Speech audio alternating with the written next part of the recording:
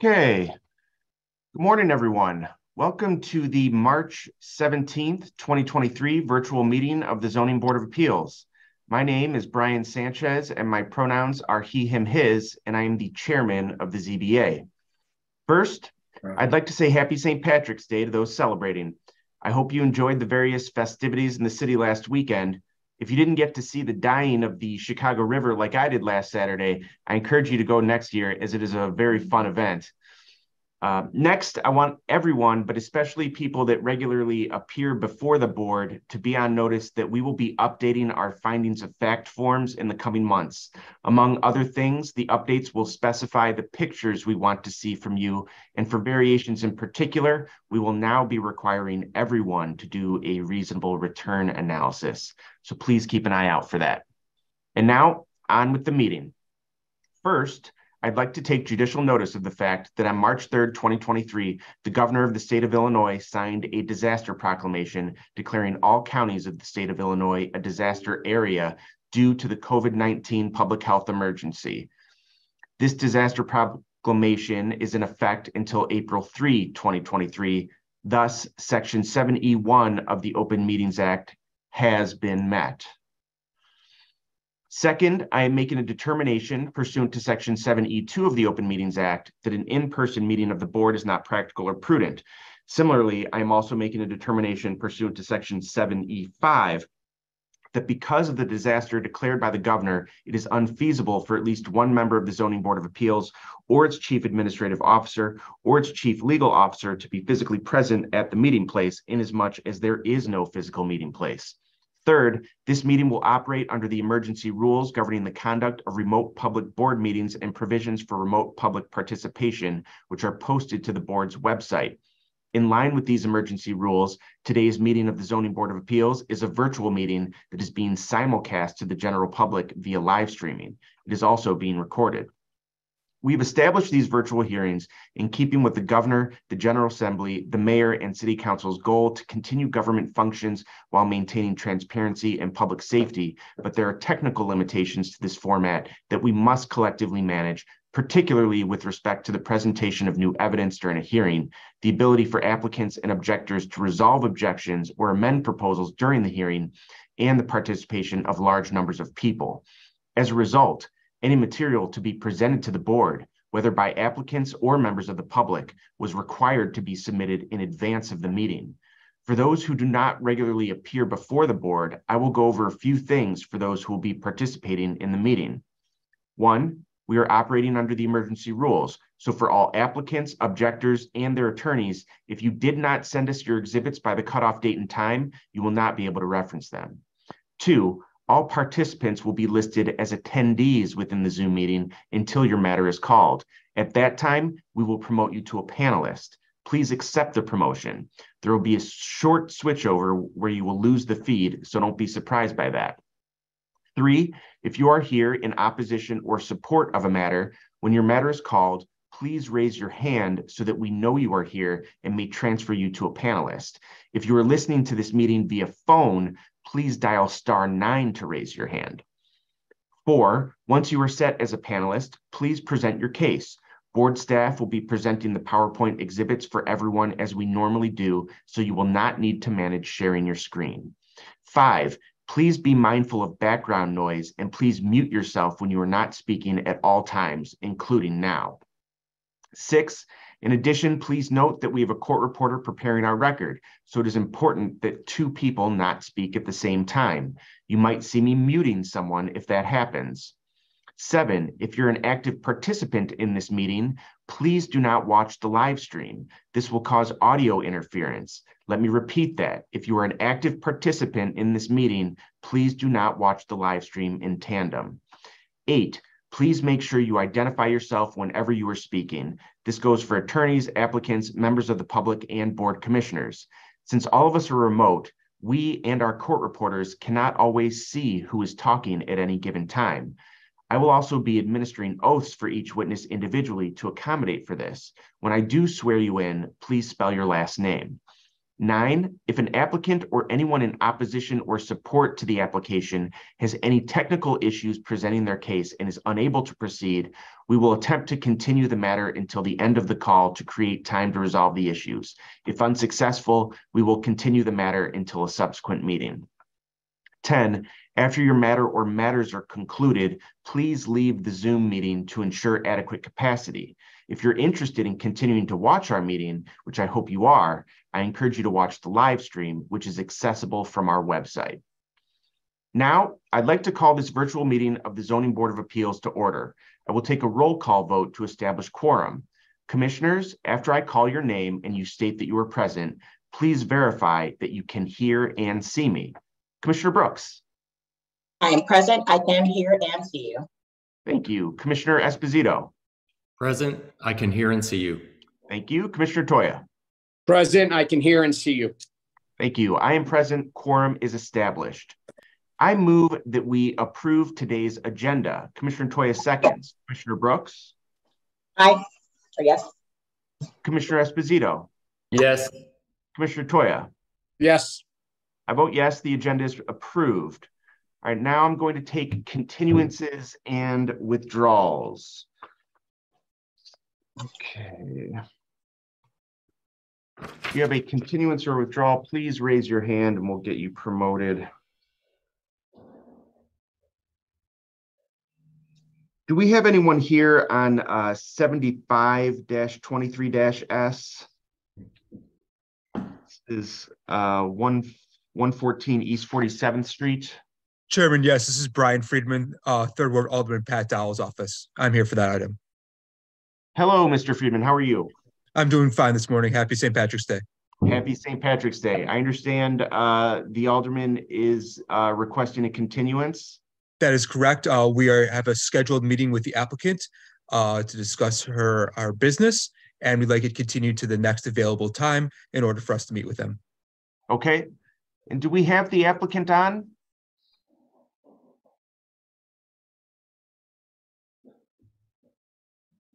Oh, you're muted, Miss Lewis. Okay. Now we can hear you. How you doing? Good, good. How are you? I'm fine. Good, good. So as you just heard, the alderman is requesting a continuance to have a meeting with you. Do you understand that? Yes. Okay. All right, we are going to continue this matter. 1 second. Yes, okay. We are going to continue this matter to April 21, 2023, okay? So this is calendar number 75-23-S will be continued to April 21, 2023, and no further notice will be given, okay? All right. Okay. Thank you, Chairman. Thank you.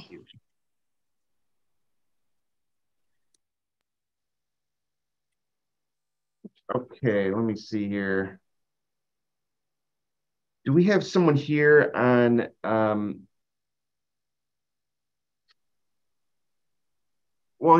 Councilor Moore, which item are you here for? Yeah. Yes, good morning, Mr. Chairman.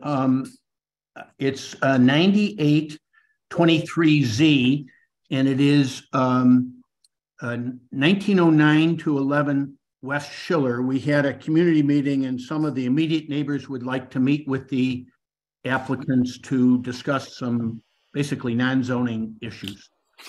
Okay. So we are going to continue this matter to May 19th, okay? Very well. Thank you very much.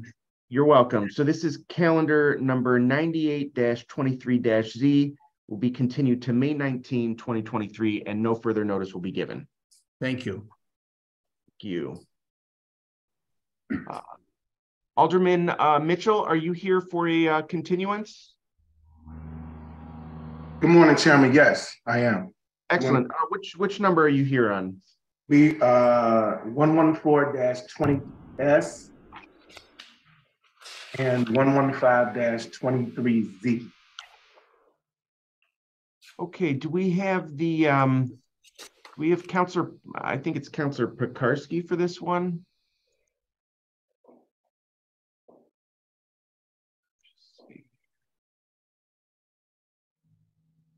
see, I'm promoting him. There we go.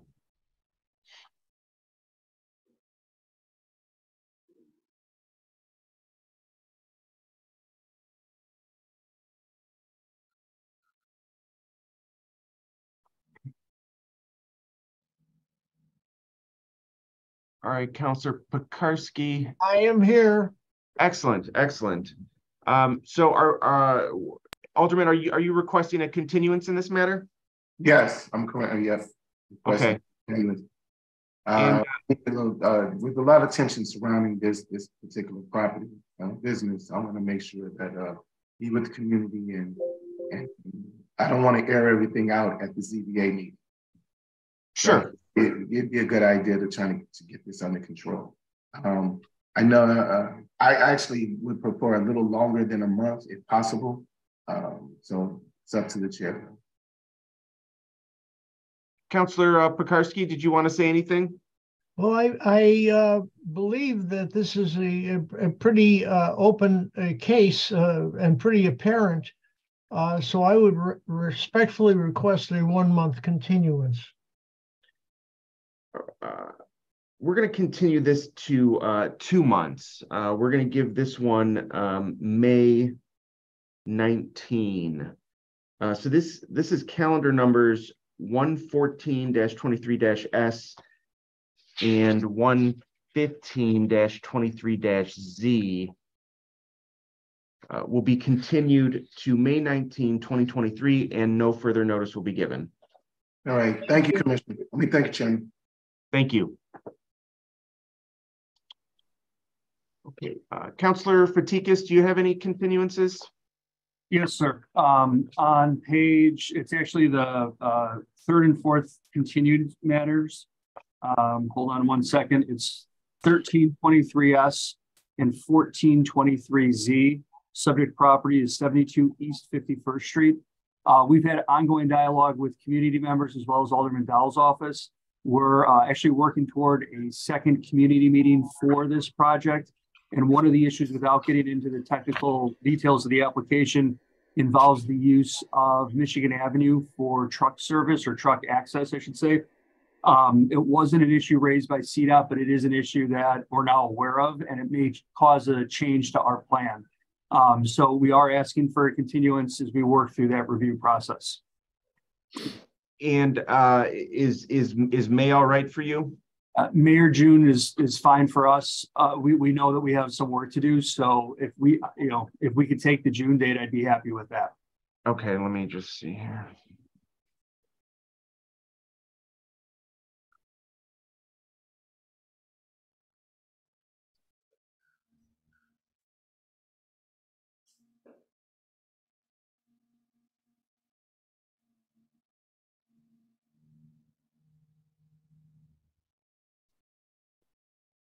Okay, yeah, we can do June 16th. Right. So this is calendar numbers 13-23-S and 14-23-Z will be continued to June 16, 2023, and no further notice will be given. Great, thank you. Thank you. All right, do we have anyone else here on a continuance?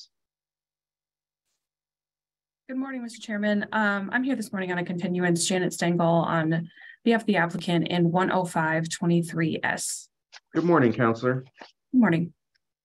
Okay, so you're requesting a continuance?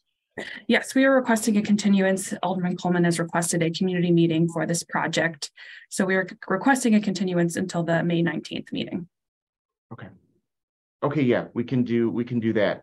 All right, so this is calendar number 105-23-S will be continued to May 19, 2023, and no further notice will be given. Thank you. Thank you.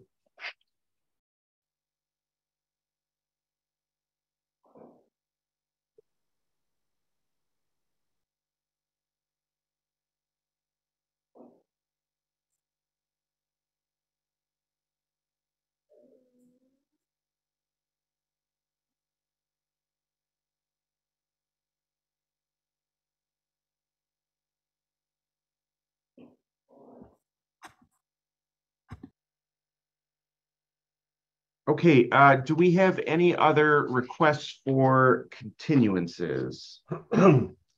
Mr. Chairman? Yes. Yeah, Mark Kupiec. I was only signed on because I was advised by zoning board staff that they were going to request a continuance for some technical reason. Victor had mentioned that. Oh, yes. Is this for 96-23-Z? That's correct. 1223 North Marion Court. Okay. Yeah.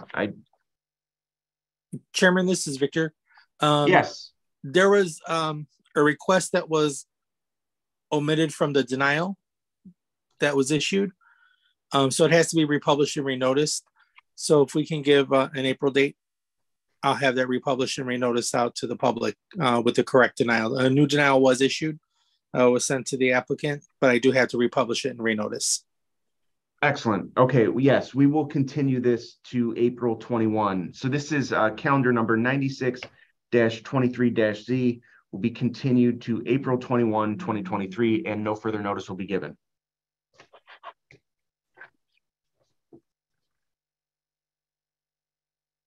Okay. Any other requests for continuances?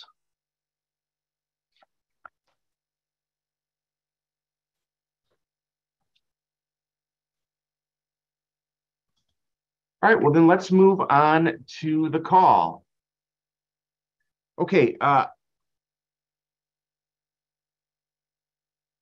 second.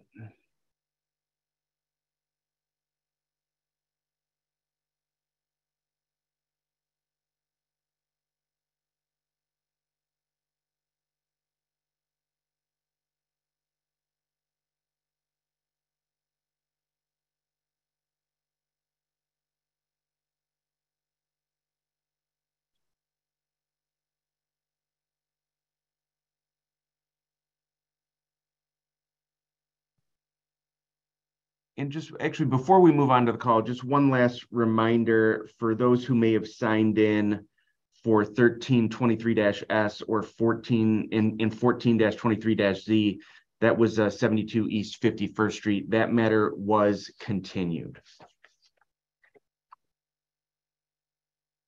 Okay, now let's move on to the call. Oh, yes, and that was 1323-S and 14-23Z were continued to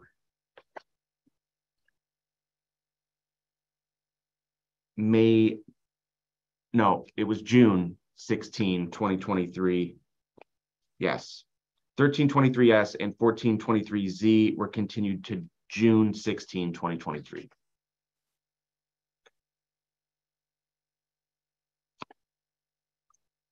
All right, let's move on to the call.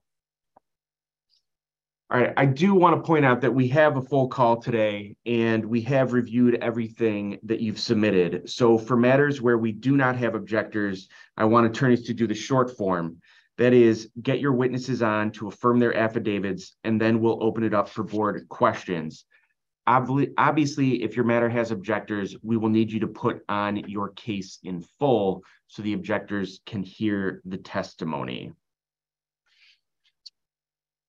So with that, let's start with calendar number 76-23-S. This is 8020 South Halsted.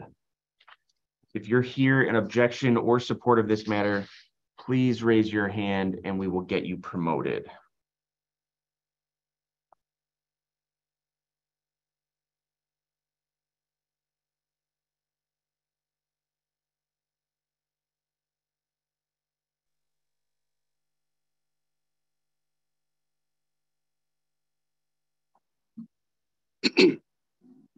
Howard Jones, please accept the promotion to panelist.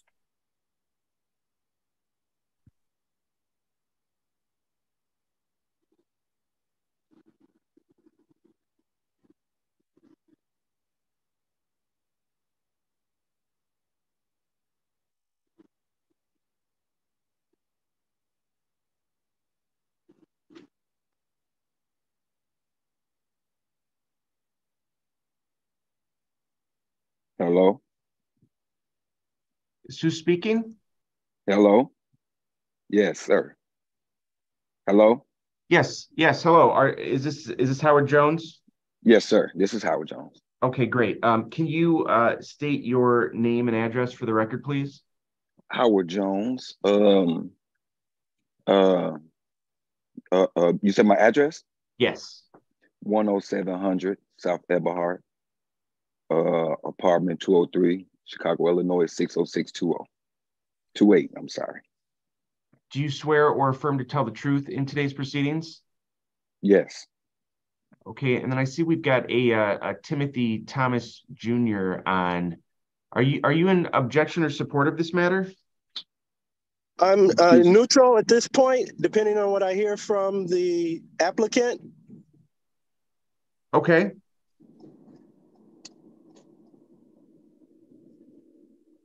Do you need my information, my full information for the record? Yeah, let me get your please state your name and your address, and if you live in an apartment, include your apartment number as well. Yes, sir, Mr. Chairman. My name is Timothy Thomas Jr. I'm the secretary of the 79th and Peoria Street Block Club. I reside at 7959 South Peoria Street, Chicago, Illinois, 60620. And do you swear or affirm to tell the truth in today's proceedings? Yes, Mr. Chairman. Okay.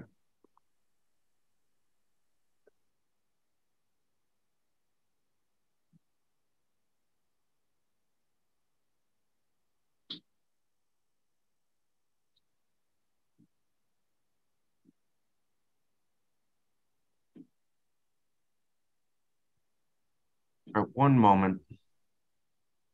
Yes, sir.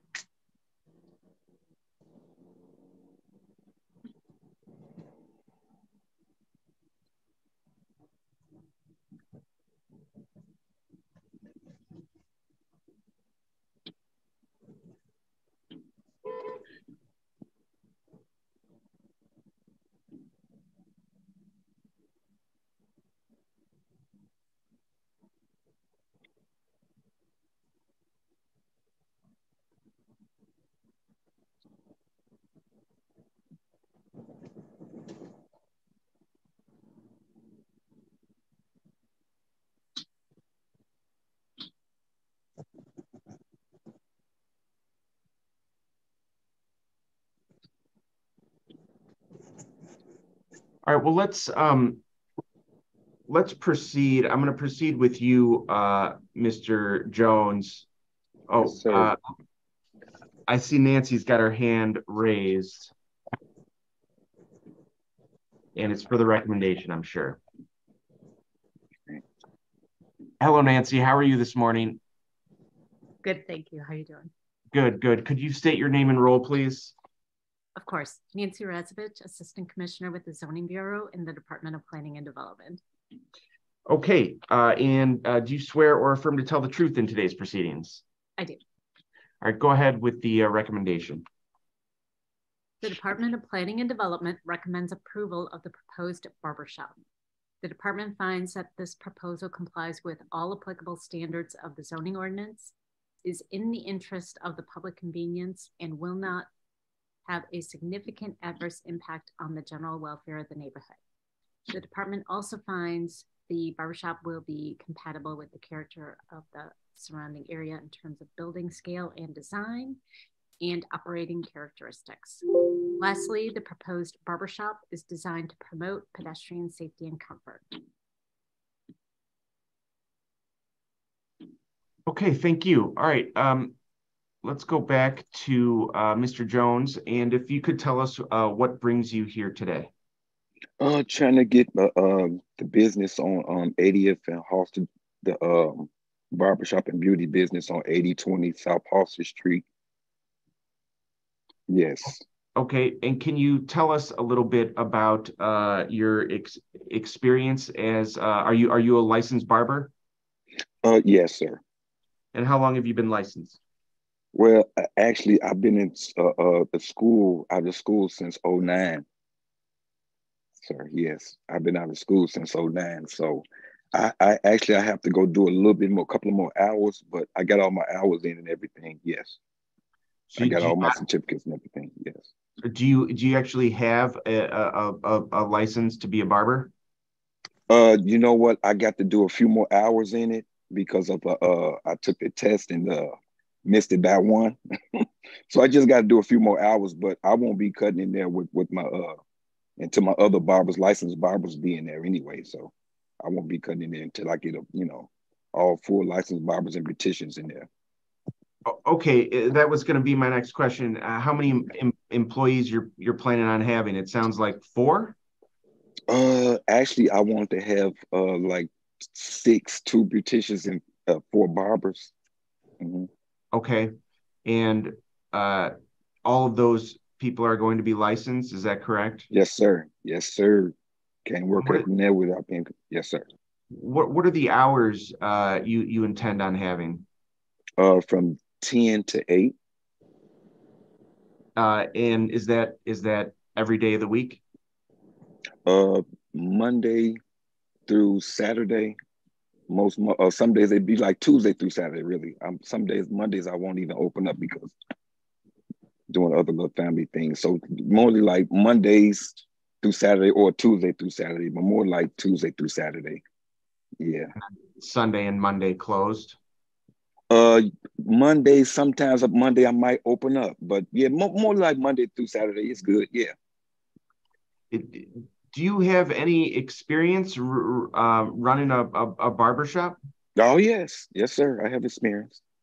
Tell me about it. How did you gain experience as a barbershop? Actually, I've been around in the barber business, in the barbershop for years, and I just know I know people, I know how they want. I just know how to take care of the shop. I know how to take care of people. I know how to take care of the community. It's how you say, just knowing how to deal with people. I'm a people person. Did you gain that experience working at another barbershop? No, actually, yeah, at the shop. Yeah, I gained experience working at the shop that I was in before, and yeah, at the shop I was in before. What was the name of that barbershop? It's the same one. It's the shop that I was in before. I was working there before. Oh, the same location? Mm-hmm. Yeah, I was working there before. Mm-hmm. So, wait, are you currently operating a barbershop at this location? No. No, I'm trying to get the established going. Okay, when were you last operating a barbershop out of 8020 South Halsted? Oh, we was last 2 years, we had an owner there about a year ago, a new owner there about a year ago. So about a year ago. Okay. Okay, any questions from the board?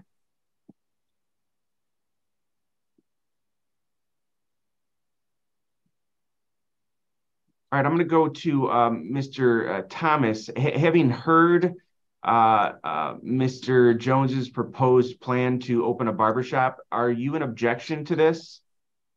I'm leaning toward an objection, but maybe with some clarification, we can lean the other way. I represent the neighbors on the 79th and Peoria Street Block Club, which is a block and a half from this location. This 8020 South Halsted location was previously a part of the 21st Ward. Since the remap of the Chicago Aldermanic wards, it is now part of the 17th Ward in which we reside, and that's how it came to our attention. Your line of questions to the owner regarding is it operating as a barbershop led our group to ask, because we did get the mailings, that's how the notice of hearing. Mm-hmm. And we were wondering under what auspice, if this is coming forth today, has the premises been operating as a barbershop? Has it been operating without a license, without the proper zoning? Is this a cleanup, I guess, of sorts, of something that has been happening? Mm-hmm. Yes, sir. Yes, actually, it's like a renewal, renewal and just trying to get it back going. Trying to get the place, get it back going up. Yes, sir. So is it open now? I mean, from what No, I'm not open now. I'm just remodeling everything. I'm fixing it up and everything. Yes, sir. And then one last question of concern, and thank you, Mr. Chairman, for your time, and thank you, Mr. Jones, for your indulgence. Thank you too. December 21st, I'm sure you're probably aware, there was a execution style murder at that location. And we were wondering, is there a security plan for that? It's just a block down from the 6th District Police Station. Yes. Are you aware of any remediation plan or status of the case, how we plan to deal with security? Because that's right across the street from a senior building, and I know several seniors in that location. Yeah. And there is a concern about the type of clientele and the traffic that would bring to the area. Yes, sir. Yeah. So yeah, like I say, to that question, it's just the city, it's a lot going on. You know, I was up in there just trying to get the shop together, and it just happened. It's just so much going on. But the answer to your question is, yes, I'm beefing up security. I'm getting security cameras put around, you know, and I got the, cleaning up all the front doors, and I got the buzzer on there. I got, just everything is just all about security. It's all about safety. Always been always about safety about me, you know. And like I say, I'm just cleaning it up. Whatever I need to do is go be secured. You know, everybody knows me. You know, they know that I'm a people person. I love everybody. I got your back. You know, and I got it. I can do it. Well, I appreciate, and again, I appreciate you, Mr. Jones. Mr. Chairman, thank you for allowing us to address the unreadiness that we had. We look forward to seeing Mr. Jones have a productive and profitable business enterprise in that area, and we look forward to. And I may even come by myself, even though I'm a little bit follically challenged. But you can line me up a little bit, maybe. I got you. Don't worry about it. Thank you, Mr. Chairman. Thank you, Mr. Jones. Thank you, gentlemen. Thank you. All right, sir. thank you. So, Mr. Thomas, just for the record, you don't have an objection to this matter, correct? No, not at this time. Okay, thank you. Sir. Thank you, Mr. Thomas. I won't let you down. All right, now, Mr. Jones, we'll be watching. Just one follow-up question, Mr. Jones. You did mention some rehab work of the interior. Did you pull permits for that? Excuse me? Did you pull permits for the rehab work, or are you just cleaning it up? Just cleaning it up. No, just a little cleanup. Yeah, little ceilings and stuff, paint. You know, a couple of those stations I'm putting in. You know, new stations. You know, just new cleanup. It's beautiful. It's gonna be all right. Okay. Any questions from the board? No, sir.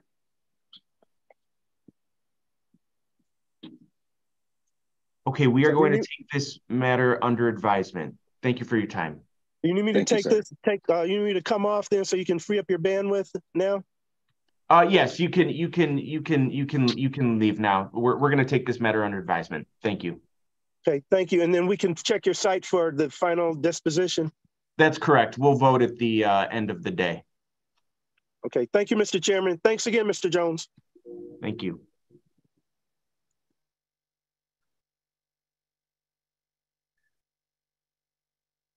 Okay, next up is calendar number 77-23-S. This is 5125 West North Avenue. If you're here in objection or support of this matter, please raise your hand and we will get you promoted.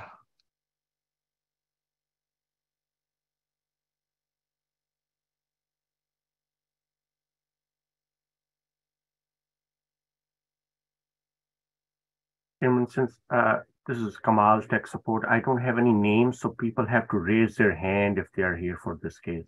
Yeah, that is correct. We did not get a witness list for this matter number as we were supposed to. This is 7723 S, 5125 West North Avenue. If you are here in objection or support of this matter, or if you are the applicant, please raise your hand so we can get you promoted. Hi, I'm here. Hi, yes. Are you the applicant? Yes. Okay, great. Can you state your name and address, please? My name is Crystal Magaha. My address is 14415 South Michigan Avenue, Riverdale, Illinois, 60827. And do you swear or affirm to tell the truth in these proceedings? Yes. Great. Before I get to questions, we're going to have Nancy Radzovich read the recommendation of the Department of Planning and Development. Go ahead, Nancy. Thanks. The Department of Planning and Development recommends approval of the proposed hair salon. The department finds that this proposal complies with all applicable standards of the zoning ordinance, is in the interest of the public convenience, and will not have a significant adverse impact on the general welfare of the neighborhood. The department also finds the hair salon will be compatible with the character of the surrounding area in terms of building scale and design and operating characteristics. Lastly, the proposed hair salon is designed to promote pedestrian safety and comfort. All right, thank you. Okay, Ms. Magaha, can you tell us what brings you here today? I'm here to get the special use permit to open my salon spa. Okay, and do you have any experience in operating a salon spa? I only have experience in managing a salon spa, but not actually owning my own. Okay, so you've managed a spa before? Yes. And where did you do that at? At a salon in Chicago West Side. Okay, and how much experience do you have in managing a salon? That was like I did it for like 2 years. Okay, and are you yourself? Are you a licensed cosmetologist or Esthetician? Esthetician. Okay. Yes. And how many are you planning on having employees? Yes. How many employees are you planning on having? So altogether it will be 4. Okay. And what are the hours of operation you plan on keeping? 10:30 to 8:30 p.m. Is that every day of the week? I think Mondays are off. We'll be completely closed. Sundays is by appointment only. So we left Tuesday through Saturday just for walk-ins, appointment-based and walk-ins.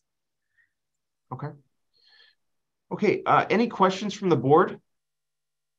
This is Commissioner Esposito. Would the applicant please describe the types of services other than hairstyling that you plan to provide from this space? Sure. We actually sell hair extensions. We actually just signed up for wigs for kids for cancer patients. So that's a way to give back to the community, to like give wigs to the kids. We sell like natural hair growth oils, facials, waxing, eyebrow tinting, just trying to bring the suburban feel salons to the city. Thank you. Any other questions from the board? Okay, I think we have what we need. We will take this matter under advisement. Thank you. Thank you. All right, next up is calendar number 78-23-S. This is 4313 West North Avenue. If you're here in objection or support of this matter, please raise your hand and we will get you promoted.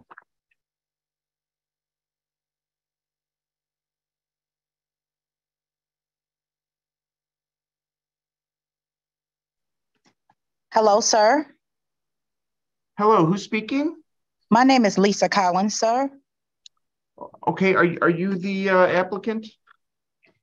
Yes, I'm the manager and I'm here with Ryan Wilkins. He's the owner. Okay, hello, Chairman. How are you doing? Good morning. Thank you. I'm doing well. Let me get both of you sworn in. Let's start with Miss Collins. Can you state your name and address, please?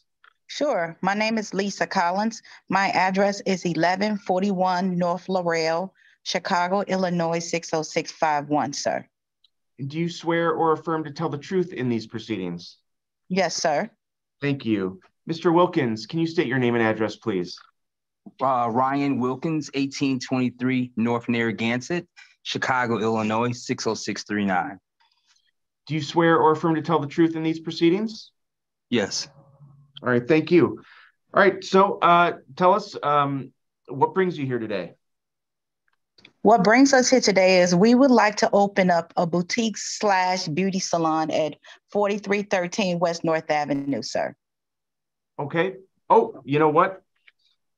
Nancy's got her hand raised, and it's because I forgot to have her read the recommendation. So Nancy, please go ahead. Thank you for the reminder. I apologize for skipping you.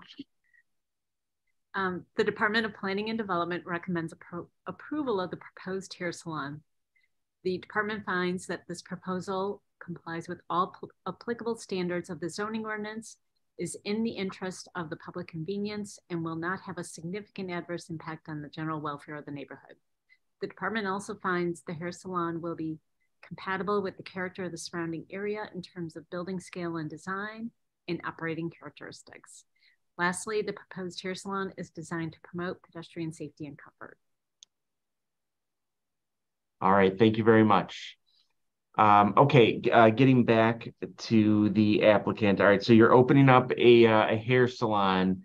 And can you tell us about your experience in operating a hair salon? Well, in general, I have a master's in business management. I run 4 successful childcare facilities off-site. I have managers there at the facility. I've been in business now at the daycare centers for around 15 years. I have owned a beauty shop before. It was called Hair and Nails at Tiffany's. I had that beauty shop for 3 years, and at the end of my lease, the owner sold the property. Okay. How many employees are you planning on having for this salon? 4, sir. Okay. And am I correct that you'll ensure that those employees have the proper licenses to perform the work they're performing? Yes, sir. Okay. And what are the hours of operation you intend on keeping? Tuesday through Saturday from 10 to 9 o'clock. Okay. Any questions from the board?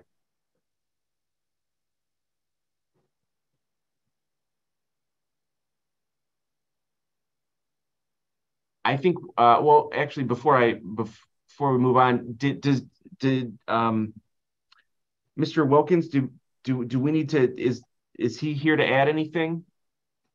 No, not really. She does a great job. But one thing that we will be doing, we're going to be talking to the local high school principals and to give back to the community. We will be giving away 1 prom dress, during the prom season, just to give back to the community.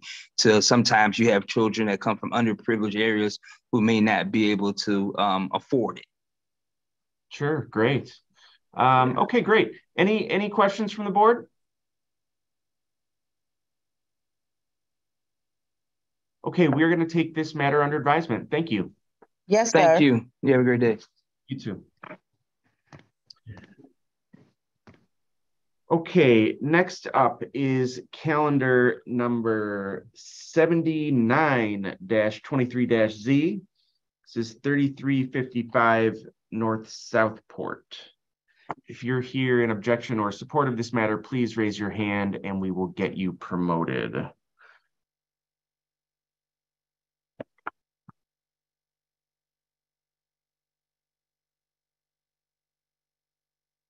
I can see we've got Counselor Barnes. How are you this morning? Good morning, Mr. Chairman. I'm doing very well. How are you? Good, good. Good. And I've got, let's see, you've got 3 witnesses. Is that correct? Yeah, technically, yes. So we should have a Mr. Leon, it might have come up as Harris. John Split, I can already see joined, and then a colleague of his, Emily. I see they John. might be together, but I'm not sure. I see John and Emily. I can text Mr. Harris. But we had a practice go at this the other day. So he should be okay. if he's on the phone dialers can raise their hand in Zoom by pressing *9. Mr. Harris, if Okay, you're he's on the phone. Yeah, I think because he said he was in the waiting room. Thank you. Okay. Hi, I'm here, Leon Harris. Oh, excellent. All right. Well, let's start with you, Mr. Harris. Can you state your name and address, please? Leon J. Harris, 2849 North Lincoln Avenue, Chicago, 60657. Do you swear or affirm to tell the truth in these proceedings? I do. Thank you. Jonathan Split, can you state your name and address, please? Yes, Jonathan Split, 4001 North Ravenswood Avenue, Chicago, Illinois. Do you swear or affirm to tell the truth in these proceedings? Yes. Thank you. And then Emily, I'll let you pronounce I'll go with Emily. Emily Hugesteger, 1943 West Addison Street, Unit 2, Chicago, Illinois, 60613. Thank you. Do you swear or affirm to tell the truth in these proceedings? Yes. Okay, excellent. Thank you. You have no objectors, Ms. Barnes. You may proceed. Thank you so much, Mr. Chairman. Good morning once again, and also esteemed members of the committee. Board. My name is Sarah Barnes, and I'm an attorney with the law offices of Sam Banks, located right here in Chicago. I'm happy to be here this morning on behalf of the applicant HPL 3355 Southport LLC, which is wholly owned and managed by Mr. Leon Harris, who has joined us here today. Mr. Harris is a very long time resident of the immediate neighborhood, raising his family here for over 40 years. He's also very vested in the community as a property owner and manager. So he's very intimately familiar with the neighborhood, which made this project very meaningful, not just for him, but for the rest of our team. Towards the end of this project is one of the first residential developments, new developments that proceeded pursuant to the new Connected Communities Ordinance, which was great in many ways, but also did cause some complications as we proceeded through the process. Towards that end, and in esteemed honor of the namesake of the ordinance, we spent over a year working with the community and the West Lakeview Neighbors Association and Alderman Tunney towards the programming for this development. Over the course of that year, we had challenges in balancing the interests of the new ordinance, which calls for higher residential density near these transit served locations, and then as well kind of the needs and demand of the community. So what we are presenting here today does have the full support of Alderman Tunney as well as the community representatives. With that in mind, the proposal calls for a 4-story, 6-unit mixed use building. It will, thank you. And the subject property is the middle building there. Towards that end, the proposal will have 1 commercial unit on the first floor. This is a pedestrian street located less than a block away from the CTA station, and it's a very, very active retail corridor. So we're hoping to get a local business in there. There will be 6 dwelling units on 2 stacked front and back on each the second, third, and fourth floors. The reason for the stacking front and back, which actually elongated the footprint of the building, is because we are on a single lot as opposed to a double lot, so we couldn't stack them side by side. And that was, again, one of the not only purposes advanced by the Community Connections Ordinance, or Connected Community Ordinance, but as well echoed by representatives of the community to maximize the density for the building, which again was a little challenging because we were also capped by the community at a height of 4 stories instead of 5 stories, which we originally had proposed. So I necessarily elongated the building instead of going vertical, which we could have done as of right, but we wanted to be conscientious of the community interests. So those are a couple of the hardships. I can certainly have Jonathan reiterate or confirm those for you. But with that, I will move on to my witnesses unless any of the members have a question for me. Right. I do have a question. Counselor. This is Commissioner Toya. You mentioned the alderman. You mentioned the alderman by name. You mentioned a neighborhood organization twice, but you never gave me the neighborhood organization name. Oh, I thought I did. I'm so sorry, Commissioner. It's the West Lakeview Neighbors Association. All right, you did not. All right, just wanted to make sure. I was going to catch that. Thank you. I appreciate you. Don't let me slip here, Sam. All right, I won't. I'm getting old. Me too. All right.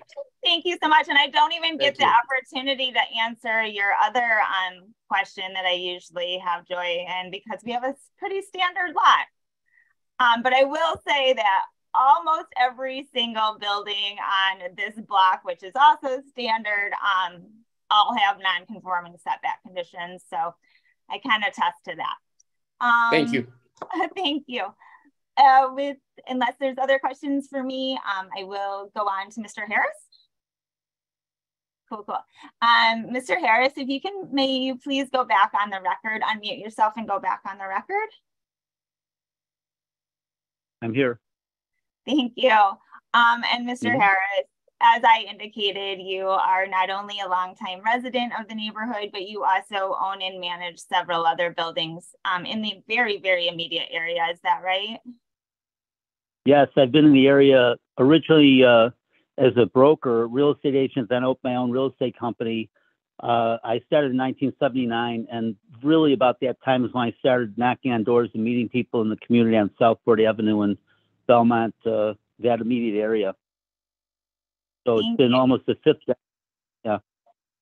And you recently acquired the subject property, which was, when you acquired it, it was in very poor condition to the extent that you actually had to have the building vacated, and you've been paying the city vacancy fees for the last year. Is that right? Yeah, that's been my big concern. I had known the neighbor for about 35 years, and the building this building is in poor condition to the point where I had concern about having it occupied because I felt like structurally it's a little iffy, and it was so depreciated out that it didn't warrant anything other than tearing it down. So I boarded it up, had it secured, filed it with the police department. The city of Chicago is a vacant unit, let the alderman know, and I've been a little bit edgy. Thankfully, we haven't had a heavy snow, but I'm thankful that hopefully we'll be able to take it down soon. Thank you. And towards that end, you and your wife acquired the subject property so that you could redevelop it and contribute back to the community, a building that's more consistent with the current demands and needs of that particular neighborhood. Is that right? Yes. And absolutely. Towards that end, I don't want to create PTSD in you because I know this has already been a very long year, but you've already invested well over $1 million just in acquiring the property and maintaining it for the last year. Is that true? Not much less than $1 million, but yes. Yeah. It's been, I think it's a year and a half till 2 years since we've started the project. And you budgeted an additional over $2 million to complete the project. Is that right? Correct.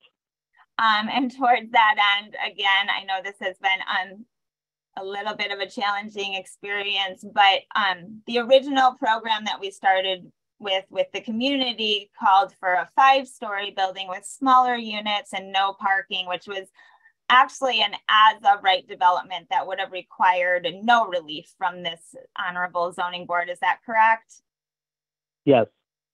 But in meeting with the community, and obviously the interest of the community is of utmost importance to you, we redesigned the building to meet their needs, and in doing so also very much increased the construction costs for you.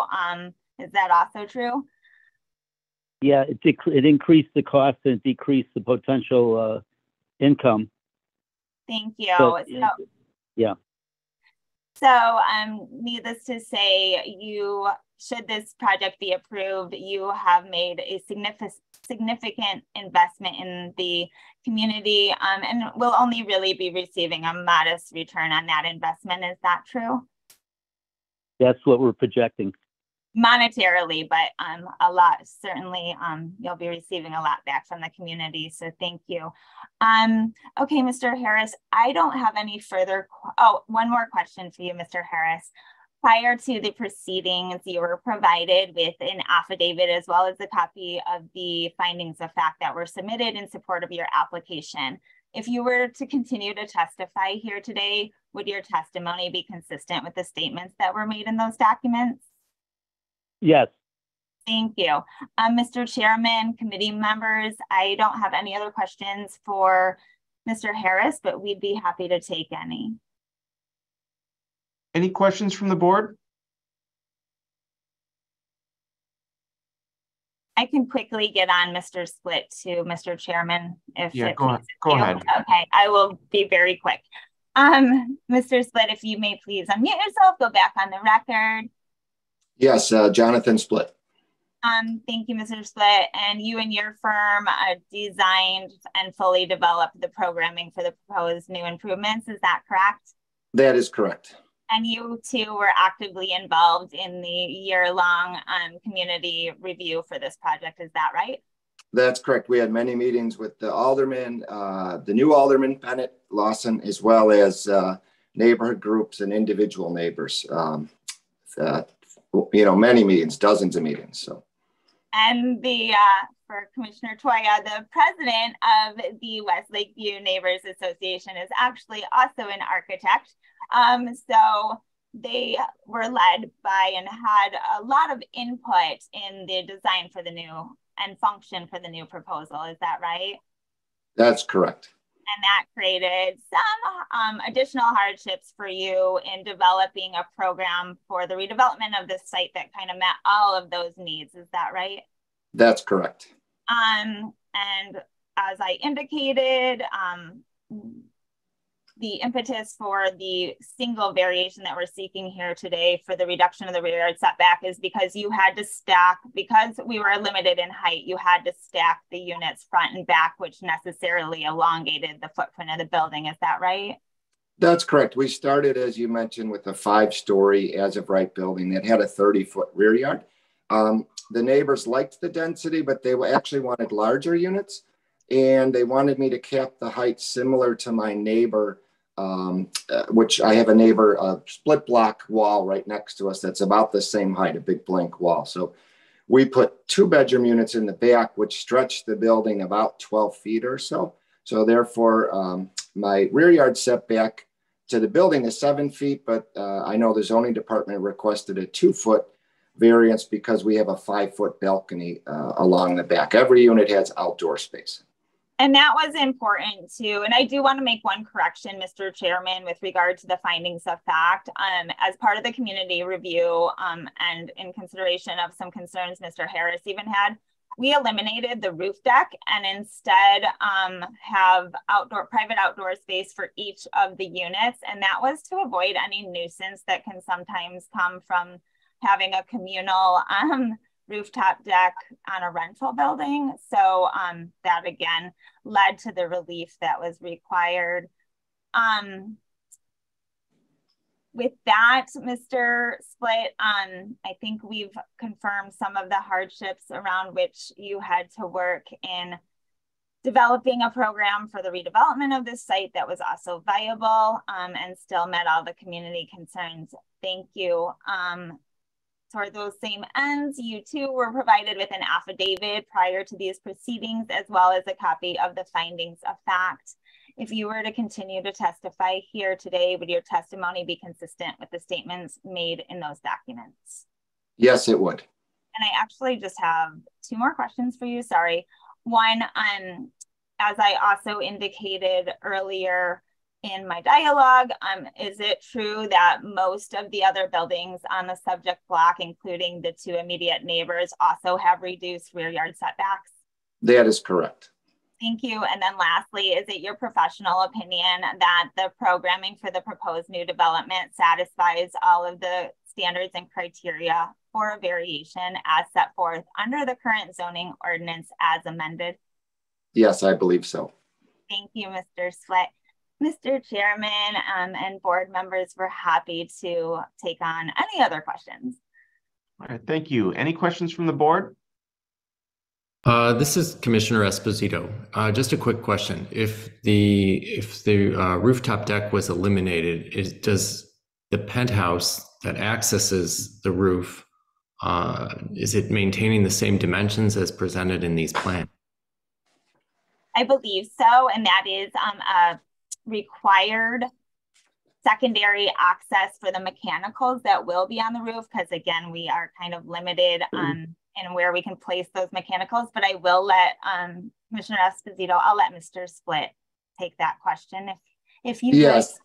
Yes, that's correct. So we have our elevator overrun, which is the square to the left of the stair, and then a minimal single stair to the roof. So we can get to our air conditioner condensers. We have 4 air conditioner condensers located on the roof, and by OSHA code, we need 1 stair to service that for future service. But as you see, there's no deck areas, no handrails, no lighting. So it's truly just mechanical access. Great, thank you. And towards that end, that elevator was another requirement asked by the community, because we were asked to make at least one of the units within the building type A ADA accessible. So we also added the elevator, but that overrun is consistent with the overrun for the building to the south of us as well. Any other questions from the board?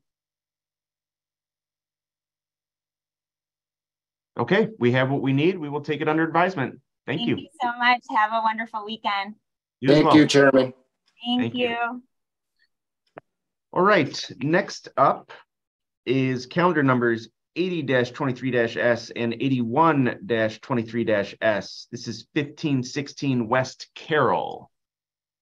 If you're here in objection or support of this matter, please raise your hand and we'll get you promoted. If you're participating by phone, you can raise your hand by pressing *9.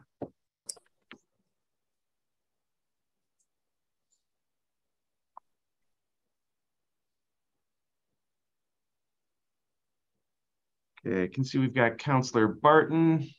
And then, am I correct, Councilor, that you've got 3 witnesses? Yes, Chairman. Okay.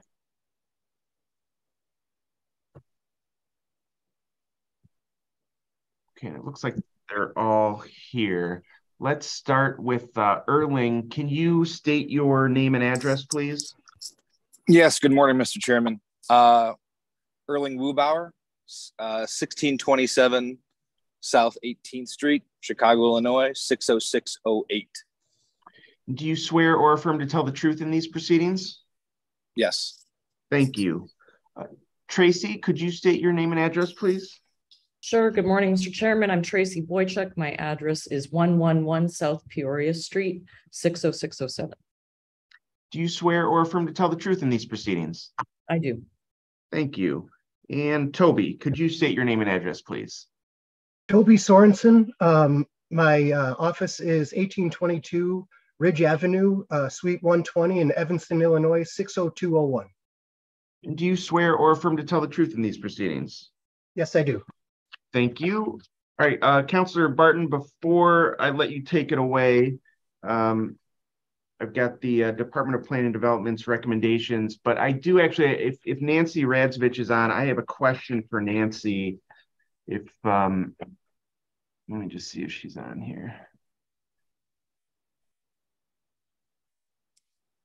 I am, sorry. Oh, excellent. Thank you, Nancy. As I was looking at these recommendations this morning, one of the things that I noticed was that they almost look identical, except for the reference to the exterior elevations for the north and east in the last sentence. One of them is dated March 15, 2023. And then that's for 8023S. And then 81 is it's Northeast, dated September 21, 2022. Is that correct? Apologies. Yeah, Or that's a typo. They both should be the March 15th. okay, because it looked identical to me, and it was is, supposed to be identical, correct? It's absolutely, they're two separate special uses, but they're based on the same set of plans. So okay, the correct plan references are the ones included under 8023S. Okay, excellent. So I'm going to read.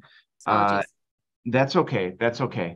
I'm going to read the Department of Planning and Development's recommendation for calendar numbers 80-23-S and 81-23-S.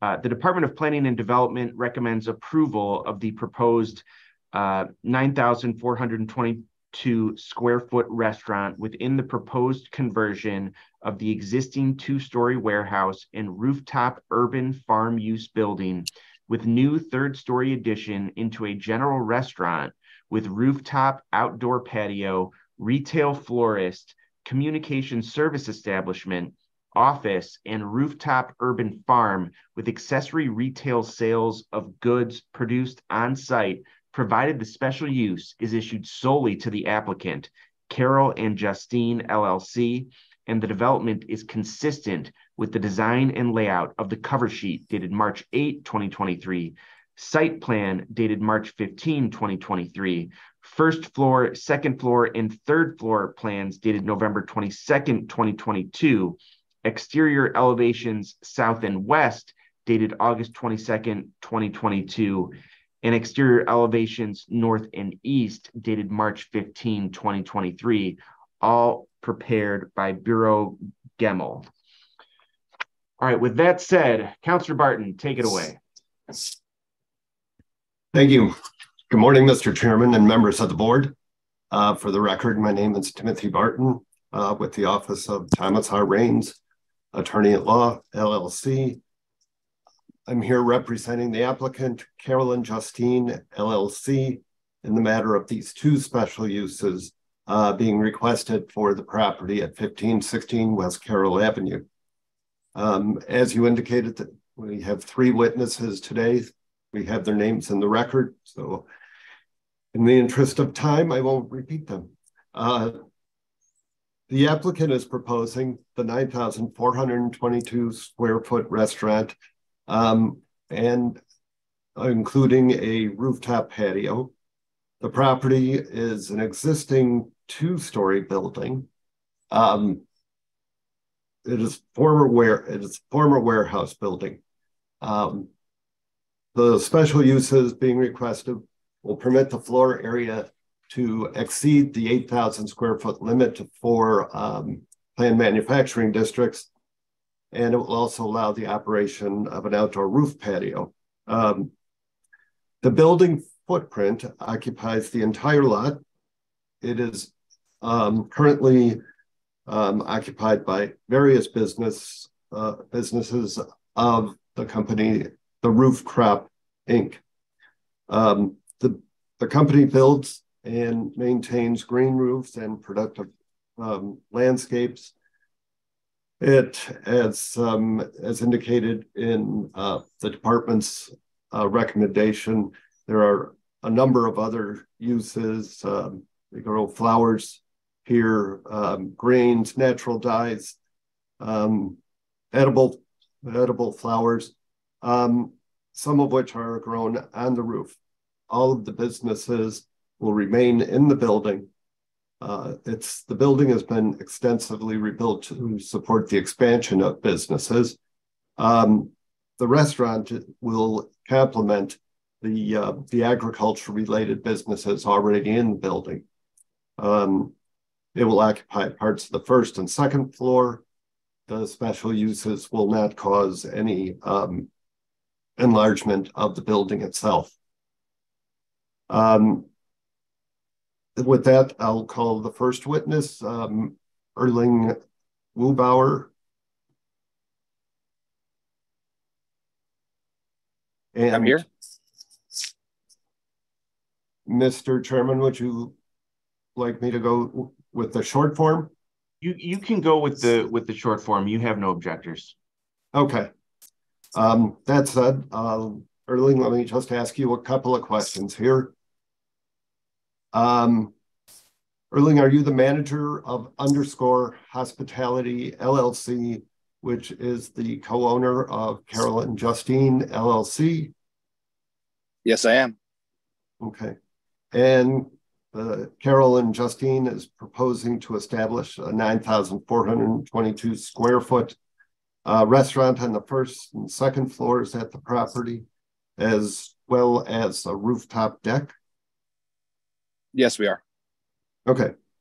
And can you just briefly tell us about your professional experience? Yeah, I'm nearing up on 20 years of professional experience, all here in Chicago. Most notably and recently, I was the chef de cuisine of Nico Osteria in the Thompson Hotel in Chicago. And then I was the chef partner and equity owner of Pacific Standard Time in River North. And really, really looking forward to this project alongside Tracy. Erling, I submitted an affidavit to the board as part of our findings of fact submittal. If I were to continue questioning you here today, would your answers be consistent with that affidavit? Yes, they would. Okay. Thank you. That's all I have for Erling. Toby, I'd like to call you now. Good morning. Good morning. Toby, you're a certified MAI appraiser and member of the Appraisal Institute, are you not? Yes, I am. Okay. And you've testified before the board previously? I have. Mr. Chairman, is Toby qualified here? The board does recognize his expertise. Okay, thank you. Toby, did you inspect this subject property? Yes, I did. And can you briefly describe it? Yes, it's a 97-year-old, 2 and part 1-story masonry constructed former industrial building that's been adapted for use for what was previously a rooftop crop growing business, as well as some offices and warehouse space. It's being converted into a mixed-use property with the previously mentioned restaurant and other associated uses. This property is in a planned manufacturing district, the Kinsey planned manufacturing district, specifically sub-area number 4B. Are you familiar with the Chicago's Kinsey Framework Plan? Yes, I am. And the rezonings that have occurred in conjunction with that plan? As a follow-up on that plan? So are the proposed uses consistent with the zoning boundaries in this PMD? Yes, they are. Okay. In fact, this is in sub-area A, which allows restaurants as of right up to 8,000 square feet. That's correct. Okay. Based on your examination of the site, do you have an opinion based on your professional expertise whether the site meets the criteria for the special uses being requested? Yes, I do. I believe it meets all 5 criteria under the special use requirements, as well as the 2 additional requirements for special uses within a PMD.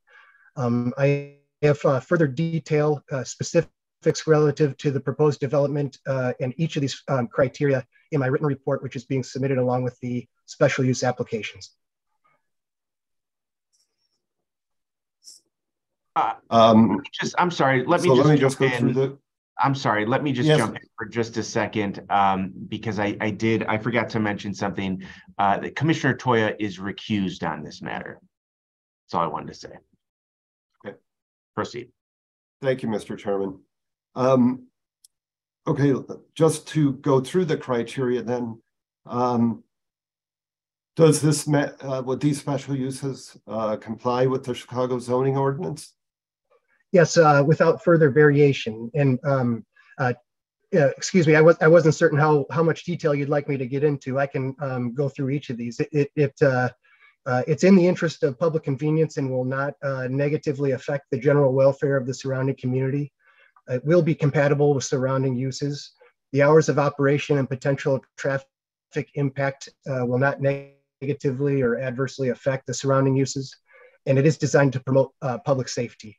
Again, each of these criteria is specifically addressed relative to the specifics of this proposed development within my written report.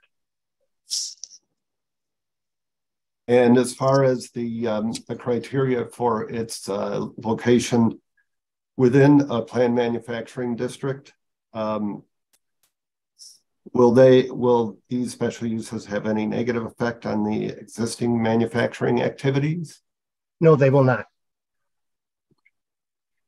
And will the efforts to market other properties within the PMD for alternate uses be negatively affected? No, it won't. Okay. And as you said, you prepared the written report with your findings and your recommendations. If you were to testify further today, would your answers be consistent with the statements in that report? Yes, they would. Okay. Thank you. May I call Tracy Boychuk? I'm here. Hi, Tracy.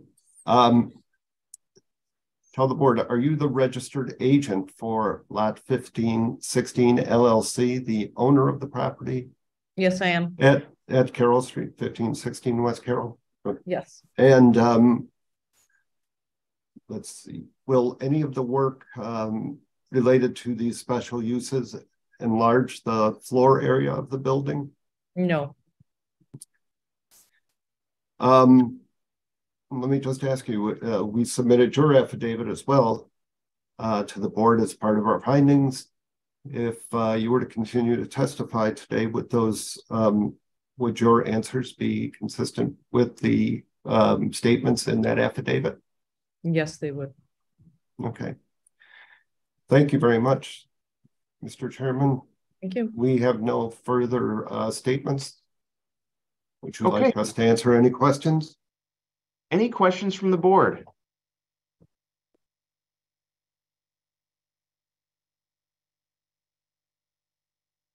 I think we have what we need. We will take this under advisement.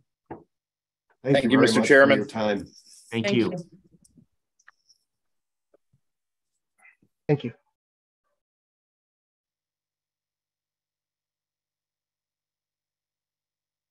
All right.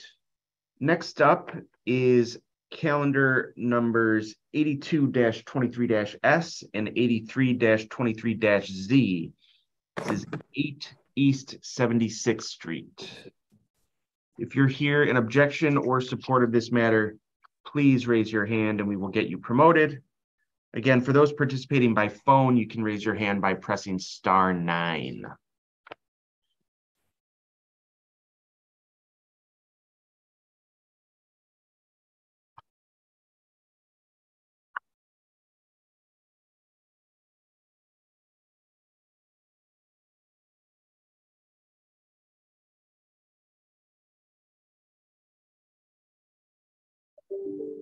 Good morning, Councilor Fatikas. How many witnesses do you have? So there should be 3 witnesses. Tafik Saleh, who's on behalf of the applicant, Bill Kokalius, and then Joe Ryan. And I see Joe. Yeah, I think we've got them all. Okay. Oh, yeah. Yep. We've got Tafik. Tafik, if you could state your name and address, please. Yes, hey, good morning, gentlemen. Tafik Saleh, 5730 Richmond Lane, apartment 3W, Chicago Ridge, Illinois 60415. Do you swear or affirm to tell the truth in these proceedings? Yes. Thank you. Bill Kokalius, could you state your name and address, please? My name is Bill Kokalius, 188 North Wells, Chicago, Illinois, 60606. Do you swear or affirm to tell the truth in these proceedings? I do. Thank you. And Joe Ryan, could you state your name and address, please? Joseph M. Ryan, MAI, President, LaSalle Appraisal Group, with offices at 9455 South Horn Avenue in Chicago. Do you swear or affirm to tell the truth in these proceedings? I do. Okay, thank you. Again, just for the record here, this is calendar numbers 82-23-S and 83-23-Z. This is 8 East 76th Street. If you're here in objection or support of this matter, please raise your hand and we'll get you promoted. Again, it's *9 if you're on the phone to raise your hand.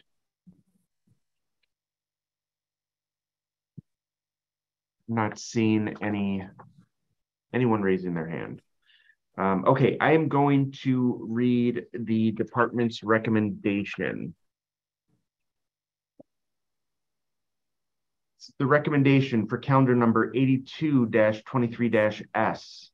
The Department of Planning and Development recommends approval of the proposed gas station with convenience store, provided the special use is issued solely to the applicant, South United Gas, Inc., and the development is consistent with the design and layout of the cover sheet and site plan and landscape plan dated March 7, 2023, and landscape details, first floor and roof plan, and building elevations dated June 10, 2022, all prepared by Axios Architects and Consultants. Councilor Fatikas, you may proceed. Okay, thank you, sir. Again, for the record, Nick Fatikas from the law offices of Sam Banks. I'm here on behalf of the applicant, South United Gas Incorporated. The applicant leases the subject property located again at 8 East 76th Street. The 13,723 square foot site is currently improved with an existing and operating gas station and accessory retail convenience store. The applicant is proposing to renovate the station and ultimately relocate and expand the footprint of the convenience store building. Today, the store contains approximately 400 square feet of total area. Our project would increase that floor area total to 1,662.5 square feet. A special use is required because the proposed retail store expansion exceeds 25% of the existing floor area total. The applicant is also seeking a companion variation for the project because the subject property, again, is only 13,723 square feet in total lot area. So it's less than the 20,000 square foot requirement per code. We do have 3 witnesses, again, all have been sworn in. And if I can start with Tafiq as my first witness. Go ahead. Tafiq, again, you are the president of the applicant, South United Gas Incorporated. Yes. And that entity leases and currently operates a gas station and retail convenience store at the subject property. Is that right? Right. And as I described in my introduction, we are planning to renovate the station and relocate and expand the accessory retail building. Yes. And today, that 400 square foot space is just very limited, and it actually forces your customers outside of the physical structure. Is that right? Right. So the idea is to provide a larger, more usable space that's a little bit more customer friendly at the property. Is that true? True. And just to get into a few of the quick technical changes to the site, we are going to be relocating the westernmost gas pump to approximately where the current retail building sits. Yes. And that would allow actually for better traffic flow off on our site by customers accessing the 4 pumping islands. Is that right? Yes. And we're also in agreement with the Department of Planning and Development to close 2 of the existing driveways, the 2 driveways closest to the intersection. Is that right? Yes. So we're reducing the total number of driveways from 4 to 2, correct? Yes. And in terms of operations, the station will operate 24 hours a day, and the accessory retail store would also operate 24 hours a day with limited access overnight for security reasons. Is that right? Yes. And those are the same hours you currently operate the station. Yes. Tafiq, is it your understanding that my office filed witness statements on your behalf in this case? Yes, it would be. And if you were to continue to testify, would your testimony be consistent with the statements we provided? Yes. Thank you very much. Mr. Chairman, this is a variation. If I could just ask a few quick questions of Mr. Kokalius regarding the standards, and then I can move on to Mr. Ryan. Yep, that works. Perfect. Bill, again, your role in this was basically designing the site improvements for the gas station at 8 East 76th Street. That's correct. And we're essentially relocating the building that currently sits in the middle of the lot to the north side of the property. Is that right? That is correct, yes. And that opens up the on-site traffic circulation and actually allows us to reorganize the gas pumps, the westernmost gas pump, to be a little bit more user-friendly and have a little bit more efficient traffic pattern on site. Is that right? That is correct. With respect to the variation, the hardship in this case is the existing lot area total is only 13,726 square feet, correct? Correct. And again, it supports a gas station today. Yeah, there's a gas station with a small kiosk right now. Presently. Okay. But again, in terms of hardship, it's the existing lot area total that the variation is intended to overcome. That's correct. And Bill, it's your understanding that my office filed witness statements on your behalf in this case? Yes. And if you were to continue to testify, would that testimony be consistent with the statements we provided? Yes. And lastly, Mr. Ryan, again, your role in this case was to determine whether the requested special use would be compatible with the general criteria for special uses as set forth in the ordinance. Is that right? That's correct. You also offered a general opinion regarding the request for variation. Is that right? I did. You physically inspected the subject property and the surrounding area? Yes. And you also prepared a written report, which we've submitted to the board. Is that right? Correct. Briefly, though, Mr. Ryan, it's your opinion that all the approval criteria for special use approval are being met, correct? Yes. And while this obviously involves a gas station relocating one of the pumps, the trigger is this footprint or size of the accessory store or proposed accessory store. Yes. Thank you. And Joe, it's again, your understanding that we've submitted a copy of your written report to the board? Yes. And if you were to continue to testify, would your testimony be consistent with the statements and conclusions contained in your written report? It would. Thank you, Chairman. That was a little bit of a condensed version. We'd be happy to answer any questions you or the board members have about our project. Thank you. For the record, the board does recognize Mr. Ryan's expertise. Thank you. Any questions from the board?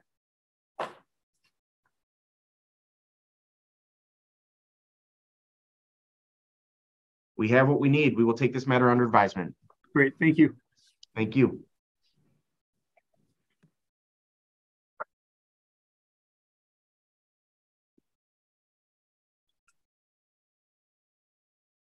Okay.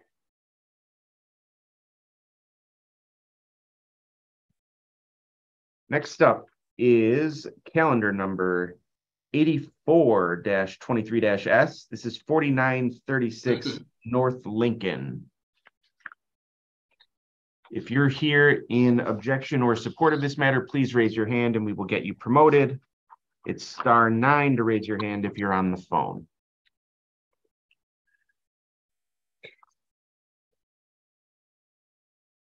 It's like 3 witnesses for this one, Counselor. Yes, Mr. George Capra, our project architect, John Hanna, and Mr. O'Brien is our MAI appraiser. Okay. Looks like we've got everybody. Let's start with George. Could you state your name and address, please? You're muted right now, George.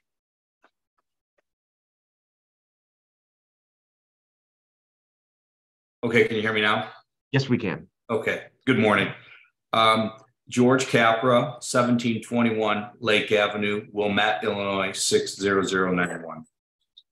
Do you swear or affirm to tell the truth in these proceedings? I do. Thank you. John, Hannah, can you state your name and address, please? You're muted right now.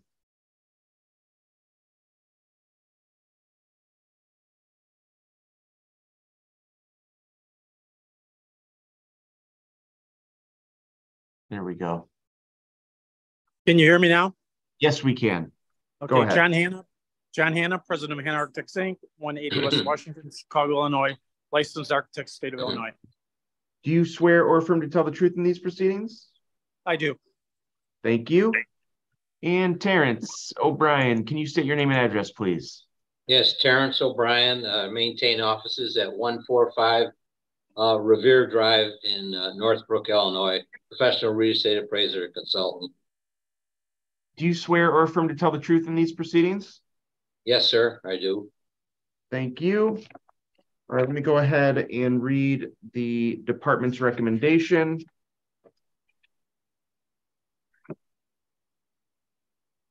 This is the recommendation for calendar number 84-23-S.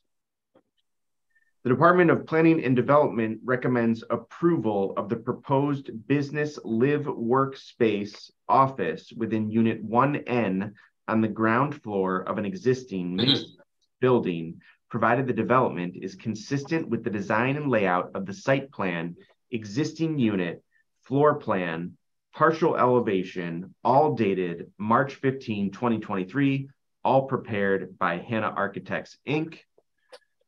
Councilor Fatikas, you have no objectors. You may proceed.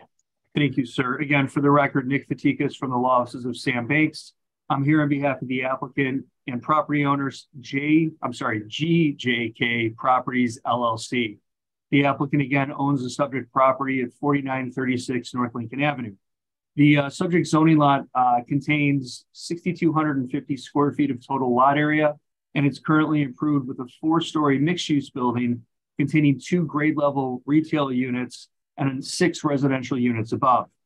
The retail unit on the north side of the property, which is shown in the red dot on the screen, has actually been vacant since about 2020. So in order to make that unit a little bit more marketable, the applicant is proposing to convert it to a business live work unit. In order to permit that conversion, the applicant is required to obtain a special use because the subject property is located in a B1-2 zoning district.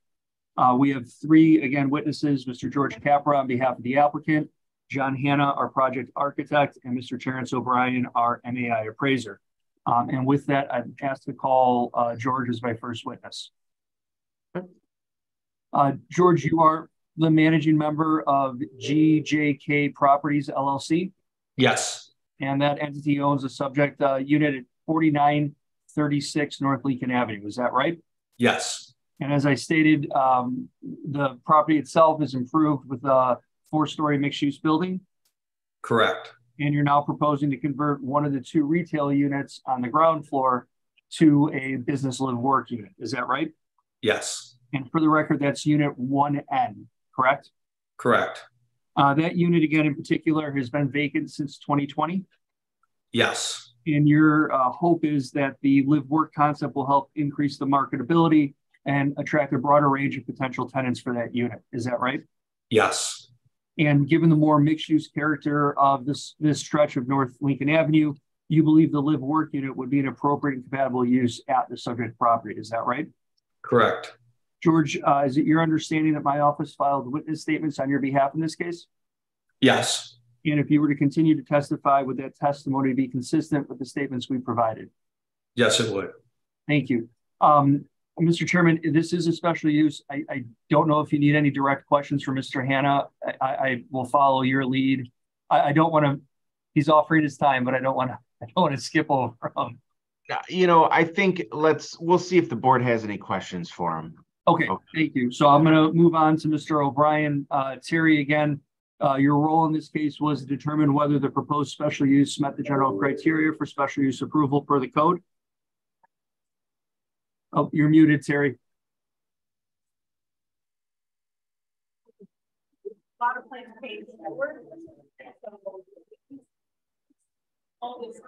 I'm sorry, I was muted.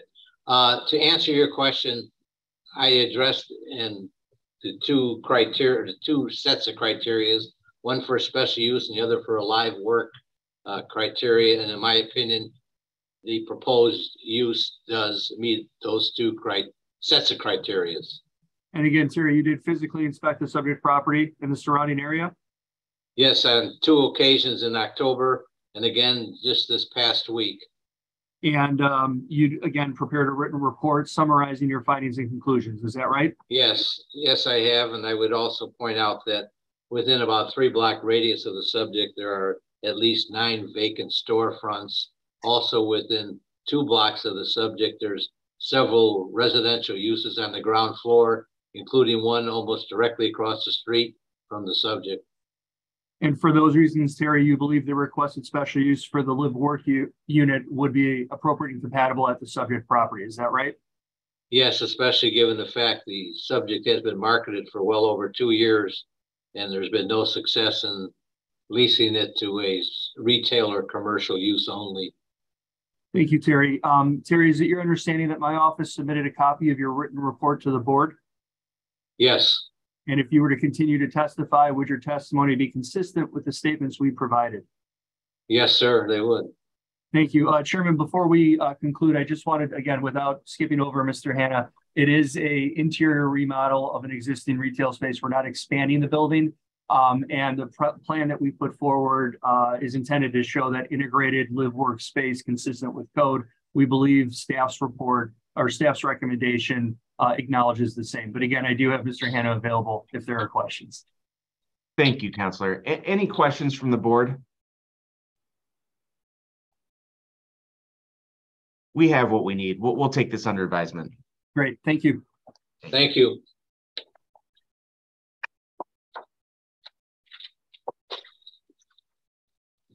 Okay, next up is calendar numbers 85-23-Z, 86-23-Z, and 87-23-Z. This is 135 North Des Plaines. If you're here in objection or support of this matter, please raise your hand and we will get you promoted. It is *9 to raise your hand if you're on the phone.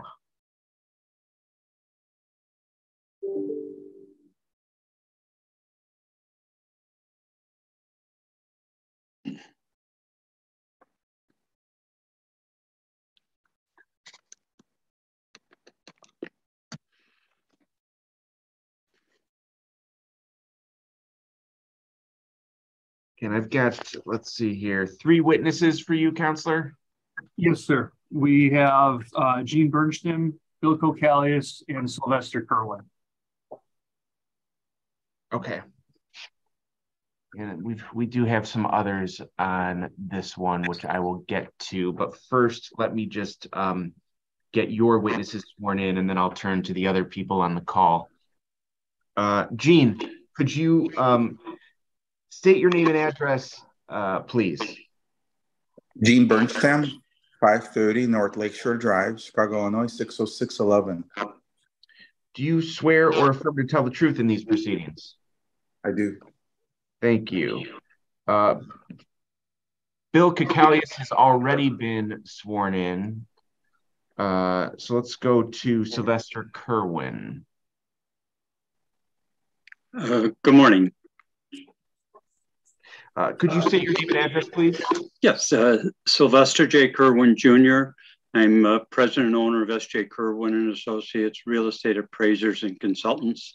And my offices are at 7765 West North Avenue in River Forest, Illinois. And do you swear or affirm to tell the truth in these proceedings? Yes, I do. Thank you. All right, now we do have some other people on this matter. Let me start with the person on the phone whose number ends in 4719. Are you here in objection or support of this matter? In objection. And my name is Fazli Kadir. First name is spelled F as in Frank, A as in Apple, Z as in Zebra, L as in Larry, I as in India. And last name is spelled Q as in Queen, A as in Apple, D as in David, I as in India, R as in Robert. And I'm an executive vice president at Hecate Energy, Hecate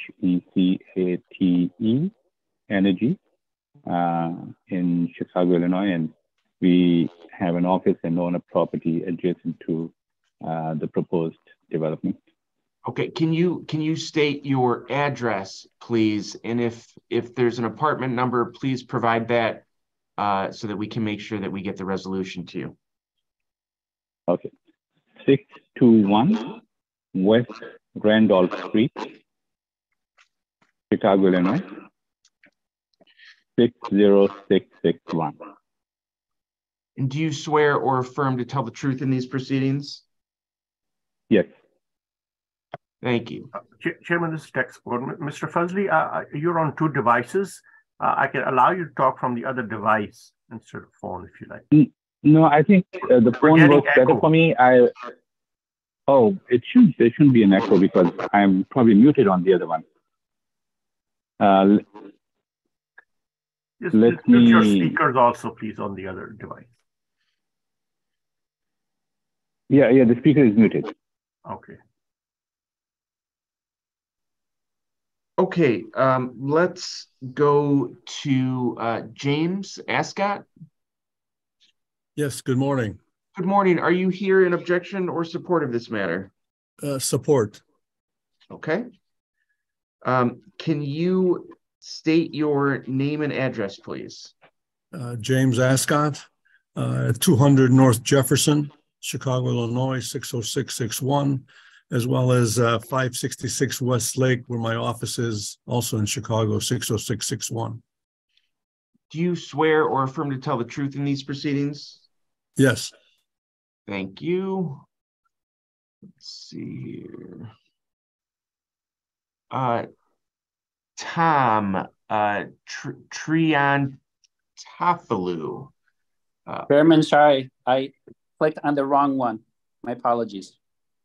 You're not. You're not here for this matter? I am for 9723. Yes. Oh, okay. Sorry Yeah, about that's that. We haven't called that one yet. Okay. Is there anybody else in objection or support of this matter that I haven't called? If so, please raise your hand and we will get you promoted. If you're on the phone, it's *9. Okay, I'm not seeing any other hands being raised, but since we do have an objector, let me read the process for how this will proceed.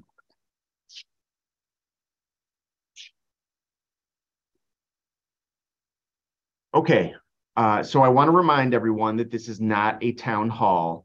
This is a hearing, so we as the board are looking for evidence that either supports or does not support the applicant's case. Here's how the hearing is going to proceed. First, the applicant will put on their case and all of their witnesses. Then we'll turn to the supporter to put on their case as to why they're in support. Then we'll turn to the objector, and the objector can put on their case as well as ask questions of the applicant's witnesses and supporters. After that, the applicant can ask questions of the objectors. Then we'll return to the applicant for rebuttal testimony and closing remarks. After that, the board will take the matter under advisement. Throughout the hearing, board members will can ask questions of both the applicant and the supporters and objectors. Okay, Counselor, oh wait, hold on, I see a hand raised.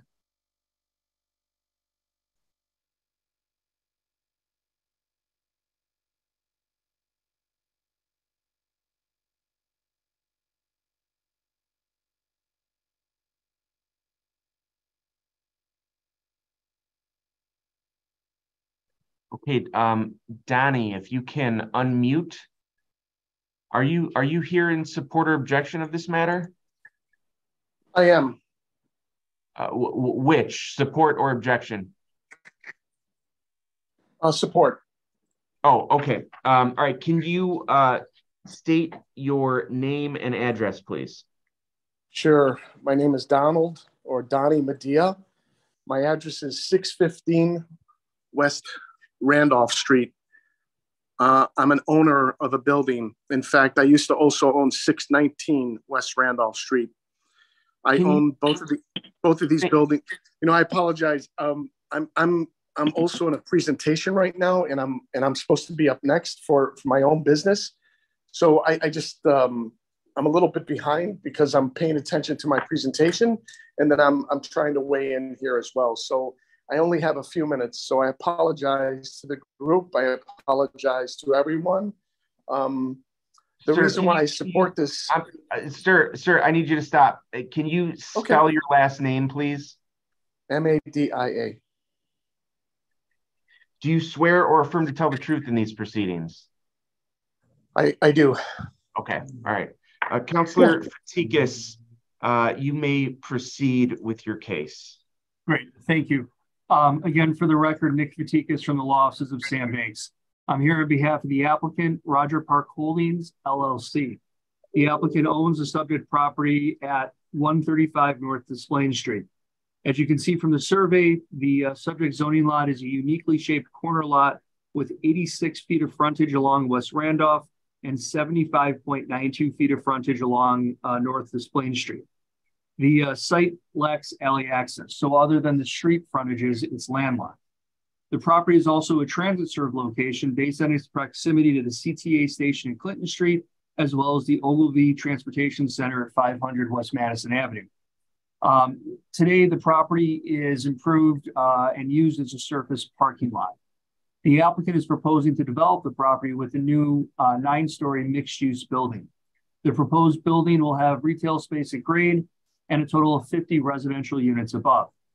In order to permit the building, the applicant is seeking variations to reduce the rear setback required for the floors containing residential units from 30 feet to 0.5 feet, allow a driveway along the North Des Plaines Street frontage, and also reduce the number of off-street parking spaces from 18 to 3. There will be 3 witnesses testifying today on behalf of the applicant. Again, Mr. Gene Bernstam, our project architect, Bill Kokalius, and our MAI designated appraiser, Mr. Sylvester Kerwin. And with that, I can call Gene as my first witness. Gene, you are the manager of the applicant, Rogers Park Holdings, LLC?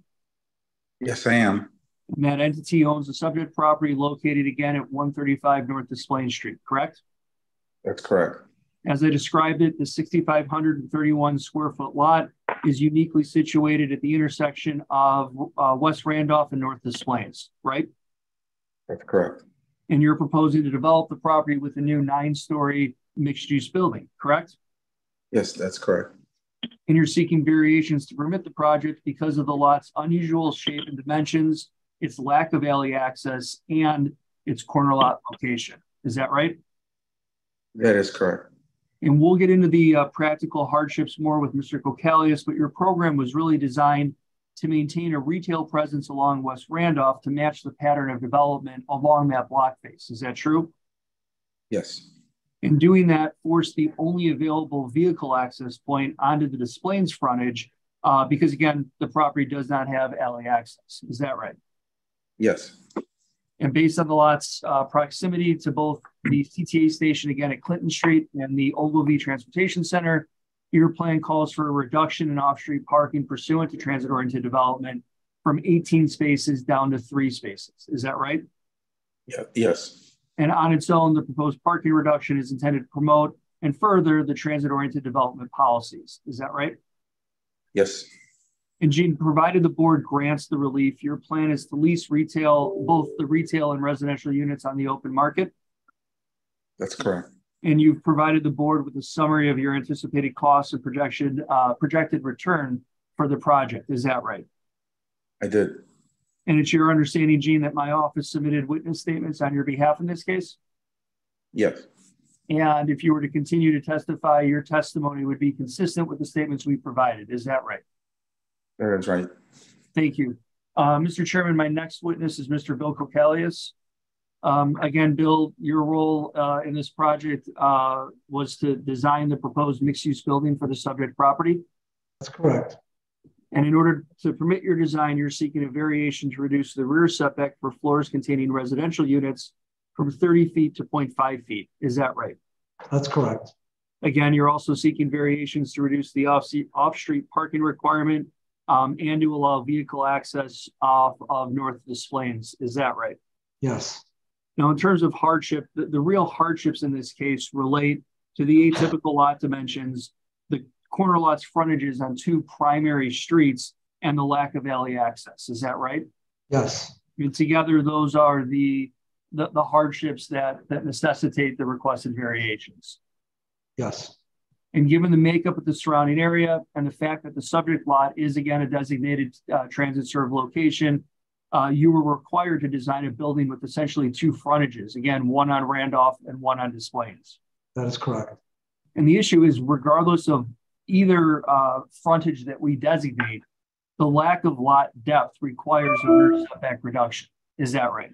That's correct, yes. And the same again is true for the parking reduction, because you're limited by the footprint of the lot. Yes. And to avoid introducing a new driveway along West Randolph, which again, neither the Alderman nor CDOT seemed to prefer, the Des Plaines option was the only other viable option for providing vehicle ingress and egress to the site. That is correct. On that point, though, the proposed driveway location is consistent with the existing lot conditions, and that vehicle ingress and egress to the parking lot comes from the Des Plaines side of the property today. Is that right? That's correct. The point, though, is that no matter what front you use or where you locate the driveway, variations follow because of the unique lot conditions and the TSL requirements. That is correct. And Bill, with respect to the, we'll get into the standards in a minute, but it's your professional opinion that the proposed building will be compatible and consistent with the other mixed use and multi-unit residential buildings in the subject area. Is that right? That's correct. Now, with respect to the variation standards, in your professional opinion, will the granting of these variations be detrimental to the public welfare or injurious to other property or improvement in the area? No, the proposed development is wholly contained on the subject lot, and it will introduce a mixed-use retail presence along Randolph Street, which is in keeping with the established pattern of development and neighboring land uses. Will these variations impair an adequate supply of light and air to adjacent properties? No, the proposed 9-story height dimension is allowed in the underlying DX7 zoning district, and side setbacks are not required. Moreover, all of our immediate neighbors take in light and air from the front of their buildings. Our neighbor to the east has a window on the side of the property, but adequate light and air will continue to come in from the front of the property, just like other neighboring buildings on West Randolph, and two immediate adjacent buildings to the south of the property on Des Plaines. Will these variations increase the danger of fire or endanger public safety? No, the building will require permits to ensure all life safety and commercial and residential occupancy requirements are met. Bill, in your professional opinion, will these variations substantially increase congestion in the public streets in the area? No, this is a transit served location that will offer limited garage parking spaces and encourage tenants to rely on available public transportation and alternative transportation options. The proposed building will offer ample bicycle storage and a repair room to accommodate tenants' needs. This project furthers the intent of the transit-oriented development to increase traffic congestion in the area. And Bill, we'll get into the valuation impact with Mr. Kerwin. So lastly, is it your professional opinion that the variations would alter the essential character of the locality? No, not at all. The project was specifically designed to maintain a retail presence along West Randolph Street, comply with general requirements for pedestrian streets along both Randolph and Des Plaines, and maintain vehicle ingress and egress along Des Plaines, which follows and complements the existing mixed-use pattern of development and neighboring land uses on those streets, both old and new. Bill, is it your understanding that my office filed witness statements on your behalf in this case? Yes. And if you were to continue to testify, would your testimony be consistent with the statements we provided? Yes, it would be. Mr. Chairman, my last witness is Mr. Kerwin. But the scope of your assignment, well, actually the scope of your assignment originally was to evaluate the special use standards for the transit served location ordinance. Is that right? Yes, that's correct. But back in August, the rules for transit served locations were modified by City Council, and you adjusted your MAI report to reflect the variation standards. Is that true? Yes, that is also correct. But you physically inspected the subject property and the surrounding area? Yes, I have on several occasions and earlier this month as well. And you prepared again a written report summarizing your findings and conclusions in this case. Is that right? Yes, that is correct. And it's your professional opinion that the lot's unique dimensions, its corner lot location, and its lack of alley access taken together serve as the hardships necessitating the requested variations. Is that right? Yes, absolutely. This smaller corner lot size with about 6,500 square feet and only 75 feet of frontage on Randolph, 86 feet on Des Plaines Street there, and especially with no alley access, these are all major factors or hardship factors for the development of this site. I noted that most or almost all of the lots to the east of the subject on the south side of Randolph Street are improved with from lot line to lot line. The most recent one was the newest 609 West Randolph was improved with a 15-story mixed-use building, office, retail along the ground floor. Likewise, the improvements to the immediate south include the old Haymarket generation station for the CTA property there. And again, as it mentioned, we're within this transit served location district. We're only 769 feet to the CTA train station at Lake and Clinton Street and 2 short blocks from the Metro Ogilvie Transportation Center. So, Bud, in your professional opinion, based on all of these factors, do you believe the requested relief meets all the applicable approval criteria for variations? Yes, I do. Again, as I just mentioned, we're in a TSL district, definitely well within the dimensions required or set forth in the law. The building design meets the additional criteria for buildings in this TSL district. Without the variations, a substantially taller, narrow building would be required, cost significantly more, probably would be more difficult to have functional unit design layout to all the different shafts for elevators, utilities, and so forth. And then, in my judgment and looking around, this would not be compatible with the immediate character in the immediate area in keeping with the development along Randolph Street and around our subject intersection. I believe that most of these similar variations have been permitted within the neighborhood. And lastly, I think I did hear it mentioned, we've had an existing curb cut driveway along the Des Plaines frontage for the surface parking lot for many years.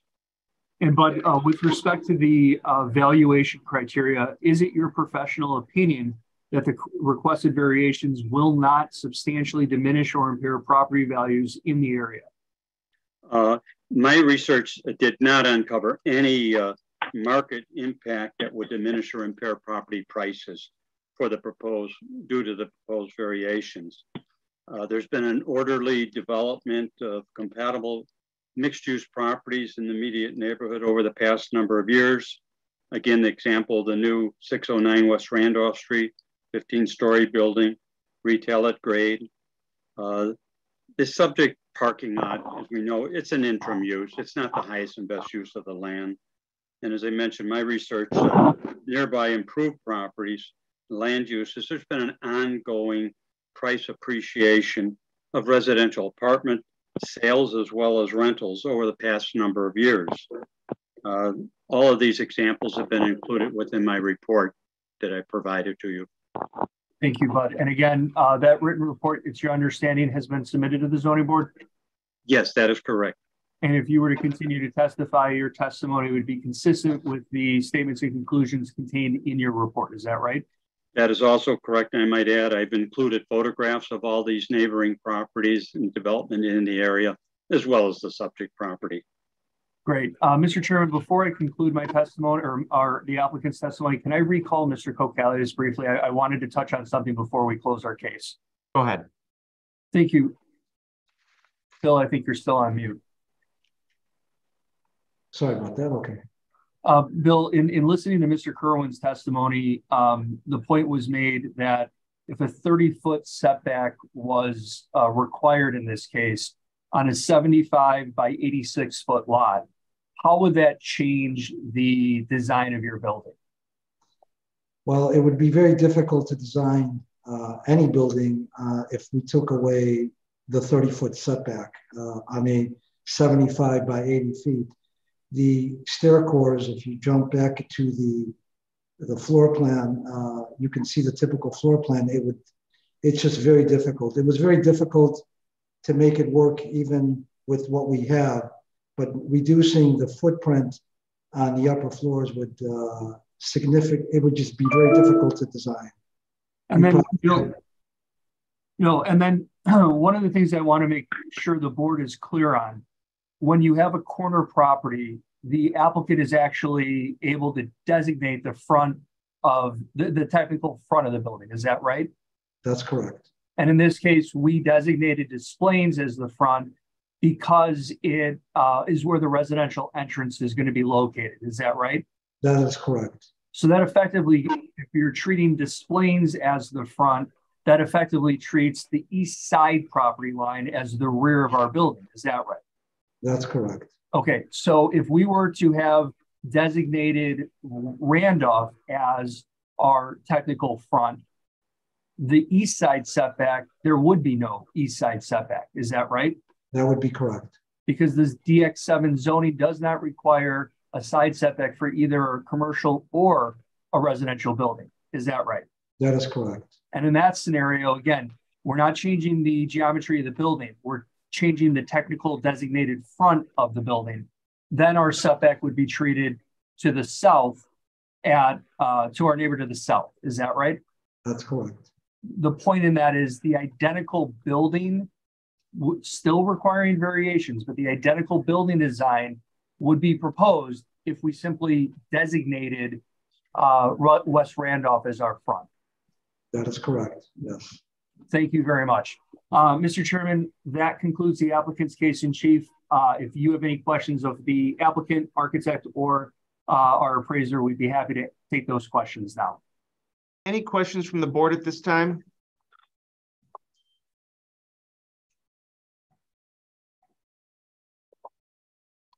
We're going to go to the supporters next, and then we'll get to the objector. It actually looks like we lost one of the supporters. I don't see Donald Medea anymore, but I do see James Ascott. So, sir, if you could unmute and tell us why you're in support of this project. Yeah, thank you. I live and work in the neighborhood over at Jefferson and Lake Street. I have a 198 building that I'm in, and my office is across the street. So I'm very familiar and lived in the neighborhood for the last 16 years. We definitely need, I think, this kind of a property with new residential opportunities, especially the smaller units, to accommodate the workforce, so to speak. It was well located by the L stop on Clinton and Lake, metroized right down the street on Randolph, easily accessible, and I think it's a great place to live. And I think that would accommodate a lot more, at least opportunities for residents to move in our neighborhood, and we have room for that. That's why I support the development of the apartment building in this corner. Okay, thank you, sir, for coming in. Appreciate it. Thank you. All right, I'm going to check one more time to see if we got Donald Medea back, but I think we did lose him. Yeah, I'm not seeing Mr. Medea, so we are now going to turn to the objector, Mr. Kadir. It does look like you're unmuted already, so please tell us why you're here in objection of this matter. Yes, so Fazli Kadir, we own the building adjacent just to the east of this proposed development.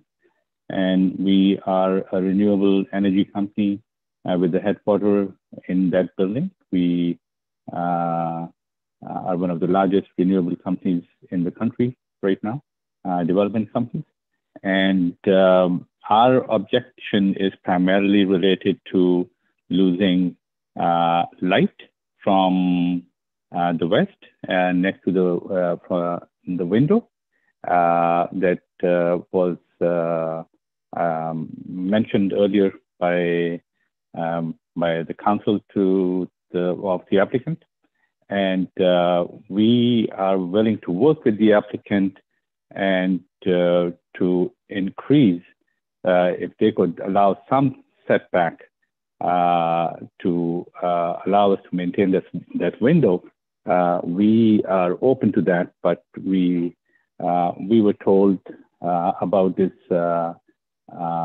zoning appeals board meeting, and we were told that the applicant is usually required to discuss what they're doing with the neighbors. We were not contacted regarding that, but we tried to reach out to the applicant's attorney earlier this week, just 2 days ago, and we asked for their proposed findings of fact, but we did not receive them. We did receive their plans on Wednesday, and we tried to send a document for inclusion in this meeting, but we were told we were too late. That needed to be sent by a certain time on Monday, this past Monday. We believe that they're not demonstrating a hardship, and at the very least, we would like a continuance of this matter, and we would like to talk to them and see if there is a way to accommodate by at least having some setback between our building and what they are proposing. We do not believe that the hardship standard is being met by what was said earlier in the meeting. We've looked at it from multiple ways, and there is a chance that at some point we would want to build the building, our building up higher, and they will then object to our building in any case, because they are having balconies that are going to be at the southwest corner of our building that will get blocked. So we believe that there is a happy medium here, that they can increase their setback from almost 0 or 6 inches to the same level that they have at the south end of their property. And that will help us to have a nice compromise there. But that's essentially, we don't believe that the hardship standards are being met on any of, at any level. Thank you.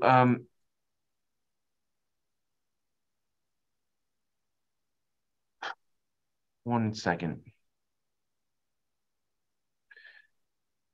Well, yeah, I guess Councilor Fatikas, one of the things that I want to address kind of up front is we obviously heard an objection, but I also heard a request for a continuance.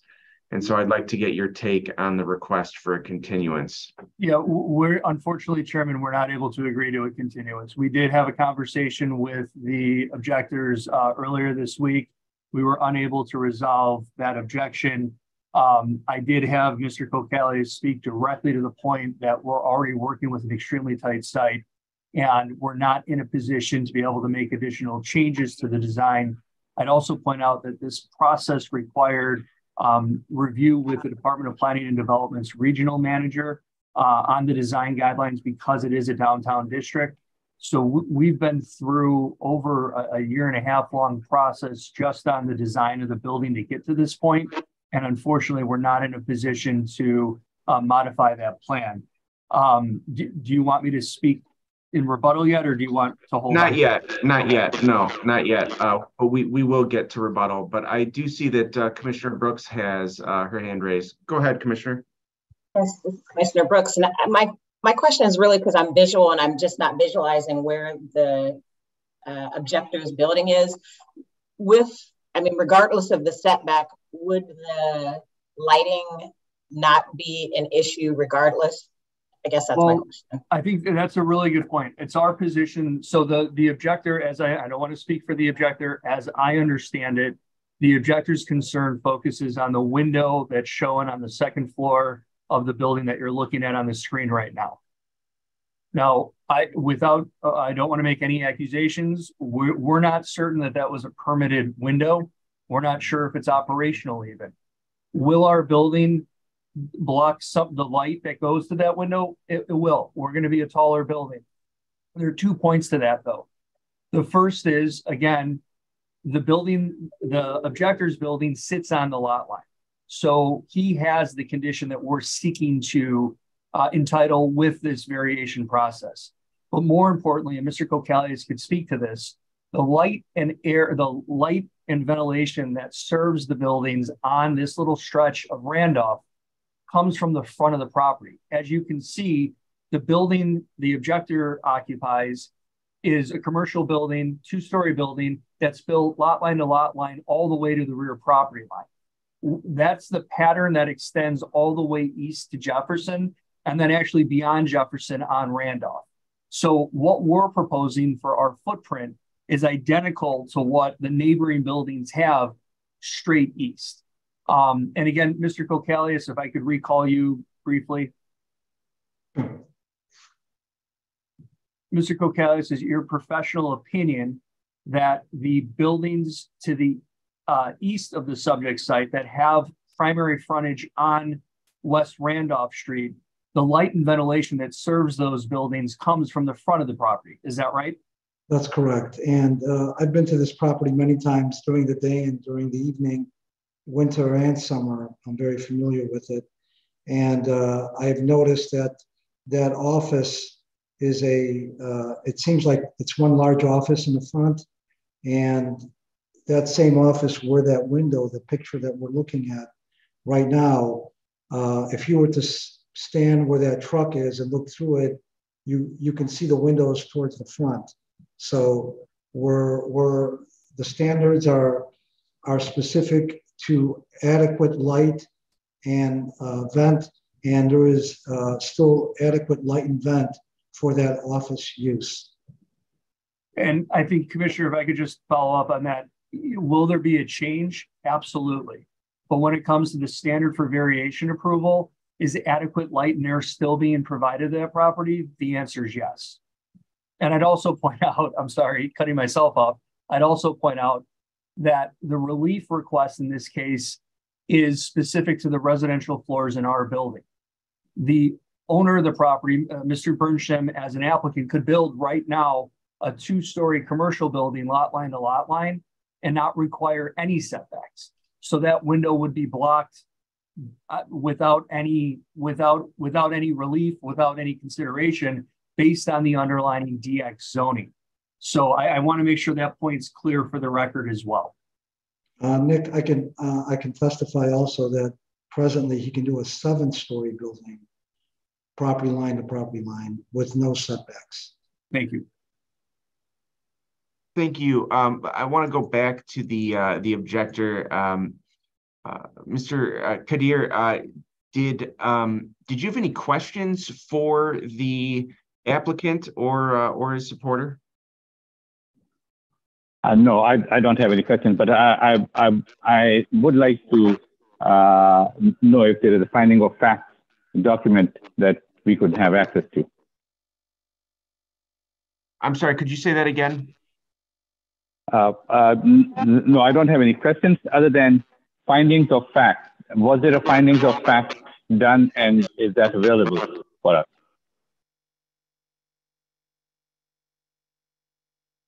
Your question is for what? Chairman, if you'd like, I could maybe answer yes. Findings of fact were prepared and submitted to the board. I don't believe we'd be able to make our presentation today if we did not provide the proposed findings of fact for the application. Okay, we had a FOIA request for that, and we didn't. The city said it doesn't exist. No, we have findings of fact for this. Nick, could I add something? Not right now. Not right now. Yeah, not right now. This is Commissioner Esposito. Can we clarify, did the objector request findings of fact and a meeting? He requested a phone call, and we spoke on Wednesday afternoon. I provided him with a copy of the plan set during our conversation. That's the only document set that I thought was outstanding. I wasn't aware of a FOIA request or a finding for the findings of fact. I would be happy to share the findings of fact, but I wasn't. The focus of our conversation, as I understood it, was on the proposed plan set for the development. But I had requested in an email a finding of facts, which you did not provide. The email came before we spoke, and when we spoke on the phone, you asked specifically for the plans, which I provided. But the finding of facts was also requested. I don't know if this is the appropriate forum for that debate. If you had a follow-up question, I did say, please let me know if you need anything else in the email with the plan set. You did not respond to that email asking for any additional information from me or the applicant. Yeah, I agree. This is not the right forum. I have email evidence of requesting finding of facts, which were not provided, and then we requested them from via FOIA from the city, but the city said they didn't exist. But when did you submit a FOIA request for the findings of fact? That was on Wednesday. On Wednesday, and you got a response from the city saying they didn't exist? Yeah, or they didn't have any. I can tell you what it said.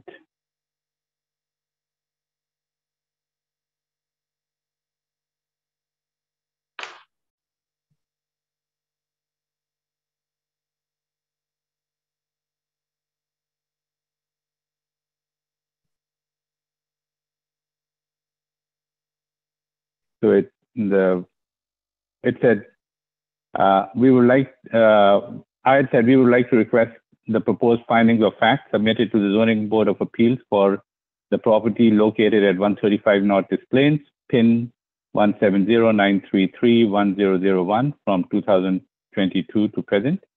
We own the building next to east of that building and would like to, and would be impacted by the plans. It says the Department of Planning and Development has no response documents to your request.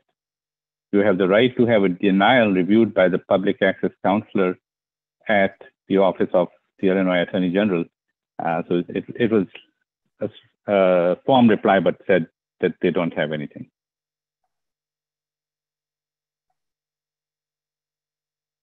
Okay, and that came from the Department of Planning and Development? It came from Chicago at gov.qa,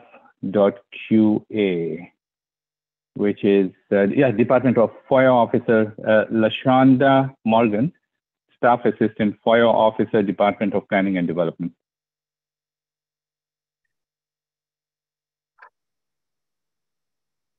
All right.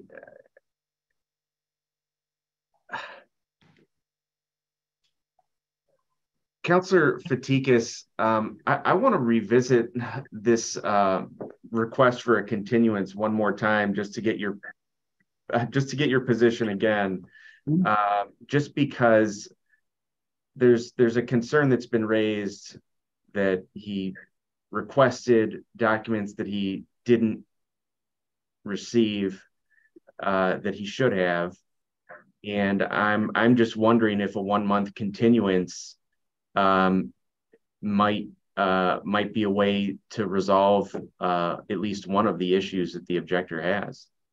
I mean, whether the zoning board makes a decision based on the city's response, that's something outside of my office. Again, I want to be very clear for the record. I did receive an email from the objector. I followed up with a phone call. We had a pleasant conversation, and the result of that was to send over the plans. That's where our call ended, and that's where, unfortunately, our communication ended. What I would also point out to the zoning board is that our application was filed in November. Our findings of fact were submitted in February. We know from the objector that his FOIA request came on Wednesday of this week. Notices were sent when we filed the application. Public notice sign was posted at the property. The objector testified that his headquarters for his business is at the property. Why he waited until 2 days before the hearing to file a FOIA, when I believe the Freedom of Information Act gives the city up to 5 business days to respond. I don't know if a continuance rewards a last minute request. And that's a decision for the board, not me. The applicant has complied with the notice requirements, has provided the findings of fact and plans to the board. Through conversation with the objector, provided the plans that we spoke about in our phone call. There was no follow-up request on my end, or from the objector to me, I should say. And I can't speak to what the city did or didn't provide in response to the FOIA. That's, I think, a decision for the board. Commissioner Esposito, I have another question for the objector. Can you describe how you learned about this project taking place? Yeah, we got a letter last week about this meeting. Can you repeat that, please? Yeah, we got a letter in the mail last week or maybe 10 days ago about this meeting and that this project is happening. We got a letter at our address. Thank you. And I think that begs the question, if you received a letter 10 days ago, why did we wait until Wednesday to file a FOIA? That doesn't seem like because really we wanted amount of time, to be honest. No, I have another question for you, Counselor. You know, if we were to grant a 1 month continuance on this, is there prejudice to your applicant? I just the holding costs of another month of not knowing whether or not the project is moving forward. I don't know anything else other than we've been at this for quite some time. Again, notices were provided to the objector. If the board feels it's more comfortable with a 1 month continuance, we'll have to accept that. I would ask whether or not, and maybe it's a question that we would discuss if the continuance is granted, whether or not a full presentation is required, or whether it's to confirm that the findings were in fact provided. And I don't know how it necessarily changes our case or the objection, because everything that we testified to in all the information we provided in the findings of fact was put in our full presentation today. I hear what you're saying, but my concern is that he made a request, albeit not, just a couple of days ago, but he did make a request for the findings of fact, which he should have received, and he didn't. And so he's seen it for the first time here, and that's kind of the problem that I have. I think it's a process problem, and I'm not necessarily saying that it's your fault at all, but I do think, as a matter of process, the best thing that we can do here is continue this 1 month. So Can I add something? I'm sorry. No. Yeah, what we're gonna do is we're gonna grant a continuance, a 1 month continuance of this matter. Mick, I can't say anything. Not right now. So this is calendar numbers 85-23-Z, 86-23-Z, and 87-23-Z are going to be continued to April 21, 2023, and no further notice will be given. Thank you. Thank you. We're going to take Thank you very much. We're going to take a short recess. We are going to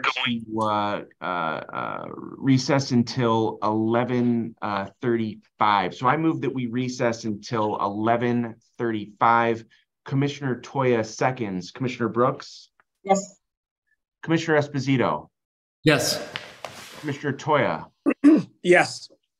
I vote yes. We are in recess until 11:35.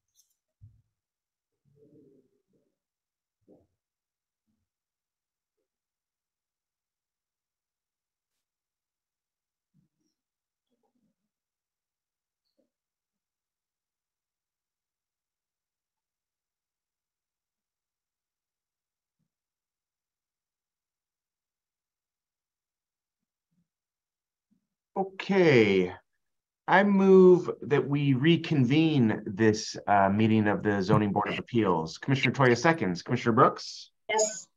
Commissioner Esposito? Yes. Commissioner Toya? Yes. I vote yes, and we are back. And we are now calling calendar number 88-23-S. This is 1309 North Wicker Park Avenue. If you're here in objection or support of this matter, please raise your hand and we will get you promoted.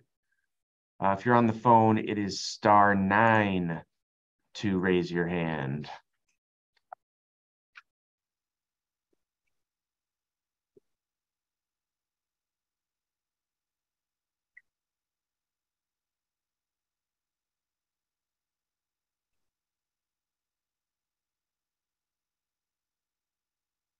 Okay, Councilor Fatigas, I've got 3 witnesses for you. Yes, sir. So Mr. Anwar, Brent Norsman, and Sylvester Kerwin. Okay, I'm going to get them sworn in, and then it looks like we've got some others on the call here as well, so I will get to them. But let me first get the applicant's witnesses sworn in. Mr. Anwar, can you state your name and address, please? Asif Anwar, 4832 Old Orchard Road, Unit 1 in Skokie, Illinois, 60077. Do you swear or affirm to tell the truth in these proceedings? I do. Thank you. Brent, can you state your name and address, please? Brent Norsman, 2400 North Lake Avenue, Unit 3001, Chicago, Illinois, 60614. Do you swear or affirm to tell the truth in these proceedings? Yes. Thank you. Sylvester Kerwin has already been sworn in and the board recognizes his expertise. Now let me see who else we have. I see Alex Mulgrove. Are you here in opposition or support? I'm here in opposition. Okay. Can you state your name and address, please? And if there's an apartment number, please state that so that we can make sure you get a copy of the resolution. Absolutely. Alex Mulgrove, spelling Mulgrove. I am a resident of 1311 North Wicker Park Avenue, Chicago, Illinois, 60622. Our apartment number is apartment 2. And do you swear or affirm to tell the truth in these proceedings? I do. Thank you. Okay, and if there are any other objectors or supporters that I haven't called, please raise your hand and I will get you promoted. Again, this is calendar number 88-23-S. This is 1309 North Wicker Park Avenue. Since we do have an objector, let me read my statement on how the process will go. Okay, so I want to remind everyone that this is not a town hall. This is a hearing. So we as the board are looking for evidence that either supports or does not support the applicant's case. Here's how the hearing is going to proceed. First, the applicant will put on their case and all of their witnesses. Then we'll turn to the objector, and the objector can put on their case as well as ask questions of the applicant's witnesses. After that, the applicant can ask questions of the objectors. Then we'll return to the applicant for rebuttal testimony and closing remarks. After that, the board will take the matter under advisement. Throughout the hearing, board members can ask questions of both the applicant and the objectors. Okay, Councilor Fatikas, go ahead and put your case on in full. Thank you, sir. So again, for the record, Nick Fatikas from the Law Offices of Sam Banks. I'm here on behalf of the applicant, Anwar Consulting Group, SC LLC. The applicant owns the first floor retail unit at the subject property located at 1309 North Wicker Park. The subject property measures 50 feet wide by 94.25 feet deep, and it's improved with a 4-story mixed-use building containing the applicant's grade level retail unit and then 3 residential units above. The applicant is proposing to convert the ground floor retail unit to a residential unit.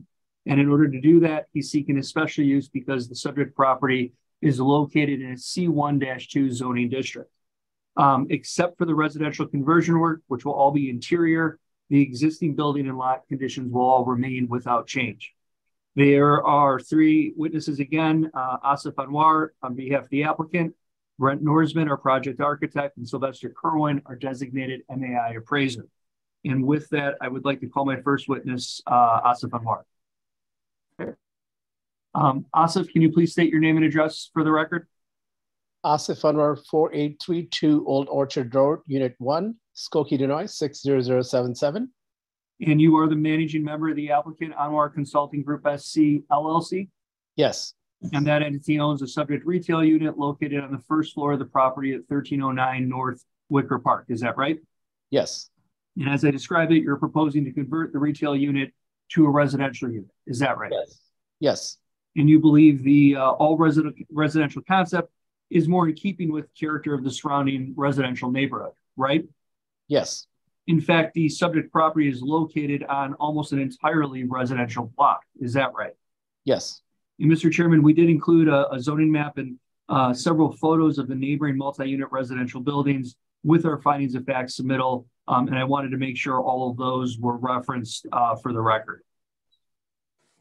Yes. So again, Asif, thank you. So again, Asif, you believe the project, again, is consistent and compatible with the surrounding buildings and land uses. Is that right? Yes. And provided the board grants the special use, you actually intend to live and occupy the new residential apartment? Yes. And with that, it is your understanding that my office filed witness statements on your behalf in this case? Yes. And if you were to continue to testify, your testimony would be consistent with the statements we provided. Is that right? Yes, it would be. Thank you very much. Mr. Chairman, my next witness is Mr. Brent Norsman.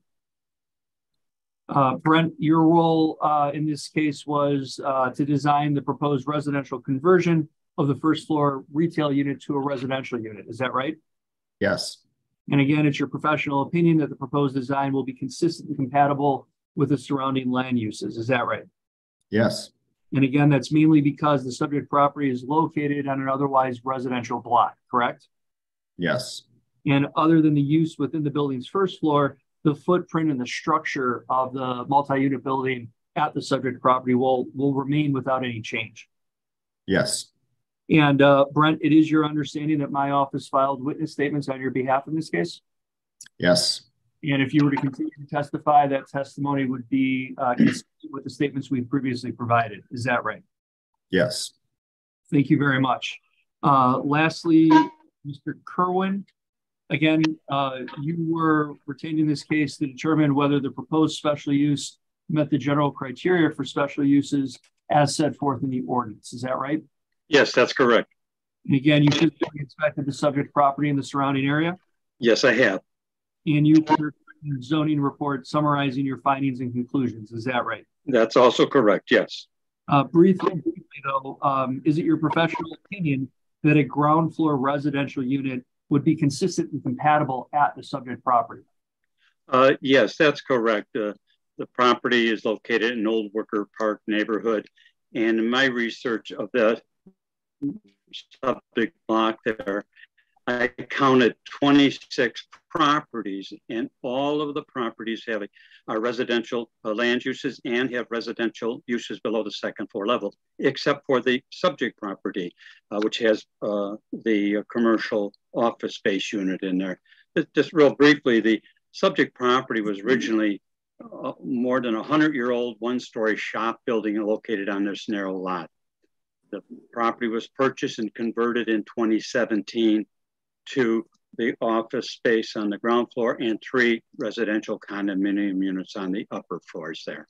So it's 100% residential use, with the exception of the subject property. And again, just Councilor Fatikas, I apologize. I forgot to read the department's recommendation. Let me just jump in real quick and read it. Of course. All right, this is the recommendation for calendar number 88-23-S.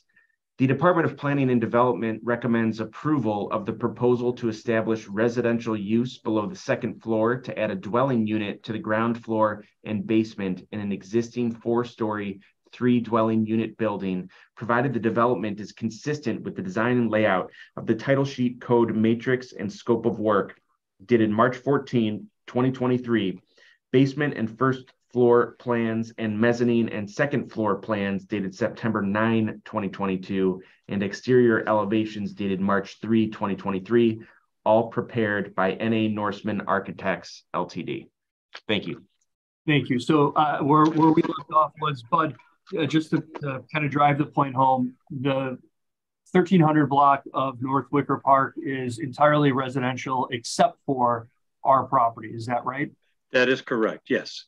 And for that reason on its own, that's what you're basing your conclusion that a proposed ground floor residential use would be absolutely consistent and compatible with the surrounding land uses. Is that right? That's correct. As I mentioned, the first floor space as an office space no longer represents the highest and best use in this residential block here, and even within the subject building there.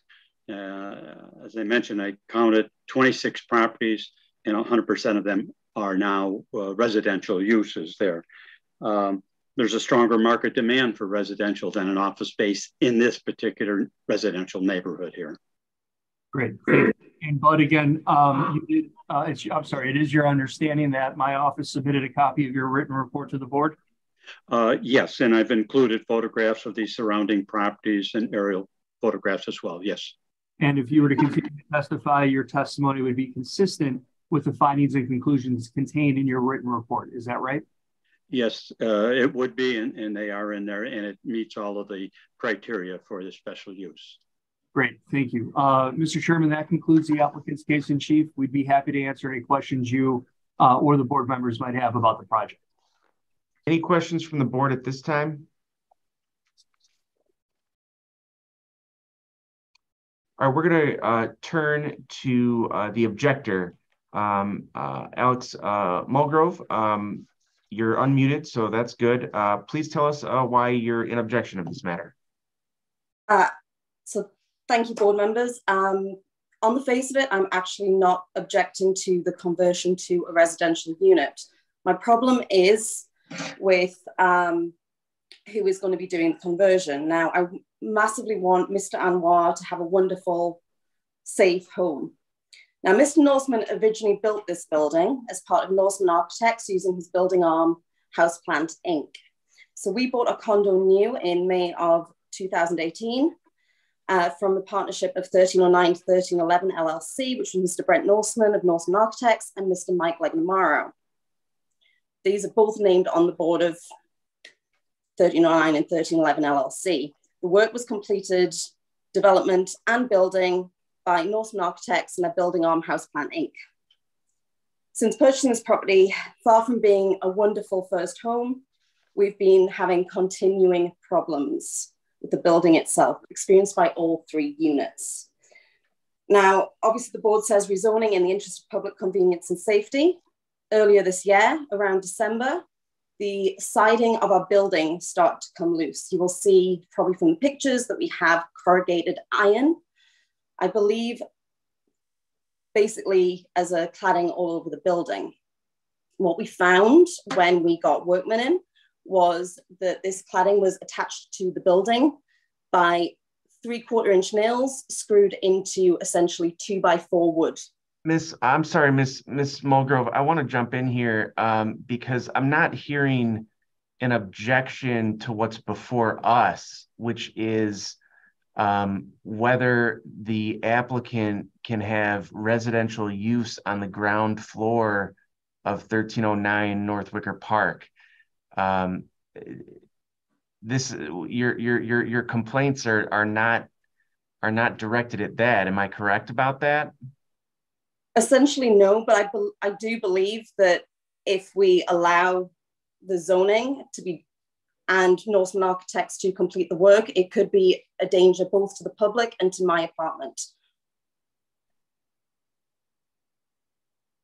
But again, the issue here is just whether or not residential use below the ground floor is appropriate for this this address. That's the only thing that's before us. I understand that, but I have 2 young children. I have had nothing but problems with this building. And I firmly believe that if Mr. Norseman works below me, I'm going to have more problems with my apartment. I can't afford anymore. He has already cost us over $10,000. I hear what you're saying. You know, I'm sensitive to the issues that you have, but this just isn't the right forum for it.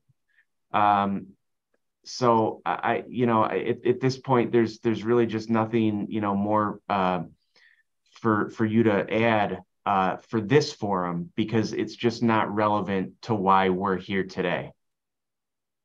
So I do understand that, but I don't think there's going to be another forum to voice my concern that this is, you know, I've just told you that the work he's done previously was a danger to the public. Again, that we've then paid.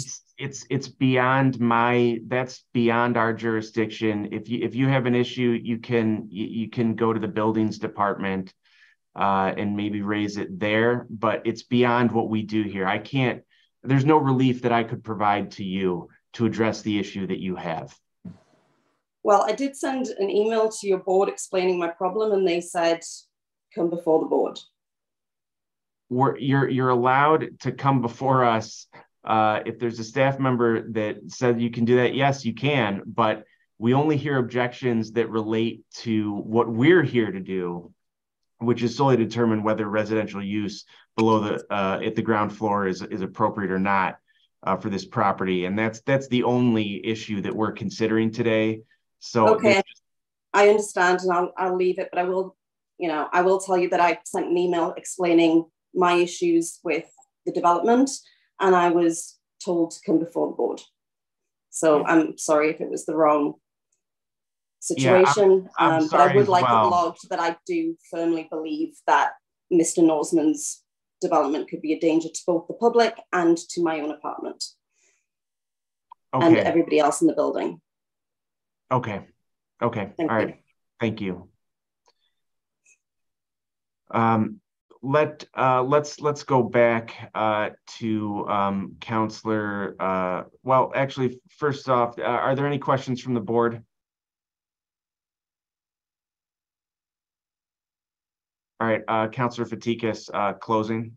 Yeah, just very briefly, I appreciate that the objectors had some type of negative interaction. However, the purpose of the hearing today is whether or not ground level residential is an appropriate use of the subject property.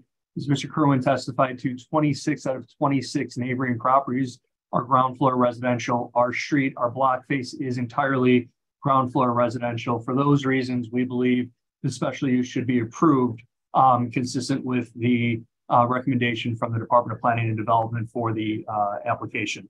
Again, thank you for your consideration. Any questions, we'd be happy to answer them now. All right, last chance. Any questions from the board?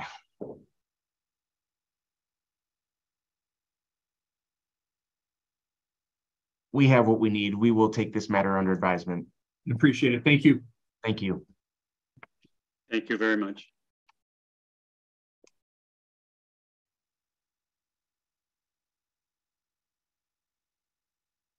Okay, next up is calendar number 89-23-S. This is 520 South California Avenue. If you're here in objection or support of this matter, please raise your hand and we will get you promoted. Again, if you're on the phone, it's *9 to raise your hand.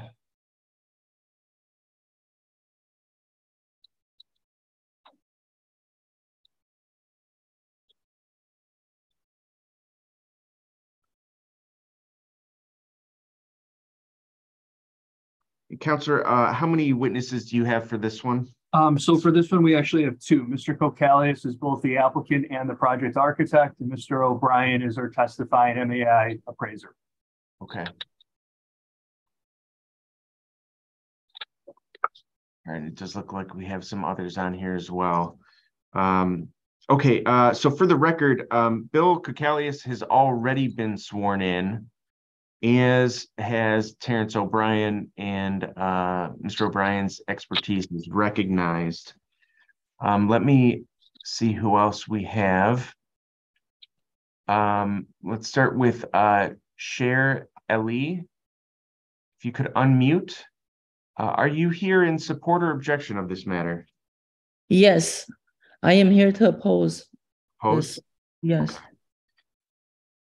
Could you state your name and address, and if there's a apartment or unit number to your address, please provide it. Yes, my name is Cher Eli, and I reside at 3139 Preakness Drive in Aurora. And do you swear or affirm to tell the truth in these proceedings? Yes, I do. Thank you. And Akil Jadi, if you could unmute.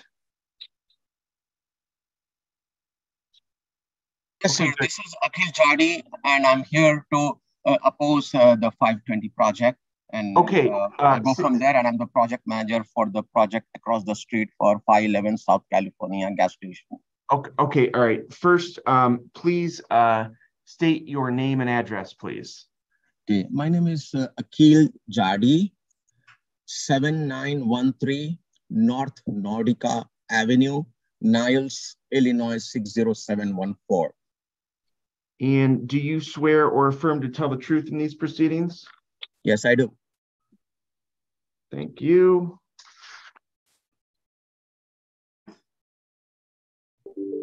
Okay,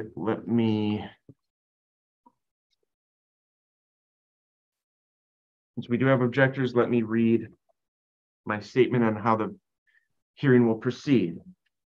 So I want to remind everyone that this is not a town hall. This is a hearing, so we as the board are looking for evidence that either supports or does not support the applicant's case. Here's how the hearing is going to proceed. First, the applicant will put on their case and all of their witnesses. Then we'll turn to the objectors, and the objectors can put on their case as well as ask questions of the applicant's witnesses. After that, the applicant can ask questions of the objectors.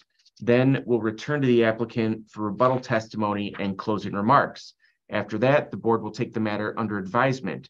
Throughout the hearing, board members can ask questions of both the applicant and the objectors. Now, Councilor Fatikas, before I hand it off to you, let me read the department's recommendation.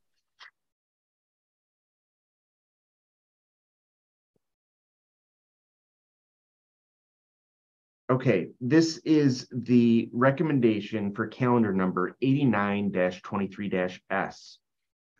The Department of Planning and Development recommends approval of the proposed gas station with an accessory retail store and car wash, provided the special use is issued solely to the applicant, 520 California Gas LLC, and the development is consistent with the design and layout of the cover sheet and site plan, landscape details, first floor plan, east and west elevations, and north and south elevations, all dated March 14, 2023, prepared by Axios Architects and Consultants. And with that, Councilor Fatikas, you may proceed.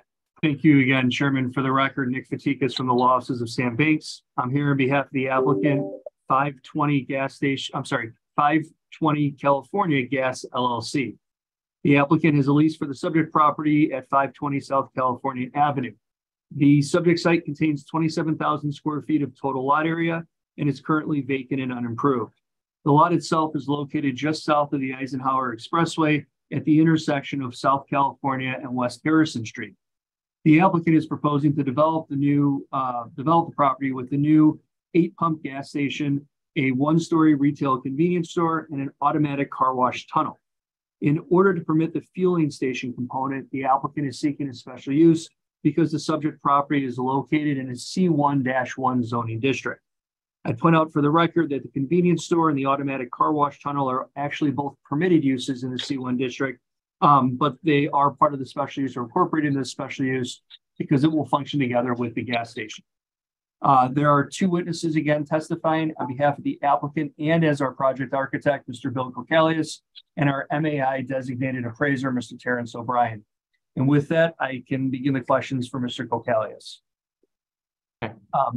Bill, you are the manager of the applicant, 520 California Gas, LLC? Yes. You're also the manager of the property owner, Northern Asteria Property Management, LLC? Yes. And you're a licensed architect of record that designed the program for the subject property, is that right? That's correct. So you're wearing 3 different hats in today's proceeding, is that right? That's correct. Now, as I explained in my introduction, you're planning to develop the currently vacant lot at 520 South California Avenue with a new gas station, accessory retail store, and an automatic car wash tunnel, correct? That's correct.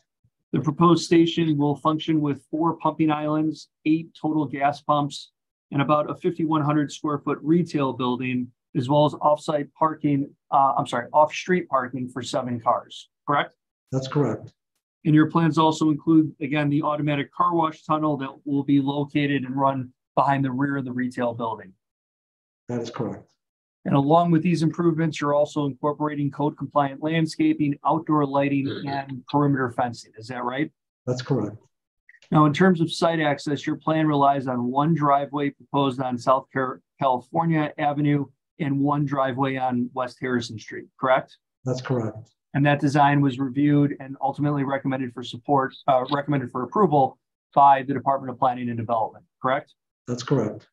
So once the customers access the site, they'll then approach the gas pumps and the convenience store, which are organized on the south portion of the lot, right? That's correct.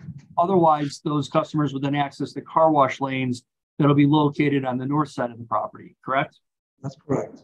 Now, again, in working with the Department of Planning and Development, you've designed dual queuing lanes for the car wash to better manage on-site traffic and prevent backups specifically onto South California Avenue.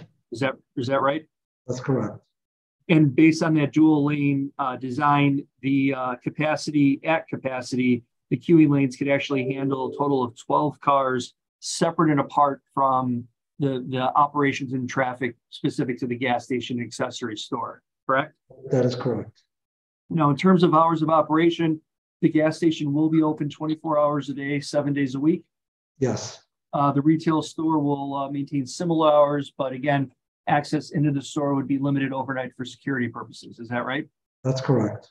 And the car wash tunnel will operate daily between 9 a.m. and 8 p.m., correct? That's correct. Now, with respect to site security, your program incorporates surveillance cameras to capture not only your on-site customer traffic and in-store operations, but also the public areas along South California Avenue and West Harrison, right? That is correct. And again, those cameras will be operational 24 hours a day, 7 days a week. That is correct. And based on your commitment to many of the residents in the immediate area, you intend to link your system to the city's OEMC network, correct? That is correct. Now, Bill, before we conclude your testimony, is it true that you started your review of this project with Alderman Burnett? That is correct. And part of that review occurred because you actually needed a zoning change before being able to make this special use application, right? That is correct. And of course, as part of Alderman Burnett's community review process, you hosted a community meeting for the gas station. We did. We had 2 community meetings. And you also met in person with a number of your immediate residential neighbors and actually obtained letters signed by those neighbors, the residential neighbors, in support of your project. Is that right? That is correct. I physically went door to door to all the residential neighborhoods And I got signatures and they were in full support and they were very happy to see something go up in this location. And Bill, without speaking for those residential neighbors, one of the things we've learned about the property is that there has been some criminal activity and some loitering around the property over the last few years. Is that right? Yeah, I've owned the property for probably 17, 18 years. We keep putting up fences. It was blighted, but now the area is changing a little bit. And basically, this would be a compliment to the neighborhood, especially a very nice looking building where it's well lit, landscaped, and some activity with cameras, security guards, so on and so forth. Right, and actually that led me to the last point. One of the other questions or concerns that came up during the review process was the community's access to a more robust option for food in the neighborhood. Is that right? Yeah, we designed the convenience store a little bit larger than normal. I've designed many gas stations with C-stores. This one's a little bit larger where it's got more of groceries. It's to take care of the needs of the neighborhood. There's really nothing of this sort within a mile each direction, at least of this size. Right, and it's our understanding that there was quite a bit of positive reception to the idea or thought of providing, again, a larger grocery list of items at the property, including, again, dairy products, frozen food, fresh fruit, and even some household goods. Is that right? That's exactly correct. Originally, we had to design the building to lease out half a space to like a Dunkin' Donuts or a Subway. But after speaking to the community, they really wanted to see more of a grocery store in this building. Right, and again, Chairman, for the record, the findings of fact submittal included, I believe, 8 signatures from residents with either Harrison Street or California Avenue addresses. Again, all offering support for the project. I just wanted to make sure those were pointed out for the record. And then, Bill, lastly, it's your understanding that, again, my office filed witness statements on your behalf in this case? That's correct. And again, that was both as the project architect and the applicant operator of the proposed gas station, correct? That's correct, yes. And if you were to continue to testify, that testimony would be consistent with the statements we provided, correct? That's correct, yes. Thank you. Chairman, my next witness is Mr. Terrence O'Brien. Terry, you were retained in this case to determine whether the requested special use would comply with the general criteria for special uses as set forth in the code. Is that right? That is correct. You physically inspected the subject property in the surrounding area? Yes, sir, in December of 22. And you also prepared a written report summarizing your findings and conclusions in this case. Is that right? That is correct, yes, sir. And it's your understanding a copy of that written report has been submitted to the zoning board, right? Right. Now, with respect to the special use standards, generally speaking, Terry, do you believe the proposal meets the necessary approval criteria?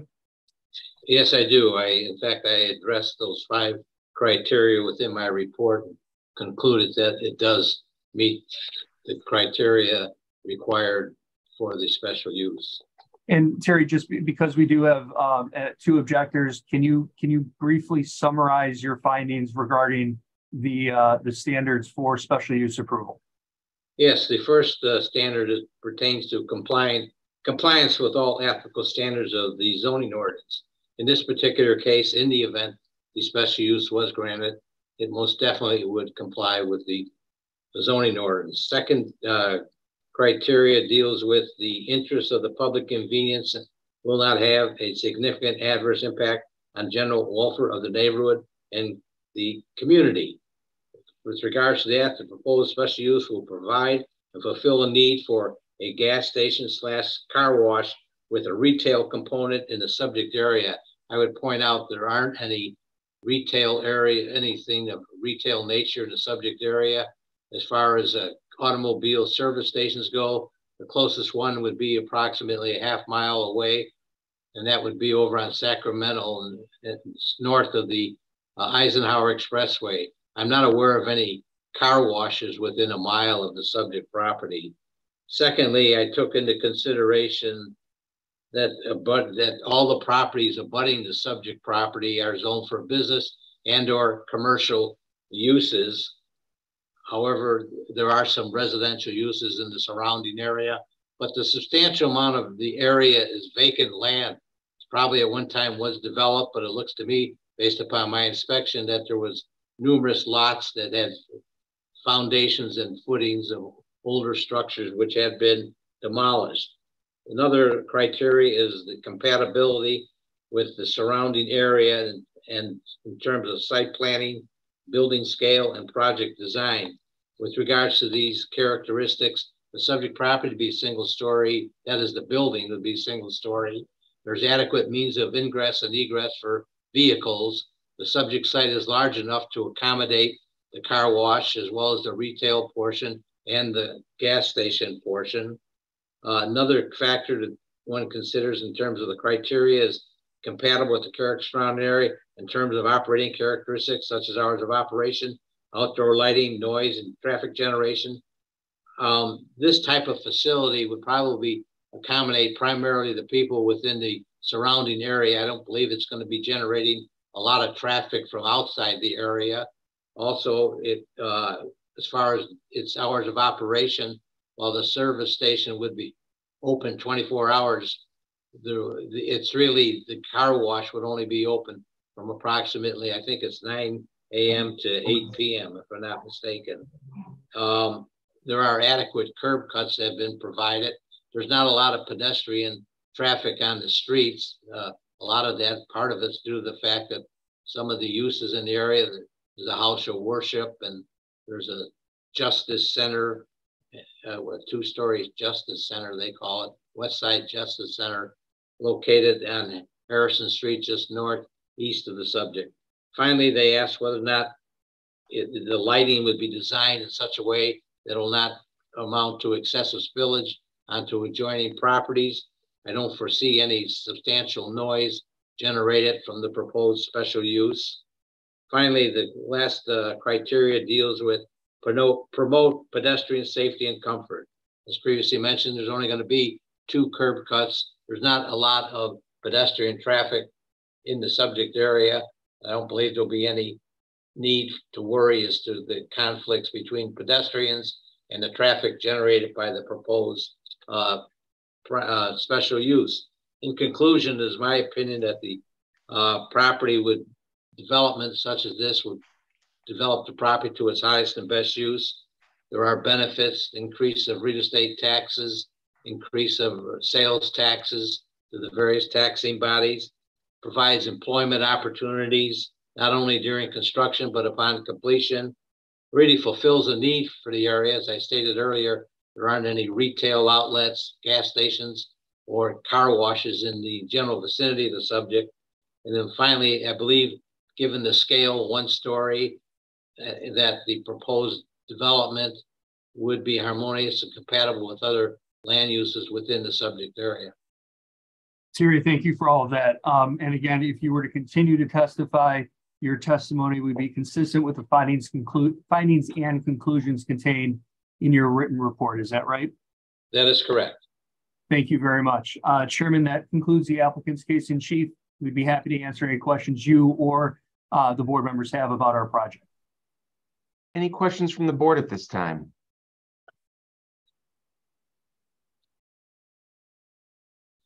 Okay, let's go to the objectors.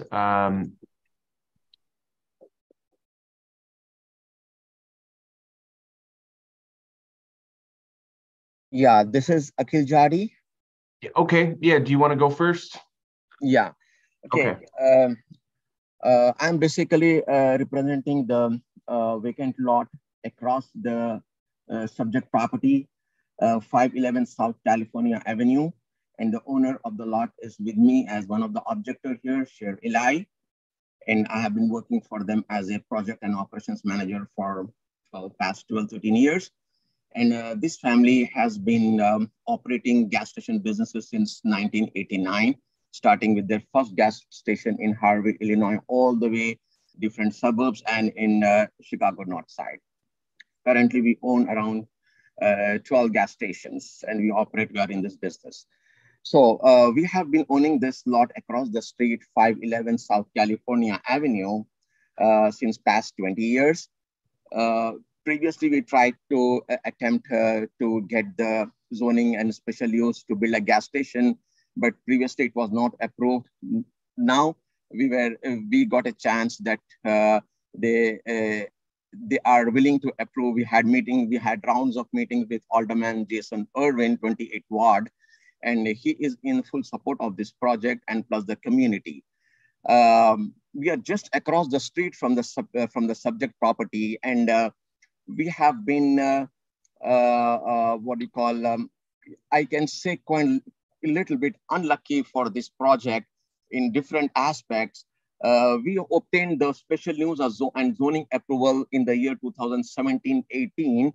Unfortunately, the project could not start because the architect who had to do so many changes when city asked. We did make those changes, but our architect fell terminally ill. So that delayed and I'm going to object based on relevance, and also the competition is not a ground for objection that the board can consider. So I think it was pretty clear that the objector has an interest in a competing gas station kitty corner from the subject property. I don't believe. Let me ask a couple questions of the objector, Counselor, or I'm sorry, Mr. Jati. So am I correct that you own a gas station across the street from this proposed property? Not gas station. We are building a gas station there. Okay. We had the zoning and special approval twice, but unfortunately we couldn't start the project. Okay. And is your objection that there's going to be competition across the street now if this special use is granted? Competition, plus it's going to be very overwhelming for the neighborhood around. They approved this gas station in 2018, also the whole community. And addition to this gas station for another gas station would be very much kind of overcrowded of this kind of business, and it's going to be overwhelming to the community. Okay, so competition is not a lawful or proper zoning objective, and we cannot consider competition as an objection. Okay. I understand that as far as the competition is concerned, I understand. But the question is, it's going to be like kind of overcrowded and overwhelming to the community because of the car wash. For this gas station, the subject gas station is applying for a car wash, which is very noisy. And it's going to be a problem to the community also. And to the traffic. Chairman, let me ask a question. Sir, where do you live? Do you live in this neighborhood? If you do, then I understand what you're saying. You know, you're saying it doesn't fit in the character neighborhood. I just want to know where you live. Do you live around 520 California? I mean, 520 South California? No, I don't live, but okay, so you're speaking for the community that you don't live in. Is that right? Just yes or no? You're speaking for a community you don't live in. I don't live in. The reason that I said this was we had my question. You don't live in the community. That's it. I got my answer. Thank you. We had talks with the community and with the church facilities, and they were okay with the Chairman, I got my answer. He does not live in the community. I just want to know if he lived and, you know, participated in the community. He does not live in the community. That was the only question I had. He answered my question. But we did had community meetings, couple of community meetings, and they were in support of our project. Right, but again, that's a competition. That wasn't my question. Yeah. Okay. Do you have anything else that does not involve competition? Like I said, it's going to be like very overcrowded and overwhelming. Also, the same kind of business. It's a very close vicinity.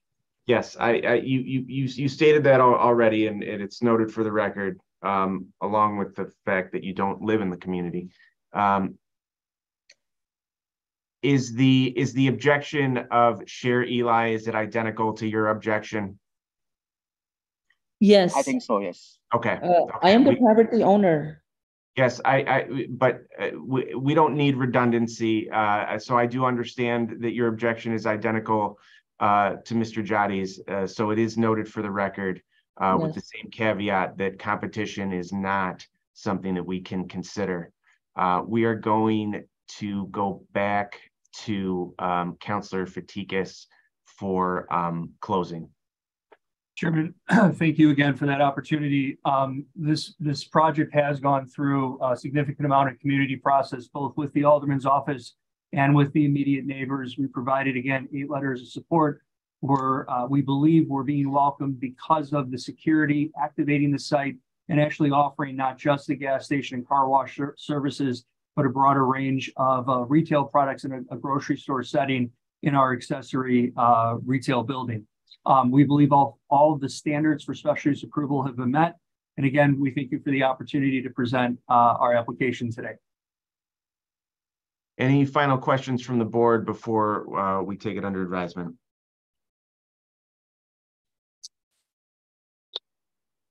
All right, we have what we need. We will take this matter under advisement. Thank you. Thank you. Thank you.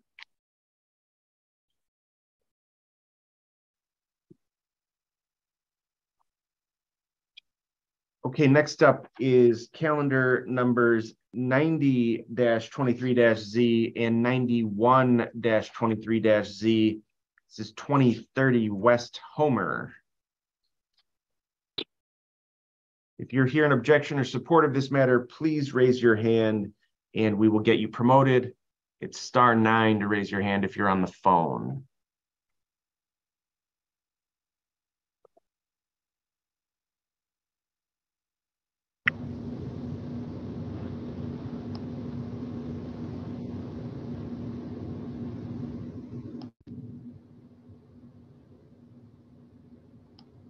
Okay, Counselor, I've got you've got 2 witnesses for this one. The applicants are a married couple, so we have Chris and Mary both available to testify, but then also Hamal Purohit, who's our project architect. Okay, great. Let me get the applicants sworn in, and then we'll go to Hamal. All right, let's start with you, Chris. Can you state your name and address, please? Yes, it's Christopher Cantagallo, 1814 North Paulina Street, Apartment 2, Chicago, Illinois, 60622. And do you swear or affirm to tell the truth in these proceedings? Yes. Thank you. And let's get your spouse as well, whose name I didn't write down. So if she could state her name and address. My name is Mary Cantagallo. Oh, there we go. Address is 1814 North Paulina Street, Apartment 2R, Chicago, Illinois, 60622. Thank you. And do you swear or affirm to tell the truth in these proceedings? Yes. Thank you. And Hamal, if you could state your name and address, please. Yes, my name is Hamal Purohit. I'm a licensed architect. Address is 251 Bradwell Road, Inverness, Illinois. Thank you. Do you swear or affirm to tell the truth in these proceedings? I do. Thank you. And I'm not seeing any objectors for this one, Counselor, so you can proceed with the short form.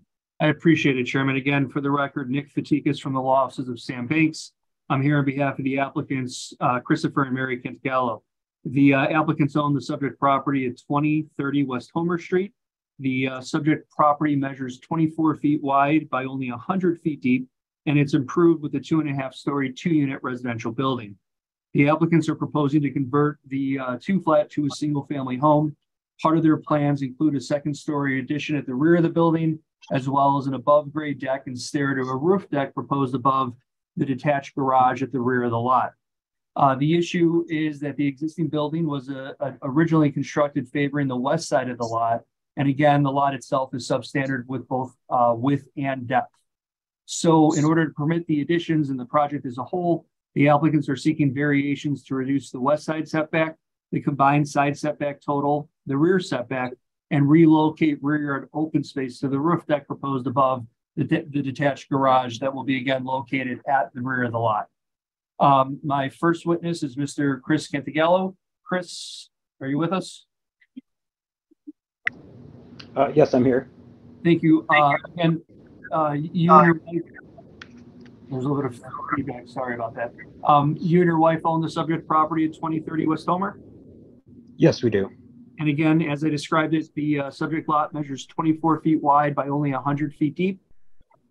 Yes, And it's improved with the two-story, two-unit residential building today. Is that right? that's correct. And you guys are proposing to convert it to a single-family home, which you would ultimately then live in. Is that right? Yes, that's correct.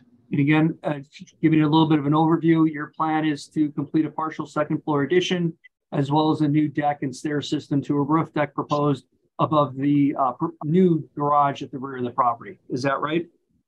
Yes.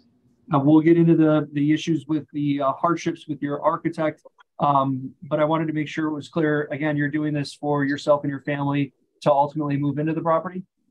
That's correct. So this project is not motivated by exclusively by financial gain from the property, correct? No, it's for our long-term home. And is it also true that what you're proposing is actually an existing condition on a number of neighboring properties in the immediate area? Yes, that's true. So again, based on that, the fact that you would have that deck system and the stair access to the roof deck, those are consistent and compatible building features with the neighboring residential buildings. Is that right? Yes. And Chris, is it your understanding that my office filed witness statements on your behalf in this case? Yes. And if you were to continue to testify, would that testimony be consistent with the statements we provided? Yes, it would. Thank you. And again, Hamal is my next witness. Hamal, you're the project architect in this matter? Yes, that is correct. And you designed the proposed home conversion and addition plan at the subject property, is that right? Yes. And again, in order to permit the project, variations are needed because of the existing non-conforming building footprint, the existing floor to ceiling heights, and the substandard zoning lot dimensions. Is that right? That is correct. And taken together, those existing conditions create the particular hardships or practical difficulties requiring or necessitating the requested zoning relief. Is that right? Yes, that is right. And again, just briefly with respect to the side setback relief, our design follows existing building walls. Is that right? Yes, that is correct. The rear setback is again also follows existing building walls to allow that second floor addition. Yes. And specifically with respect to the raised deck and the open space issue, what we're trying to do is match the height of the deck to the height of the building's first floor. Is that right? That is correct. And that's because as it exists today, it's a two-unit building. There's essentially an English basement, call it, on the bottom level, right? That is correct. So our first floor is naturally a little bit taller than what a typical first floor grade would be, right? Yes, that is right. Still though, even with the relocation of open space, the design offers 290 square feet of usable open space behind the home, plus an additional 424 square feet of open space at the roof deck level above the garage. Is that right? Yes, that is right. And that's well in excess of the technical 225 square foot open space requirement, correct? Yes, correct. Hamal, is it your understanding that my office filed witness statements on your behalf in this case? Yes, I do. And if you were to continue to testify, would your testimony be consistent with the statements we've provided? Yes, it would be. Thank you so much. Chairman, again, a little bit Thank you. But if you have any other questions of us or the board members, we'd be happy to answer them now. I've got a question for the applicants. Did you have any conversations with your neighbors on the proposed construction? The buildings on both sides of us are rental properties, and we have not met all the neighbors there, but we're not aware of any objections. Any questions from the board?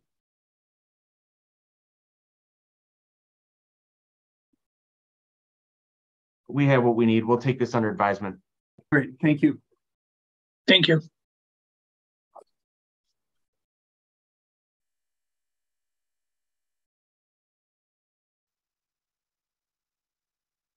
Okay, next up is calendar number 92-23-S. This is 624 West Belmont. If you're here in objection or support of this matter, please raise your hand and we will get you promoted. Again, if you're on the phone, it's *9 to raise your hand.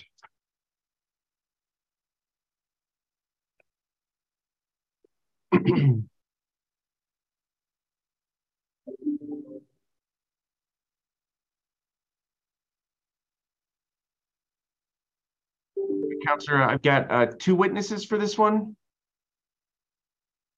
There should be two witnesses, Shelley Casey, and then Joseph Ryan. And I believe Shelley's business partner, Chris, may be joining as well, but I don't intend to call him for direct. Okay. I see Shelley and I see Joe. So we have who we need. I'm not seeing Chris, but we have who we need. Shelley, could you state your name and address, please? Yeah, it's Shelley Casey, Casey, 444 West Fullerton Parkway, apartment 1507, Chicago, Illinois, 60614. Do you swear or affirm to tell the truth in these proceedings? Yes. Thank you.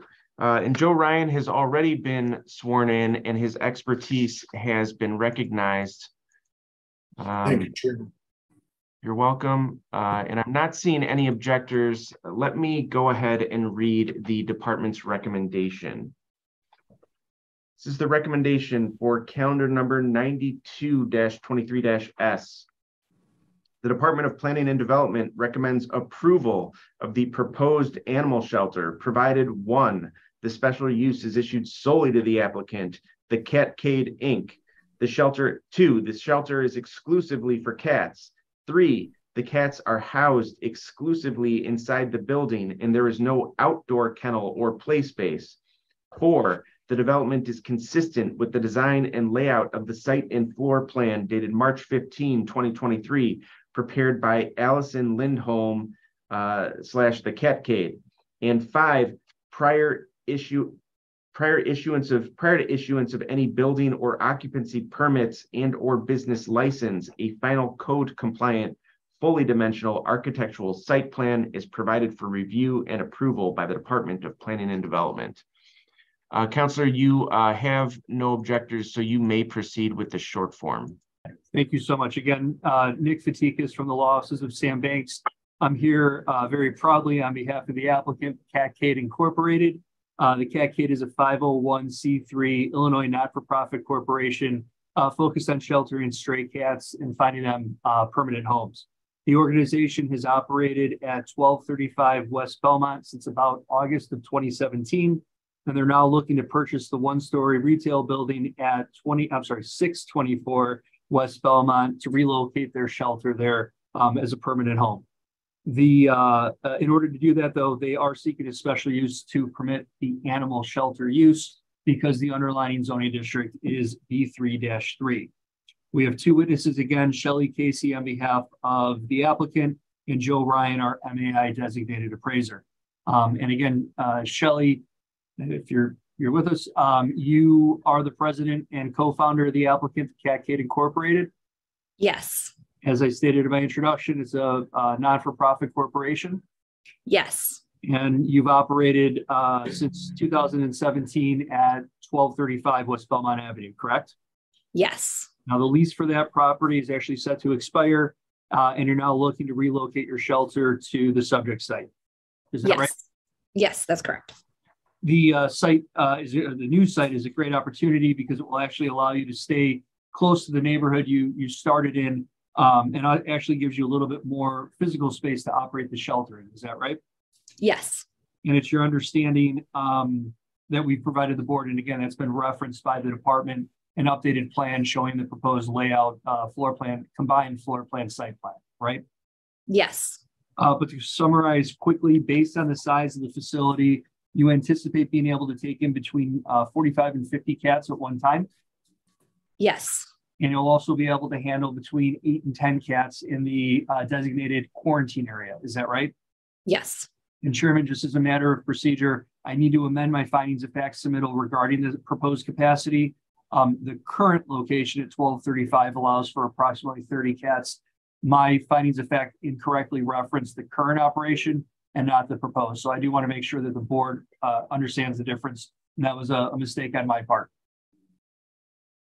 Okay, so wait, just to clarify, the difference is what exactly? The current location, the 1235 current operation can handle approximately 30 cats at capacity. The new location is a little bit larger and can handle anywhere between 45 and 50 free roam cats. That's in that general open space, and an additional 8 to 10 in the quarantine area. Okay, and your findings of fact said 30? My findings of fact incorrectly stated, and it was only in the witness statement that it was 30, and that was referencing the current current capacity. Okay, but is the actual numbers, is it in your findings of fact? The actual numbers are referenced, I believe, in the text of the findings of fact submittal. There was an inconsistency with the, and that's again, my apologies for the inconsistency. Okay, I got you. All right, thank you. Okay. All right, and again, except for the quarantine cats, the concept here is that cats are allowed to roam and interact with potential adopters in that lounge area, correct? Yes, that's correct. You are going to have an on-site veterinarian, is that correct? Yes. It's limited in terms of the procedures though, because it's limited to spay and neutering procedures and typical dental work. Is that right? Correct. And you'll continue to operate by appointment only? Right, yes. And the hours are typically kept between 12 p.m. and 6 p.m. on Mondays, 12 p.m. and 8 p.m. Thursday through Saturday, and 11 a.m. to 6 p.m. on Sundays. Is that right? Yes. And while you would like to take in, walk in potential adopters, again, most of the business over the last few years has been by an appointment basis. Yes. And Shelley, is it your understanding that my office provided the board with a witness statements on your behalf? Yes. And if you were to continue to testify, would that testimony be consistent with the statements we provided? Yes. Thank you. My next witness, Mr. Chairman, is Joe Ryan. Joe, you were retained in this case to determine whether the requested special use would comply with the general criteria for special use approval as provided for in the code? Yes. And you inspected the subject property and the surrounding area and land uses, is that right? I have, yes. And you prepared a written report summarizing your findings and conclusions? I did. And it's your understanding that my office has submitted a copy of that report to the zoning board, is that right? Yes. And again, we don't have objectors, but generally speaking, you believe that this is an appropriate compatible use at the subject property, is that right? Yes. And Joe, if you were to continue to testify, would that testimony be consistent with the written report? It would be, yes. Chairman, I did my best to condense that. If you or the board members have any questions, we'd be happy to answer those now. Any questions from the board?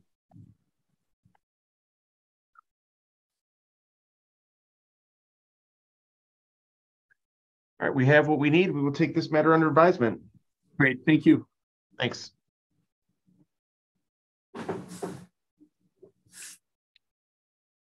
Okay.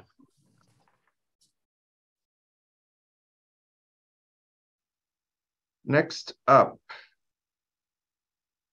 is calendar numbers 93-23-Z and 94-23-Z. This is 309 West Eugenie Street.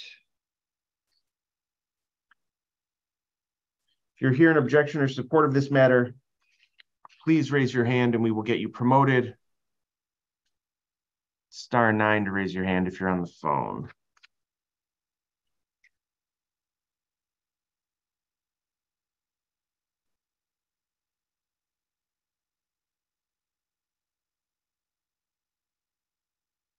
Okay, Austin, if you could unmute and then state your name and address, please. Austin Carpenter, 309 West Eugenie Street. Do you swear or affirm to tell the truth in these proceedings? Yes. Thank you. And Philip, if you could state your name and address, please. Hi, Philip Casagrande. Office address is 3920 North Ashland Avenue in Chicago, 60613. Thank you. Do you swear or affirm to tell the truth in these proceedings? I do. Thank you. All right, Councilor Fatikas, you have no objectors, so you may proceed with the short form. Great, thank you. Again, for the record, Nick Fatikas on behalf of Austin and Isabel Carpenter, The applicants own the subject property at 309 West Eugenie. The subject property measures 26 feet wide by 103.5 feet deep, and it's improved with a 3-story single-family home. The applicants are proposing to renovate and reorganize the rear of their property.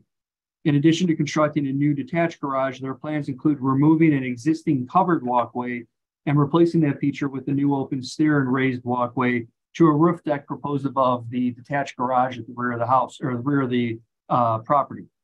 The issue is that the existing home was built lot line to lot line, and again, the subject lot is substandard in depth at only 103.5 feet. In order to permit the project, the applicants are seeking variations to reduce the west side setback, the combined side setback total, the rear setback, and to relocate open space to the roof deck proposed above the garage. So it's clear for the record, the subject property is an orange rated building as well as a contributing building within the Old Town Triangle Historic District. Our project is exclusively limited to the stair and deck system at the rear of the property behind the existing improvements, and will not change or alter the 3-story single family home or the visual from the West Eugenie streetscape. There will be 2 witnesses testifying today on behalf of the applicants, Austin Carpenter and our project architect, Mr. Phil Casagrande. And with that, Austin, can you hear me? I can. All right, great.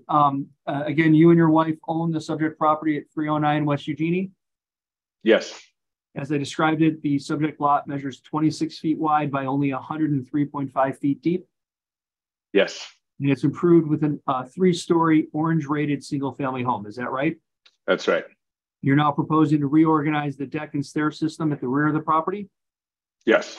And specifically, your plans include replacing the existing covered walkway with a new stair and raised walkway that would provide access to the rooftop deck proposed above the garage. Is that right? Yes. And variations are required to permit these features so they'll align with the building's existing footprint and layout. Is that true? Yes. Again, you and your wife own the property and live at the property? Yes. So the variations are not motivated exclusively by financial gain. You're doing this for your use of the property. Is that right? That's right. That's right. And is it also true, again, that several of your residential neighbors have similar deck and stair systems at the rears of their properties? Oh, yes, that's true. In fact, one of your immediate neighbors, in fact, to the west, has a newly constructed garage and roof deck with a open stair access to it. Is that right? Yeah. Yes. So based on that, and again, several other properties in the immediate area, you believe what you're proposing at the rear of your lot is consistent and compatible with the pattern of development in the historic district? Yes, we do. And Austin, is it your understanding that my office filed witness statements on your behalf in this case? Yes. And if you were to continue to testify, would that testimony be consistent with the statements we provided? Yes. Thank you. Chairman, my next witness is Mr. Phil Casagrande. Phil, you designed the proposed stair and deck system as well as the new garage plan at the rear of the subject lot? That's correct. And in order to permit the project, variations are needed because of the existing non-conforming building footprint and the substandard zoning lot depth dimension. Is that right? That's right. And taken together, those are the existing conditions that create the particular hardships or practical difficulties necessitating zoning relief. Yes, exactly. Now, with respect to the side setback relief, again, it allows you to align the new stair and deck with the layout of the home's second floor. Is that true? Yes, all the floors of the building. Right. And the second floor, though, is where the deck would be accessed from inside the home, correct? That's correct. And the location is is very close to where the existing covered walkway is currently located. Is that right?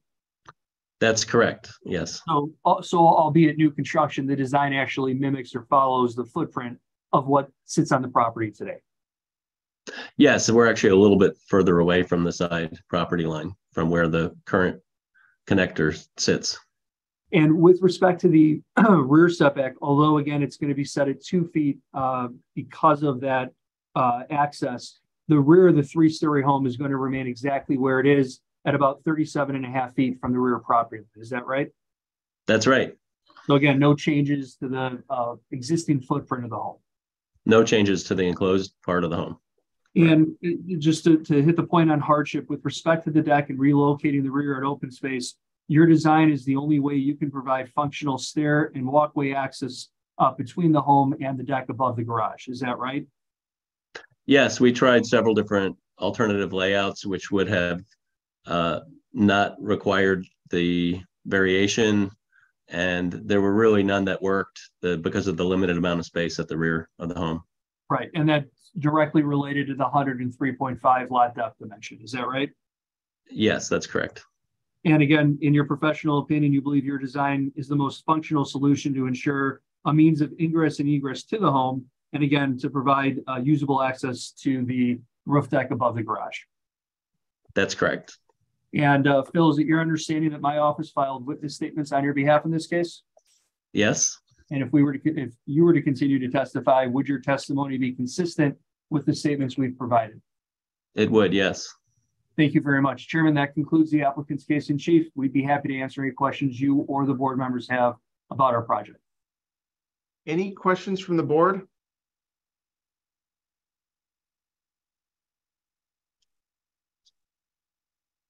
Okay, we will take this matter under advisement. Thank you.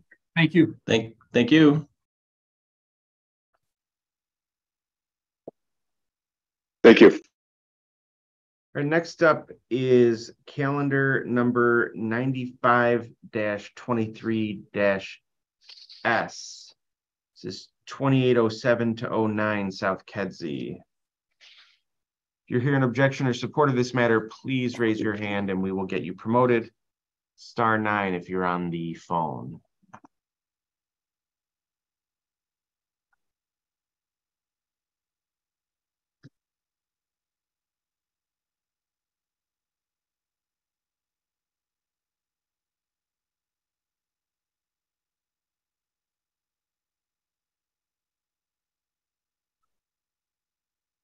Okay, I can see we've got Councilor Kolpak, and it looks like we've got your witnesses as well.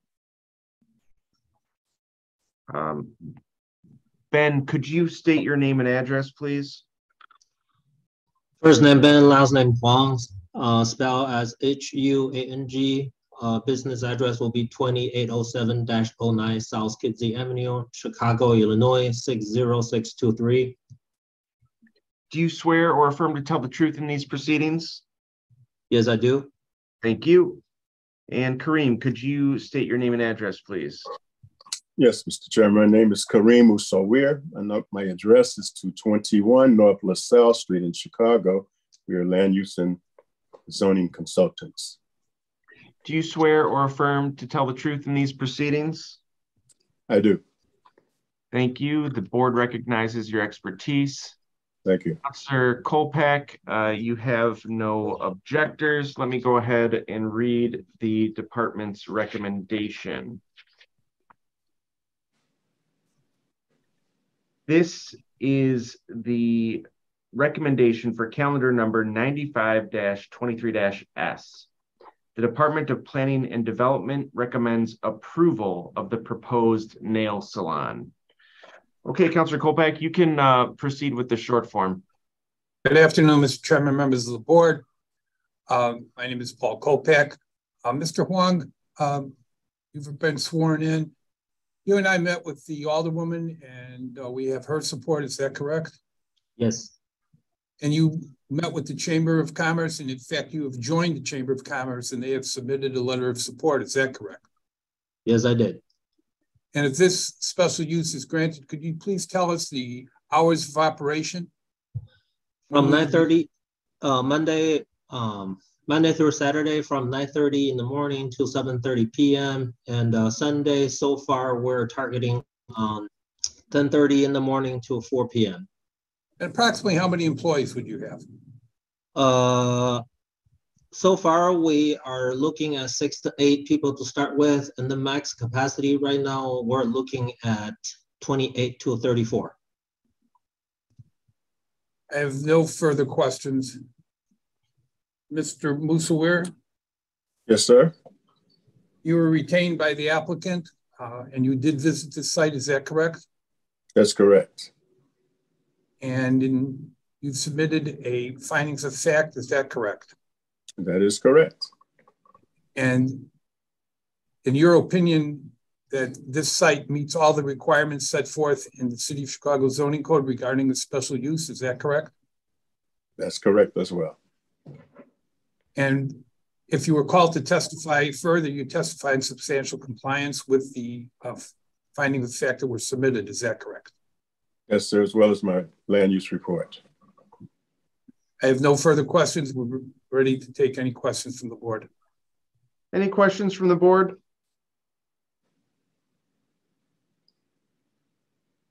We have what we need. We'll take this under advisement. Thank you. Thank you very much. Thank you.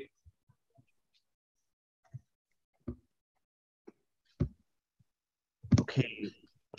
Next up is calendar number 97-23-S. This is 1147 South Wabash / 48 to 58 East Roosevelt Road. If you're here in objection or support of this matter, please raise your hand and we will get you promoted. If you're on the phone, it's *9 to raise your hand.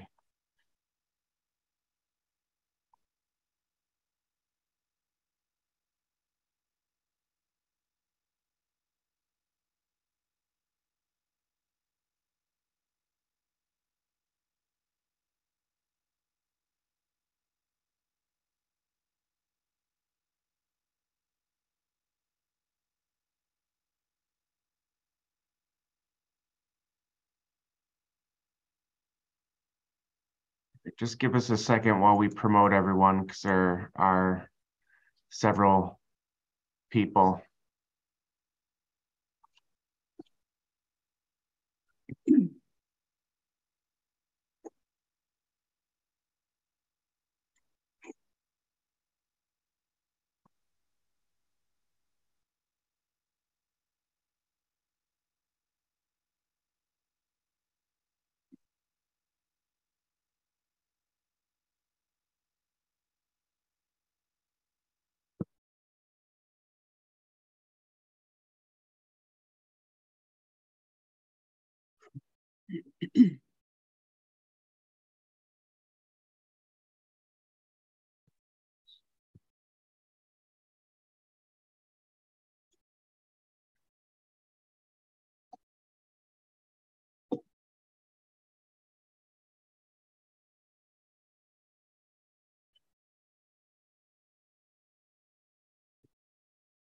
Counselor, while everyone is getting promoted, I've got 8 witnesses on my list. Is that correct? Yeah, that sounds right. We aren't going to put everybody on in direct sort of testimony, but we do have 2 extra witnesses that would be available for questions. All right, we'll get them sworn in just in case. But we're still promoting everybody. Again, once you've been promoted, please accept the promotion.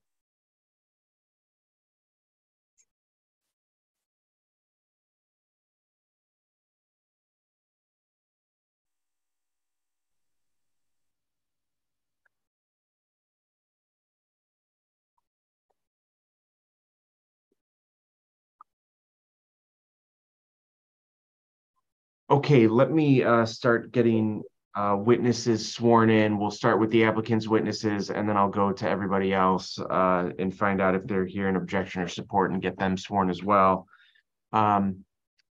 Matthew, let's start with you. Can you state your name and address, please? Sure. Good afternoon. Matthew Brewer. My address is 119 North Peoria, apartment 3B as in boy. Do you swear or affirm to tell the truth in these proceedings? I do. Thank you. Michael Chodel? Chodel, yes. Chodel. My apologies. Could you state your name and address, please? Sure. Michael Chodel, 715 East Frederick Avenue in Arlington Heights. Do you swear or affirm to tell the truth in these proceedings? Yes. Thank you. Peter Poulos, could you state your name and address, please? Peter Poulos, offices at 230 West Monroe Street, Suite 2125, Chicago, Illinois. Do you swear or affirm to tell the truth in these proceedings? I do. Thank you. Jamie Magalith, could you state your name and address, please?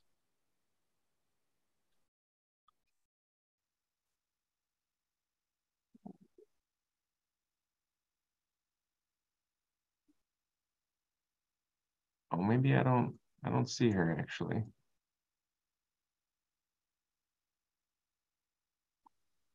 I'm not seeing Jamie at the moment, but I'll just keep going. George, do we have? Too. Okay. Do we have George Kissel? Yes, sir. I'm here. Great. Could you state your name and address, please? Certainly. George Kissel, president of Oker and Kissel Associates, offices at 141 West Jackson in Chicago. Do you swear or affirm to tell the truth in these proceedings? I do. Thank you. Do we have Jessica Lee? Yep, I'm here. Could you state your name and address, please? Jessica Lee, 545 North Dearborn Street, apartment 3505, Chicago, Illinois, 60654. Do you swear or affirm to tell the truth in these proceedings? I do. Thank you. Mr. Abuna, could you state your name and address, please? Good afternoon. Louis Abuna, A-B-O-N-A, principal with KLOA, 9575 West Higgins Road, Rosemont, Illinois. Do you swear or affirm to tell the truth in these proceedings? Yes, I do. Thank you. Do we have Ed Farrell?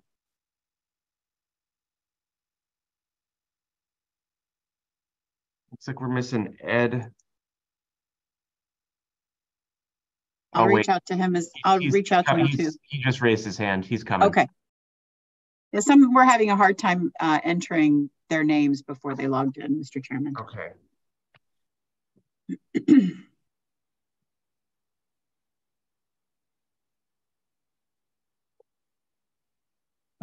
Katrina, this is Ed Farrell. Can you hear me? Oh, great. Yep, we yes, can we hear can hear you. Ed, can you state your name and address, please? My name is Ed Farrell. My work address is 3601 West Algonquin Road, Rolling Meadows, Illinois, 60008. Do you swear or affirm to tell the truth in these proceedings? I do. Thank you. And do we have Jamie Magalith yet? It's not look like we have Jamie. I think is trying to get promoted. Oh, here we go. I saw her. Thank you. Should be coming shortly.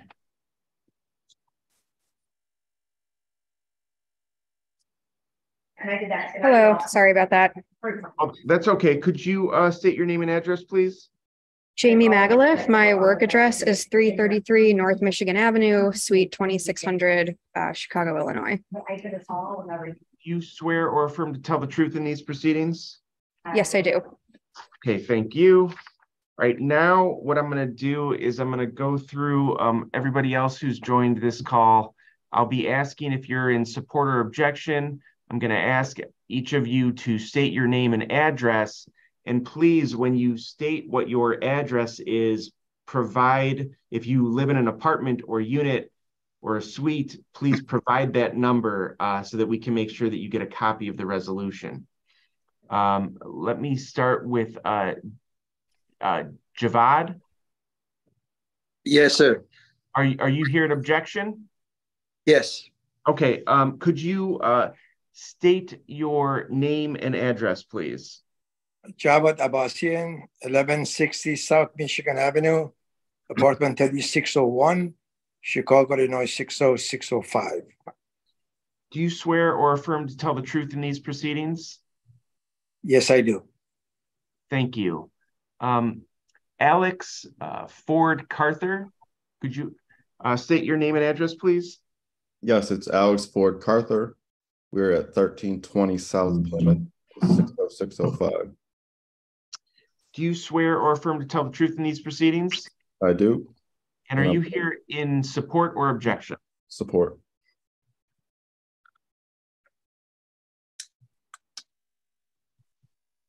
Okay.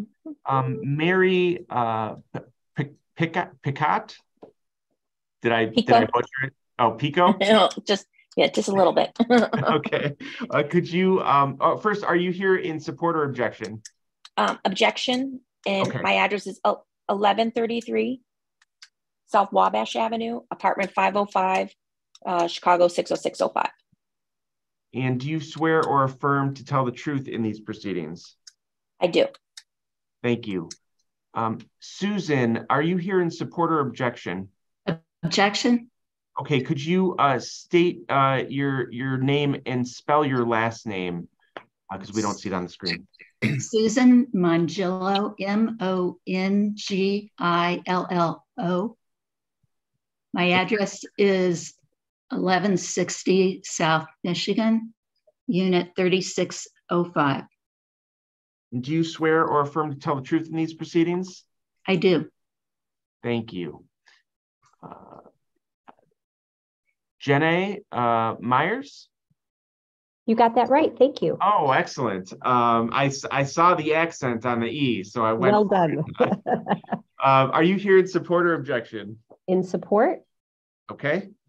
And my address is 899 South Plymouth Court, Unit 301, Chicago, Illinois, 60605. Do you swear or affirm to tell the truth in these proceedings? Yes. Thank you.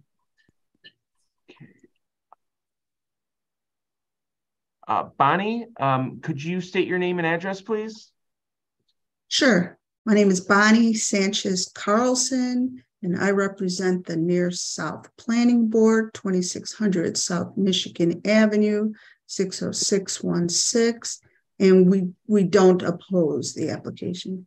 Okay. Are you an attorney? No, I'm not. I represent okay. the community organization Near South you. Planning Board. I got you. And you're just, you don't oppose, correct? Correct. Okay.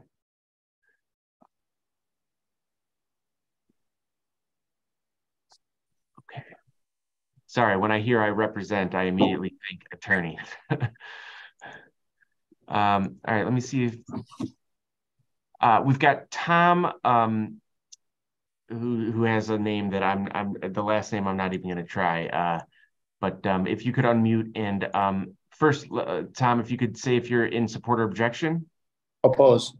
Okay, and could you state your name and address, please? Tom Trantafilou. It's spelled TRIANTAFILLOU, 1160 South Michigan, apartment 3702, Chicago, Illinois, 60605.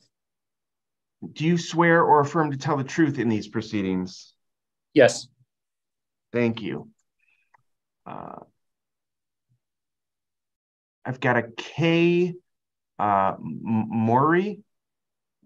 Yes, thank you. Yes, Catherine Murray, Moery, and I'm at 1160 South Michigan, apartment 1407, Chicago, 60605, and I'm here with my husband, John. Is John going to be testifying as well? No, he's here. Okay. Okay. And am I correct that you're in objection? That's correct. Okay. And do you swear or affirm to tell the truth in these proceedings? Yes, I do. Thank you. Leah Schroudenbach. Very well done. Oh, thank you. Are you here in support or objection? Objection. Okay, could you state your name and address, please? Name is Leah Schroudenbach, 1160 South Michigan, apartment 1007. And do you swear or affirm to tell the truth in these proceedings? I do. Thank you.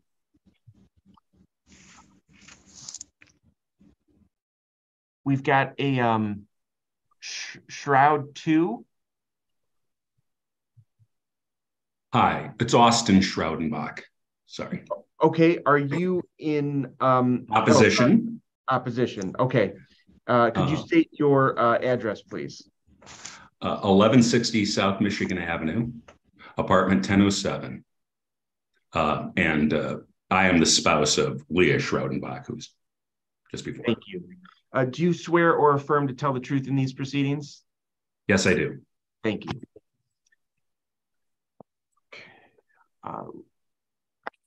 Louis Mangio.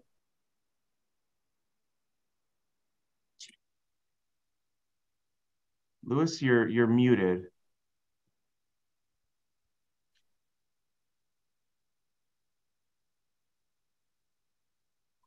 Can you hear me? Now I got you. Could you state your name and address, please? Louis Mongillo, Mongillo, 1160 South Michigan, Unit 3605. I'm the husband of Susan, who's already signed in, and I'm an objector. Do you swear or affirm to tell the truth in these proceedings? Yes. Thank you.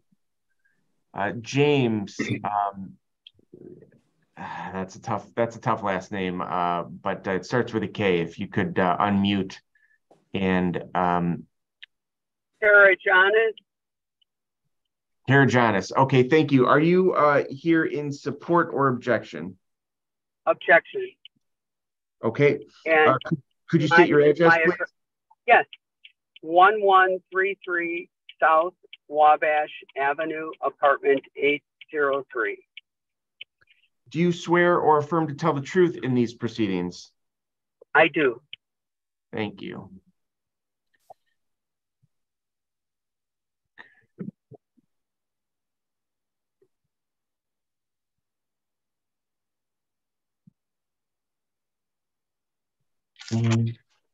Is there anybody that I haven't called? Well, I can see other people raising their hands. Tamina, are you here in objection? Yes. Could you state your name, spell your last name, and then provide your address? Tamina Abbasian, Abbasian, 1160 South Michigan Avenue, number 3601, and I'm in objection. Do you swear or affirm to tell the truth in these proceedings? I do. Thank you. Is there anyone else that I have not yet called and sworn in? If so, please unmute now. Annette Dixon. Okay, could you state your name and address, please? Annette Dixon, 1160 South Michigan, Chicago, Illinois, 60605. And apartment 1306. Thank you. Do you swear or affirm to tell the truth in these proceedings? I do. Thanks. And are you here in objection? Objection. Okay. Is there anyone else who I have not yet called and sworn in? Okay. Oh, wait. I just got another hand raised.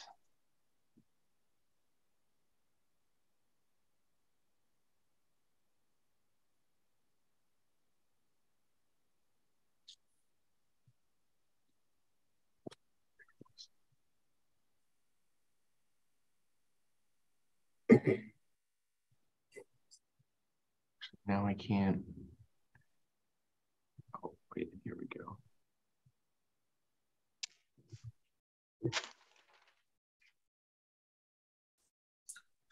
You have to accept the promotion.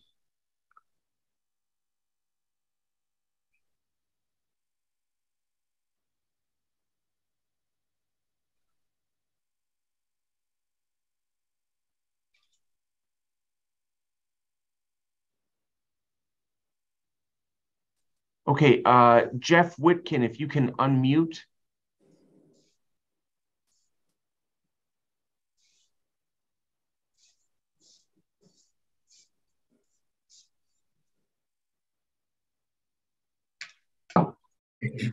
Jeff Whitkin, you need to unmute. You're muted right now. It's if you're on a phone, it's *6 to unmute. Oh, it looks like you're unmuted now. Can you speak?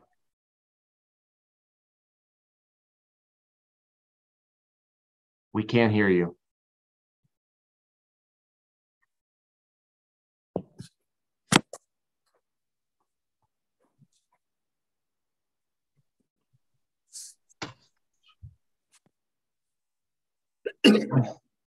Yeah, we cannot hear We cannot hear you, Jeff, if you're trying to speak.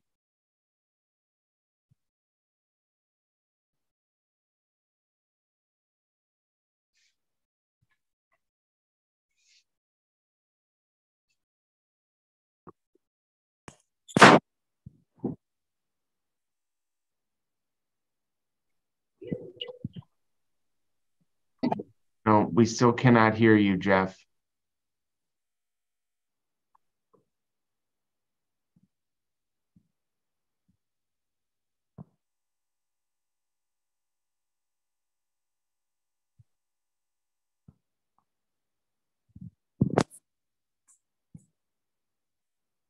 Kamal, do you have a suggestion for Jeff?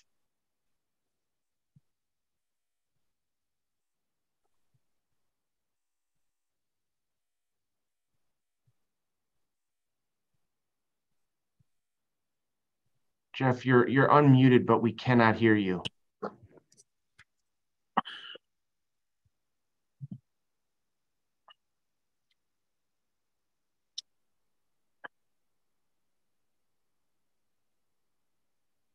Can you hear me? We heard you for a second, but then you muted. Can you hear me now? Yes, we can. Okay, great. Are you here in support or objection? Well, now we can't hear you.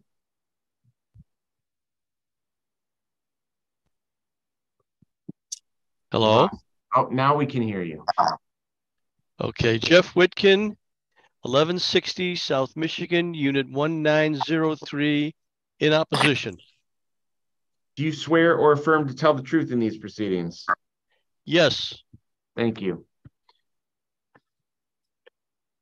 All right, is there anyone else that I have not called and not sworn in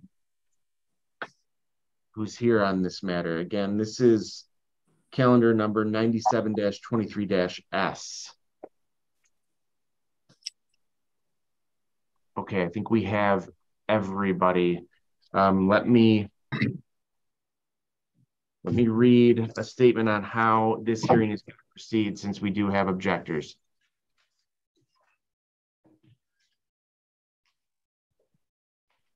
All right, I want to remind everyone that this is not a town hall. This is a hearing, so we as the board are looking for evidence that either supports or does not support the applicant's case. Here is how the hearing is going to proceed. First, the applicant will put on their case and all of their witnesses. Then we'll turn to supporters to put on their case as to why they're in support. Then we'll turn to the objectors, and the objectors can put on their case as well as ask questions of the applicant's witnesses and supporters. After that, the applicant can ask questions of the objectors. Then we'll return to the applicant for rebuttal testimony and closing remarks. After that, the board will take the matter under advisement. Throughout the hearing, board members can ask questions of both the applicant and objectors. Okay, let me read the Department of Planning's recommendation.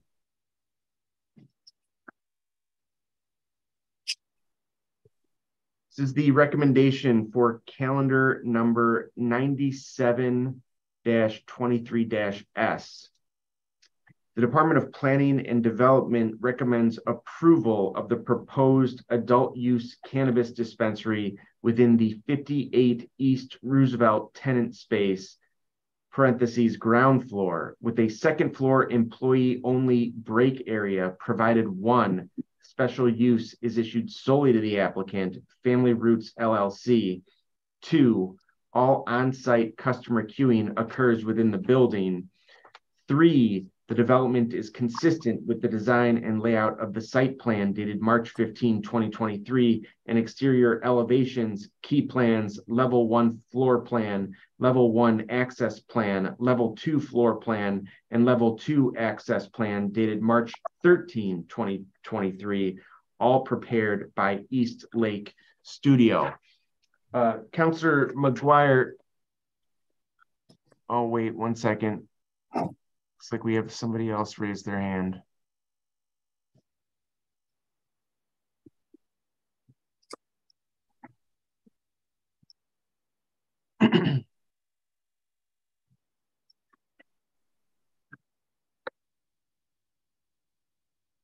Okay, Beverly, if you could unmute.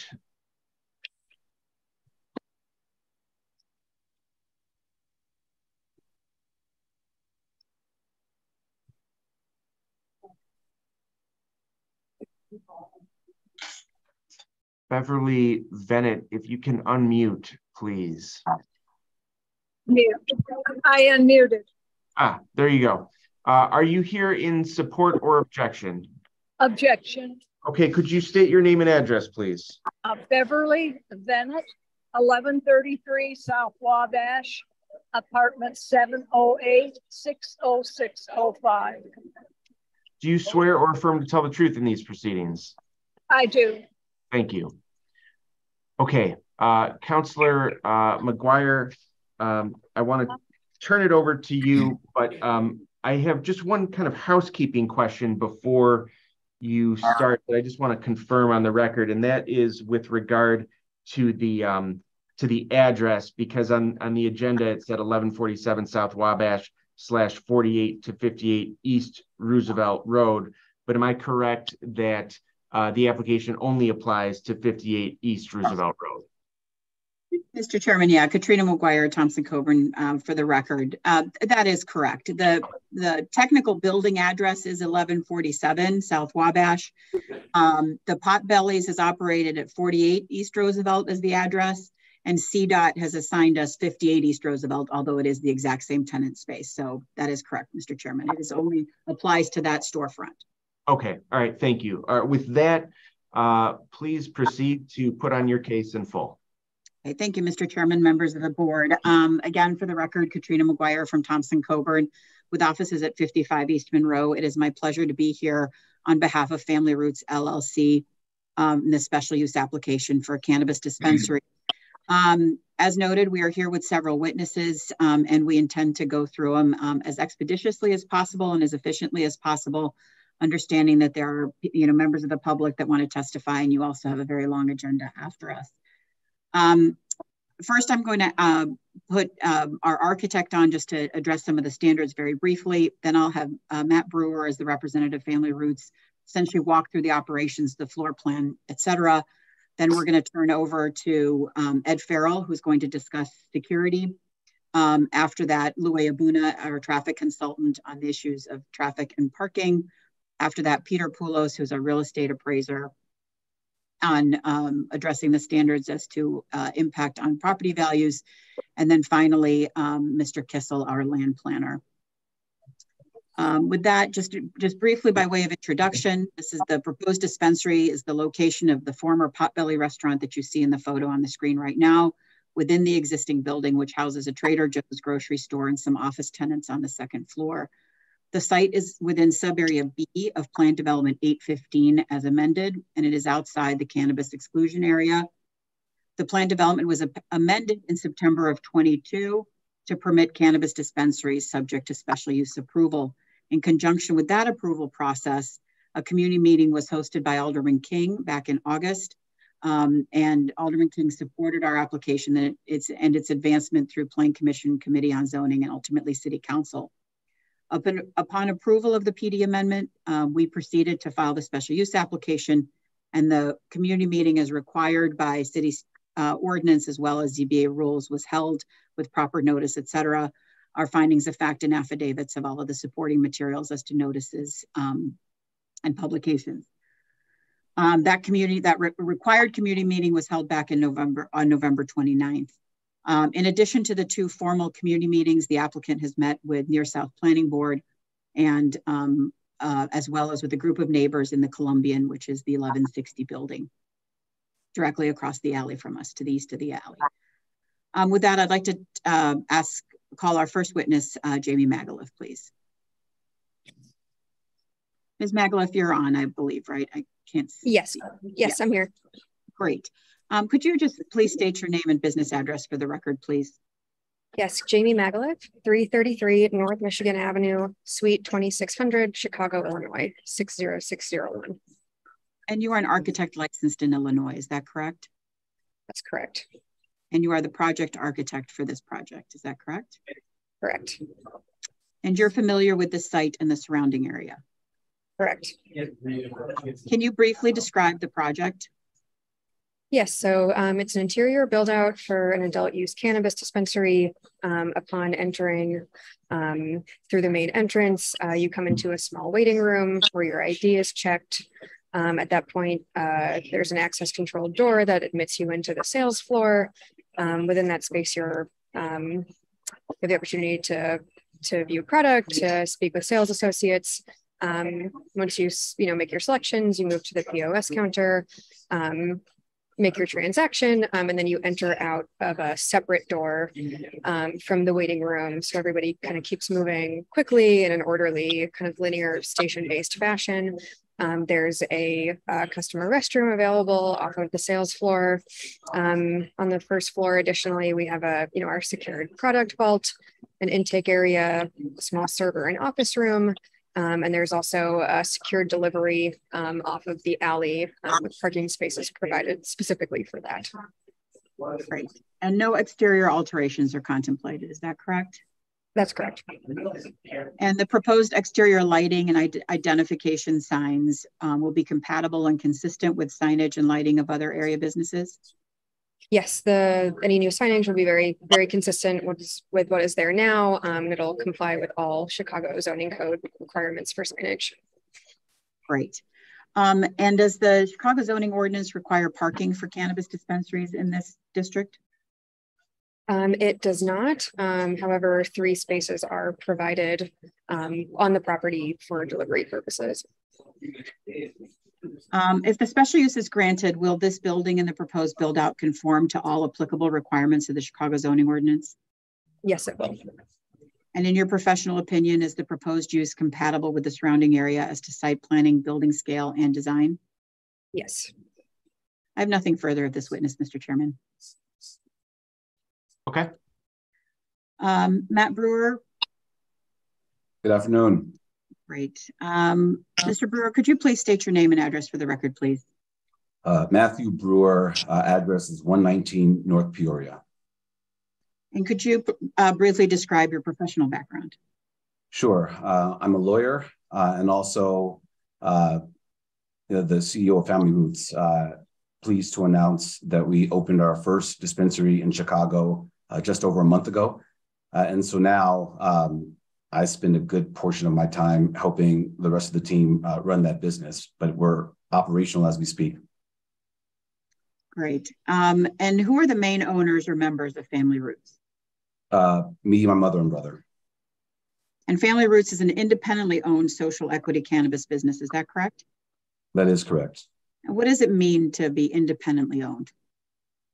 Independent means we've built it from scratch, meaning the funding, the development of the retail concept itself, the operations, the actual construction process, the team that we put together has all been work of our own, not in connection with any other existing company, no arrangements with any existing companies. We've done it on our own.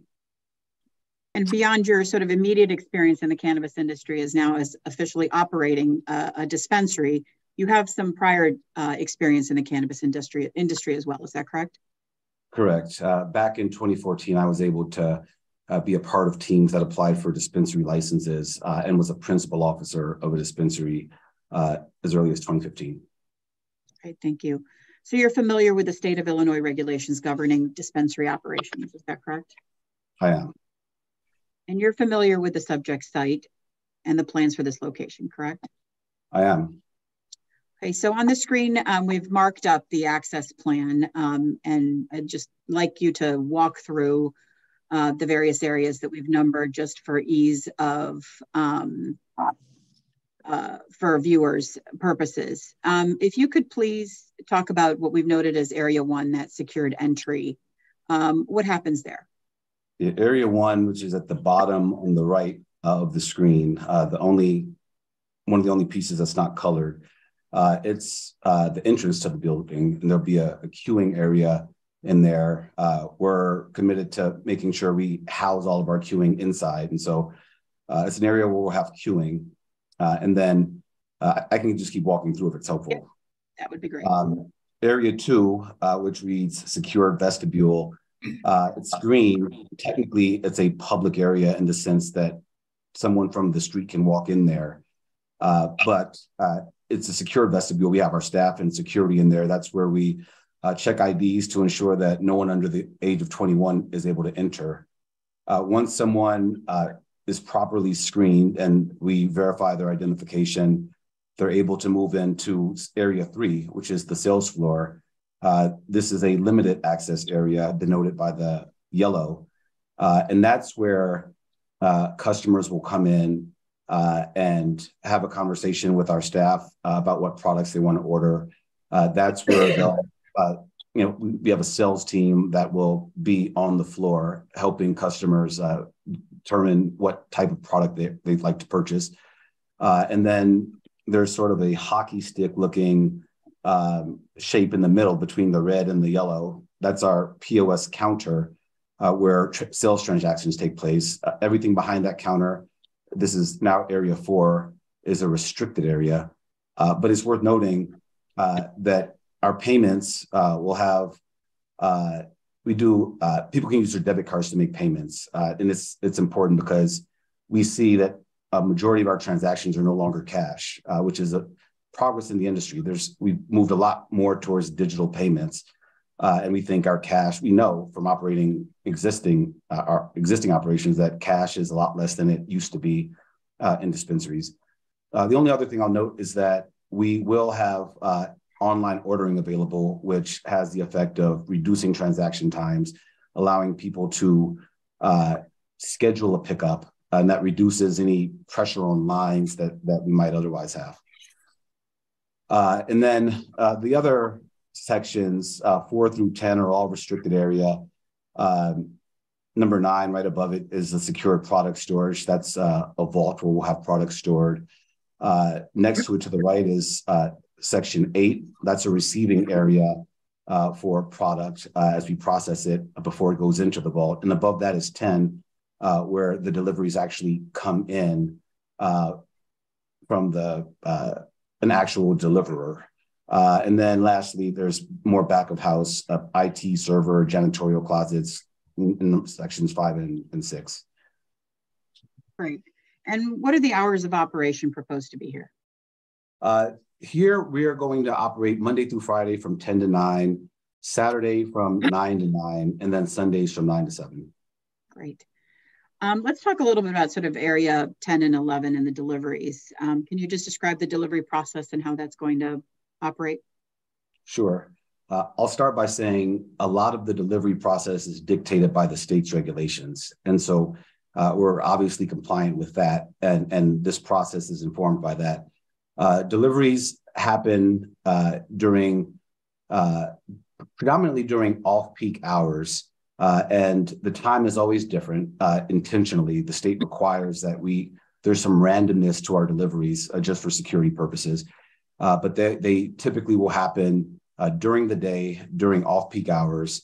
The time is only known to certain employees at our dispensary, and then the Department of the state will know as well. Deliveries typically come in a minivan or a Sprinter or some smaller vehicle. Our employee will meet the person delivering. We'll have designated spots, as Jamie mentioned, outside number 11, where a vehicle can pull in and actually drop off the delivery.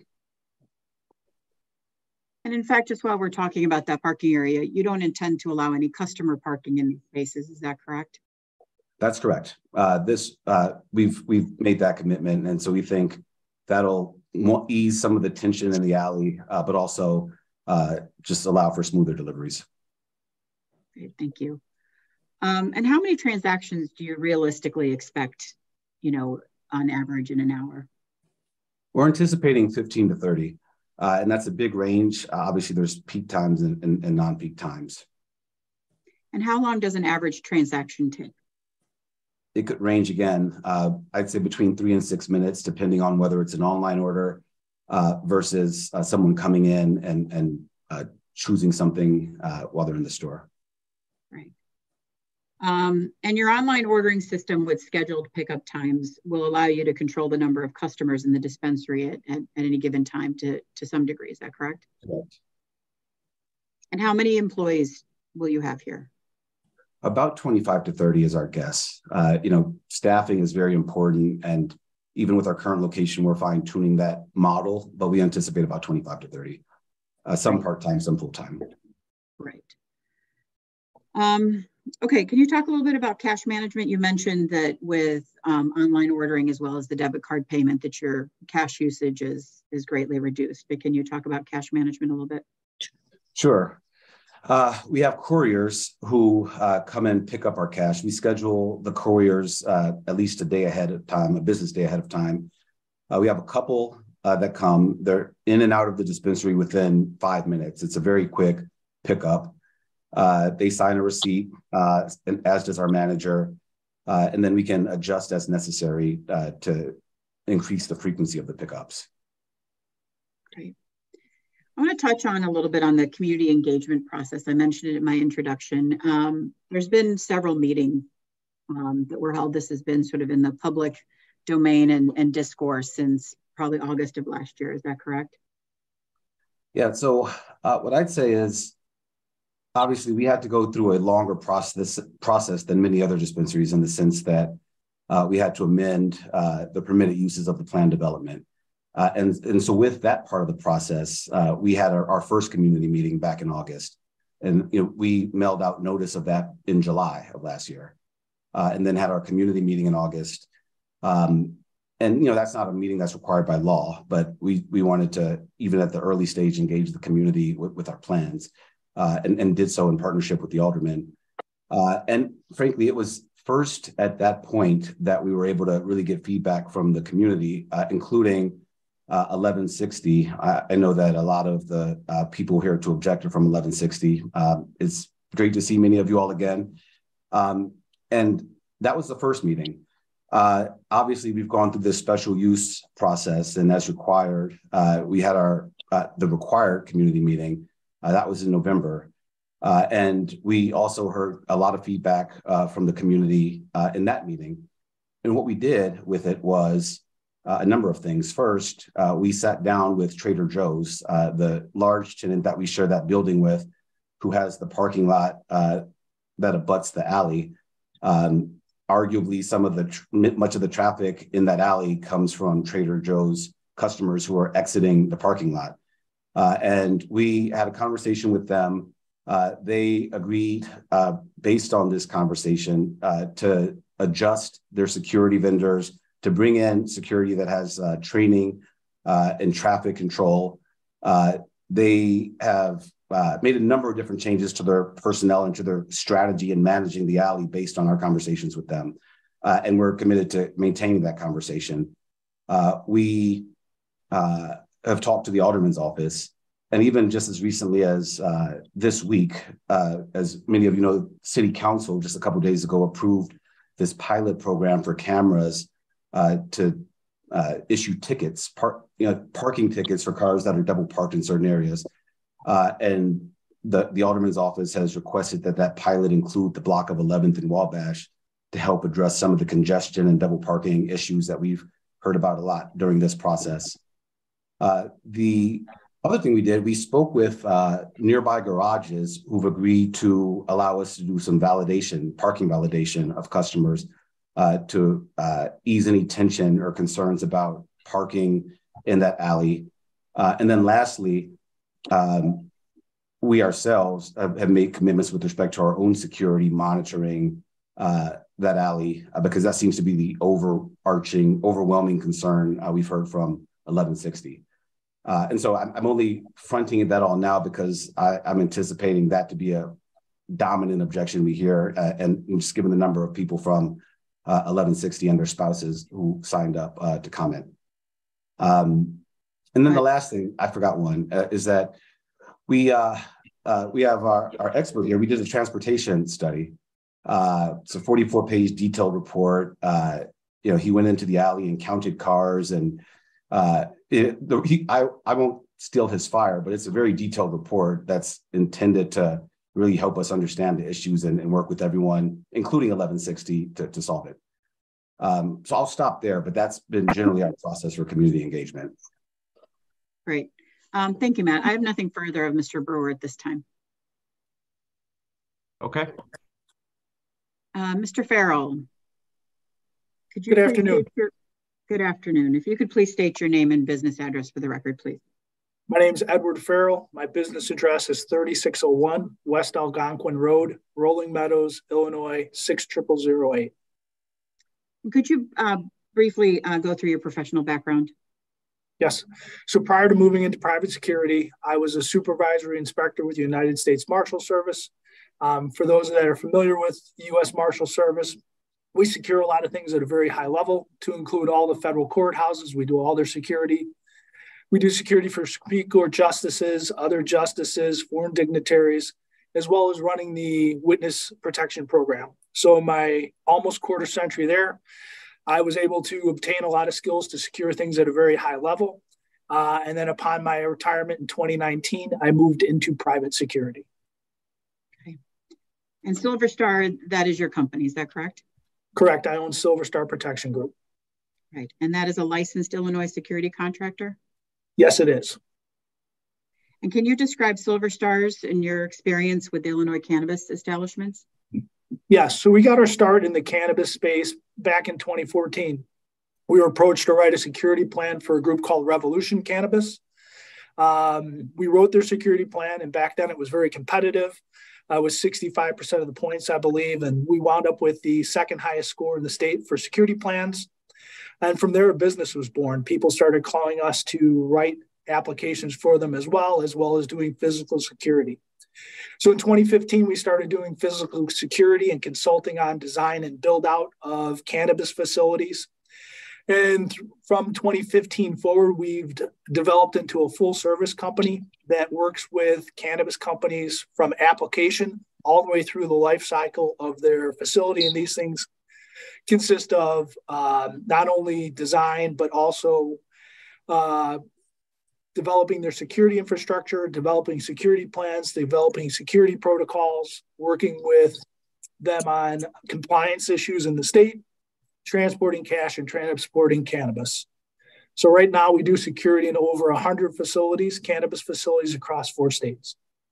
And you've testified as an expert before other municipal bodies, including this Zoning Board of Appeals before, is that correct? That is correct. We would ask that Mr. Farrell be recognized as an expert, Mr. Chairman. The board recognizes his expertise. Thank you. Mr. Farrell, are you currently providing security services for Family Roots at their 2551 North Milwaukee location? Yes, I am. And what services will you be providing at this location should it be approved? So we'll be doing physical security for this group. That includes a security plan, security SOPs. We'll have armed guards on site, 2 of them, and working with them to make sure they're compliant with state security regulations. And you've reviewed their security plans as submitted to the state, is that correct? That is correct. Can you describe the various security procedures related to the operation of this proposed dispensary specifically? Yes, I can. So upon entry, all people that walk into the facility will be screened. As I mentioned earlier, there'll be 2 armed guards at the facility during all operational hours. And that includes prior to opening. So if there's employees in the facility, our guards will be there with them. Once someone walks in, they will be screened per state law. And that comes down to asking them for an ID. They present government ID, and it's put into an ID scanner required by law to validate their ID. Once we've determined that an individual has met the purchasing requirements, they're allowed into the limited access sales floor. So on entry, our guard will be up front screening people.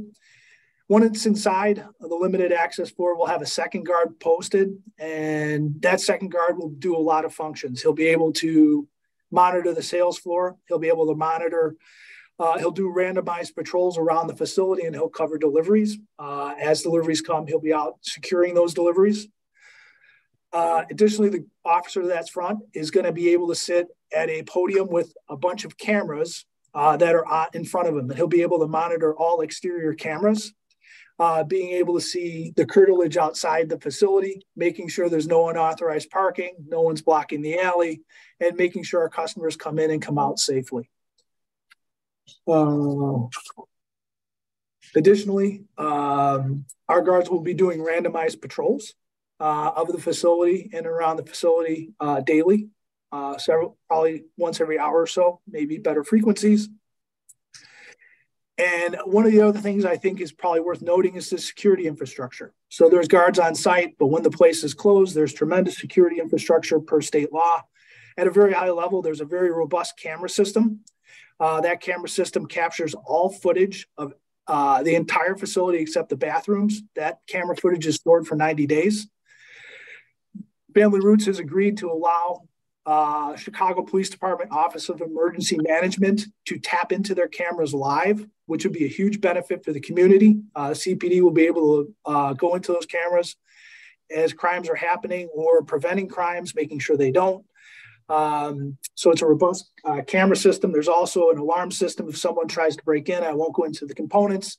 And lastly, there's access control. It's a locked facility. They'll have card readers that will be able to track the forensic movement of the facility 24/7. Okay. And specific as to the alley, that there will be cameras, additional lighting, et cetera, as part of the perimeter controls for the dispensary. Is that correct? That is correct.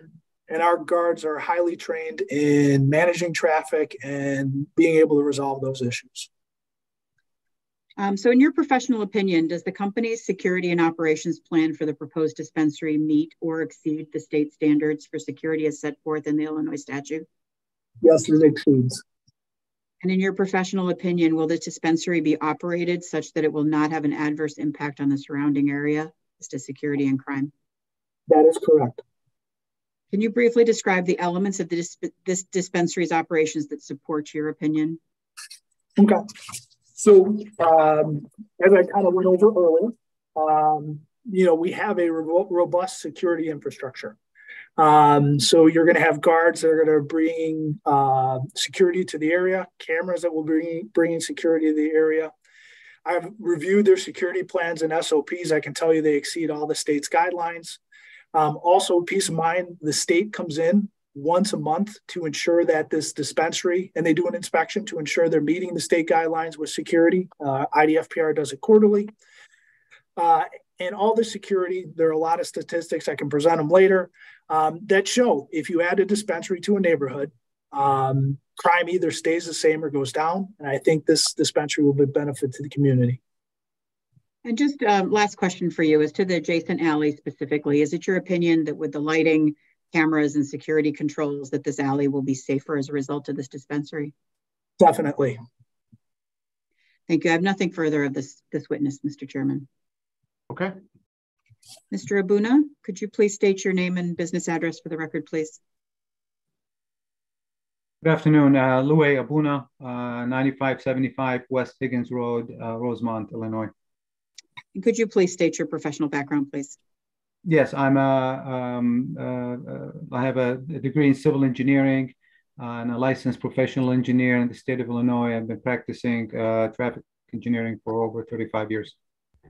Chairman, I know you're familiar with Mr. Abuna. We would ask that he be recognized as an expert, please. The board recognizes his expertise. Thank you. Mr. Abuna, what was the scope of your engagement in this case? Was essentially was a transportation study that looked at, assessed the traffic and parking impacts of the proposed dispensary on the area roadway, specifically the alley and Roosevelt Road. And this is a similar engagement to others that you've performed for cannabis dispensaries in Illinois and specifically in Chicago? Yes, that is correct. Okay, and what was the purpose of the study?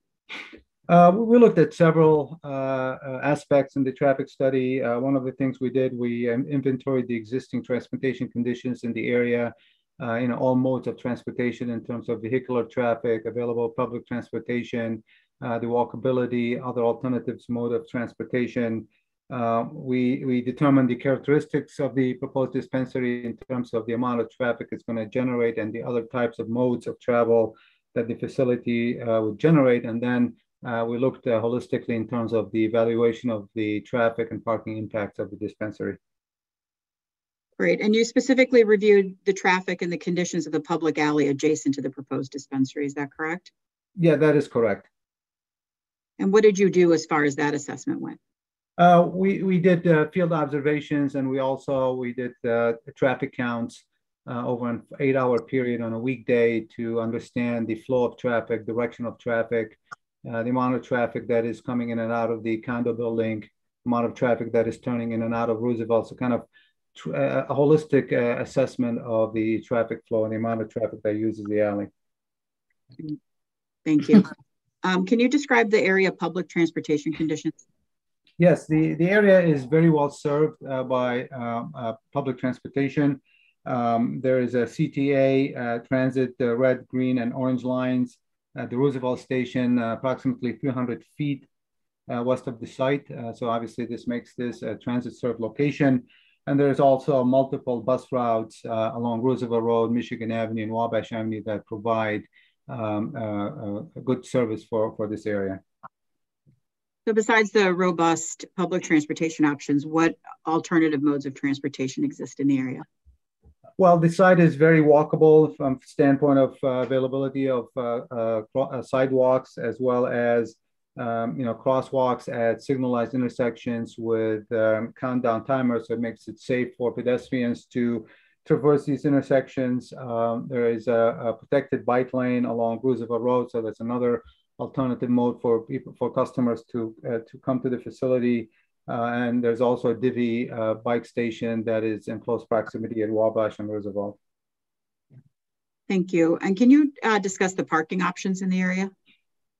Well, there's several public parking garages in the area that are within walking distance to the site. And as you was indicated earlier, there are parking arrangements made with one of the garages where there'll be 2-hour validated parking for customers to utilize the garage. There's also obviously on-street parking on Wabash Avenue should be available for customers to use. It's both free parking as well as pay box parking.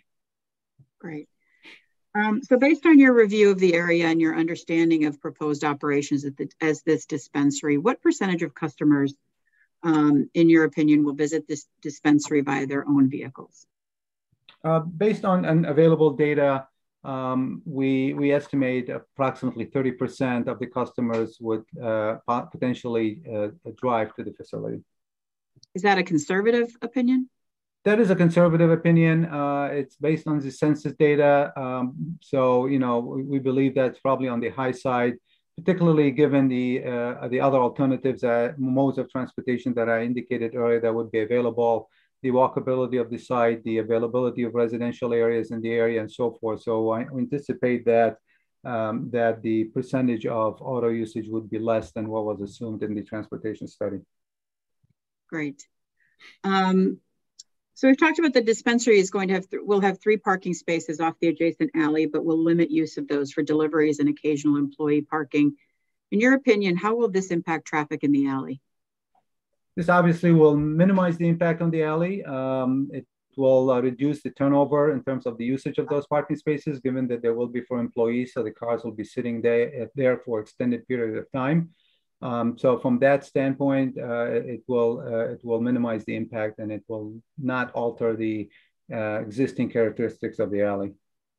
And in fact, this, along with seeking out opportunities for parking validation in nearby garages, were actually recommendations out of your report based on your analysis of the alley and existing conditions. Is that correct? That is correct. And you're familiar also with the applicant's proposed dispensary operations, specifically as to online orders and scheduled pickup times. Do you have an opinion as to how this system would impact traffic? That would definitely minimize the impact further with the online ordering, and the scheduled pickup times will reduce the overlap of customers needing to be at the store at the same time. So again, and then also will reduce the time the customers will have to be in the store. So all of these factors will reduce the impact on both traffic and parking needs. So based on your research and your expertise, did you form an opinion as to whether this cannabis dispensary at this location would be compatible with the surrounding area, specifically as to traffic congestion? And if so, what is that opinion? Yes, again, given the fact that majority of the customers will not be driving to the facility, and for the ones that will be able to utilize prearranged parking spaces as a designated garage or garages. All of that will be reduce the traffic impact and make this facility compatible given the traffic and the congestion in the area. Thank you. And based on your research and expertise, did you form an opinion as to whether this dispensary at this location is designed to promote pedestrian safety and comfort? And if so, what is that opinion? Yes, it will not have an impact on the pedestrian safety. This is not going to be a new curb cut being created here. The usage of the alley will be minimized for employees and delivery, and customers that will be driving will utilize existing parking garages. So for those reasons, the impact will be minimal. Thank you. And based on your research and expertise, did you form an opinion as to whether this cannabis dispensary would have an adverse impact on the surrounding community as a result of parking? It will not have an adverse impact. And again, that's because of the fact that the majority of the customers will not be driving. And for the ones that will be driving, there will be an opportunity for them to park in a designated parking garage where parking will be validated. Great. And finally, just focusing in again on this alley that's adjacent to the building. Based on your research and expertise, did you form an opinion as to whether or not the dispensary would have an adverse impact on the traffic and operation of the adjacent alley?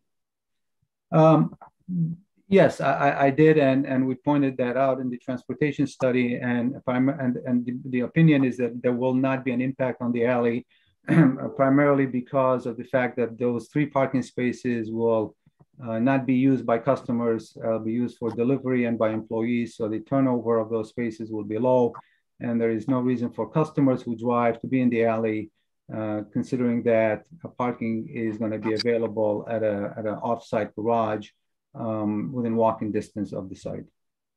Great. Thank you, Mr. Aboon. I have nothing further at this witness. Okay. Mr. Poulos, if you could state your name and business address for the record, please. Peter Poulos, business address Monroe Street, Suite 25, Chicago 06. Mr. Poulos, your internet is, I think, a little shaky. You may want to shut your camera off to see if we can get a better feed. Is that any better? It is better so far, at least. Thank you. Okay, sorry about that. That's okay. Could you just briefly state your professional background, please? Sure. I'm a state certified commercial appraiser. I've been doing commercial appraisals for over 20 years, and I have the MAI designation.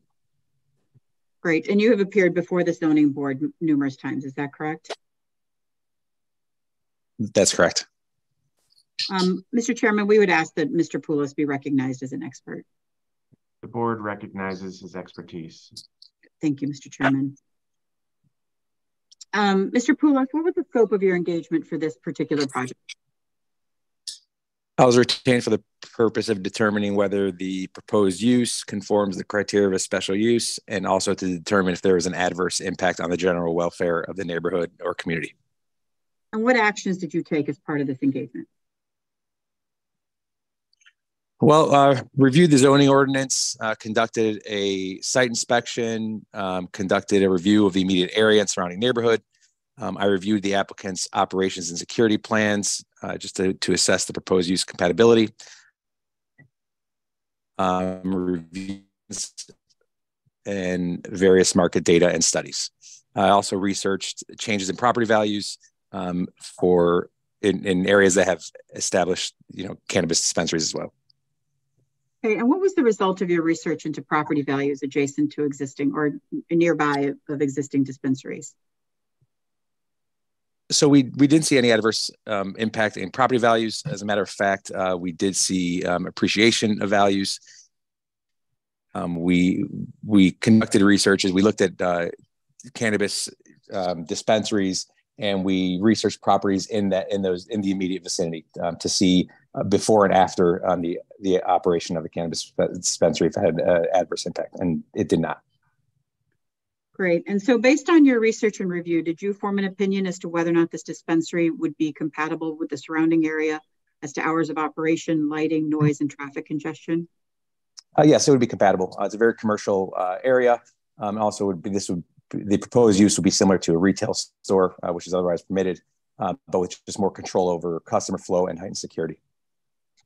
Thank you. And based on your research and review, did you form an opinion as to whether or not this dispensary at this location would have a significant adverse impact on the general welfare of the neighborhood or community?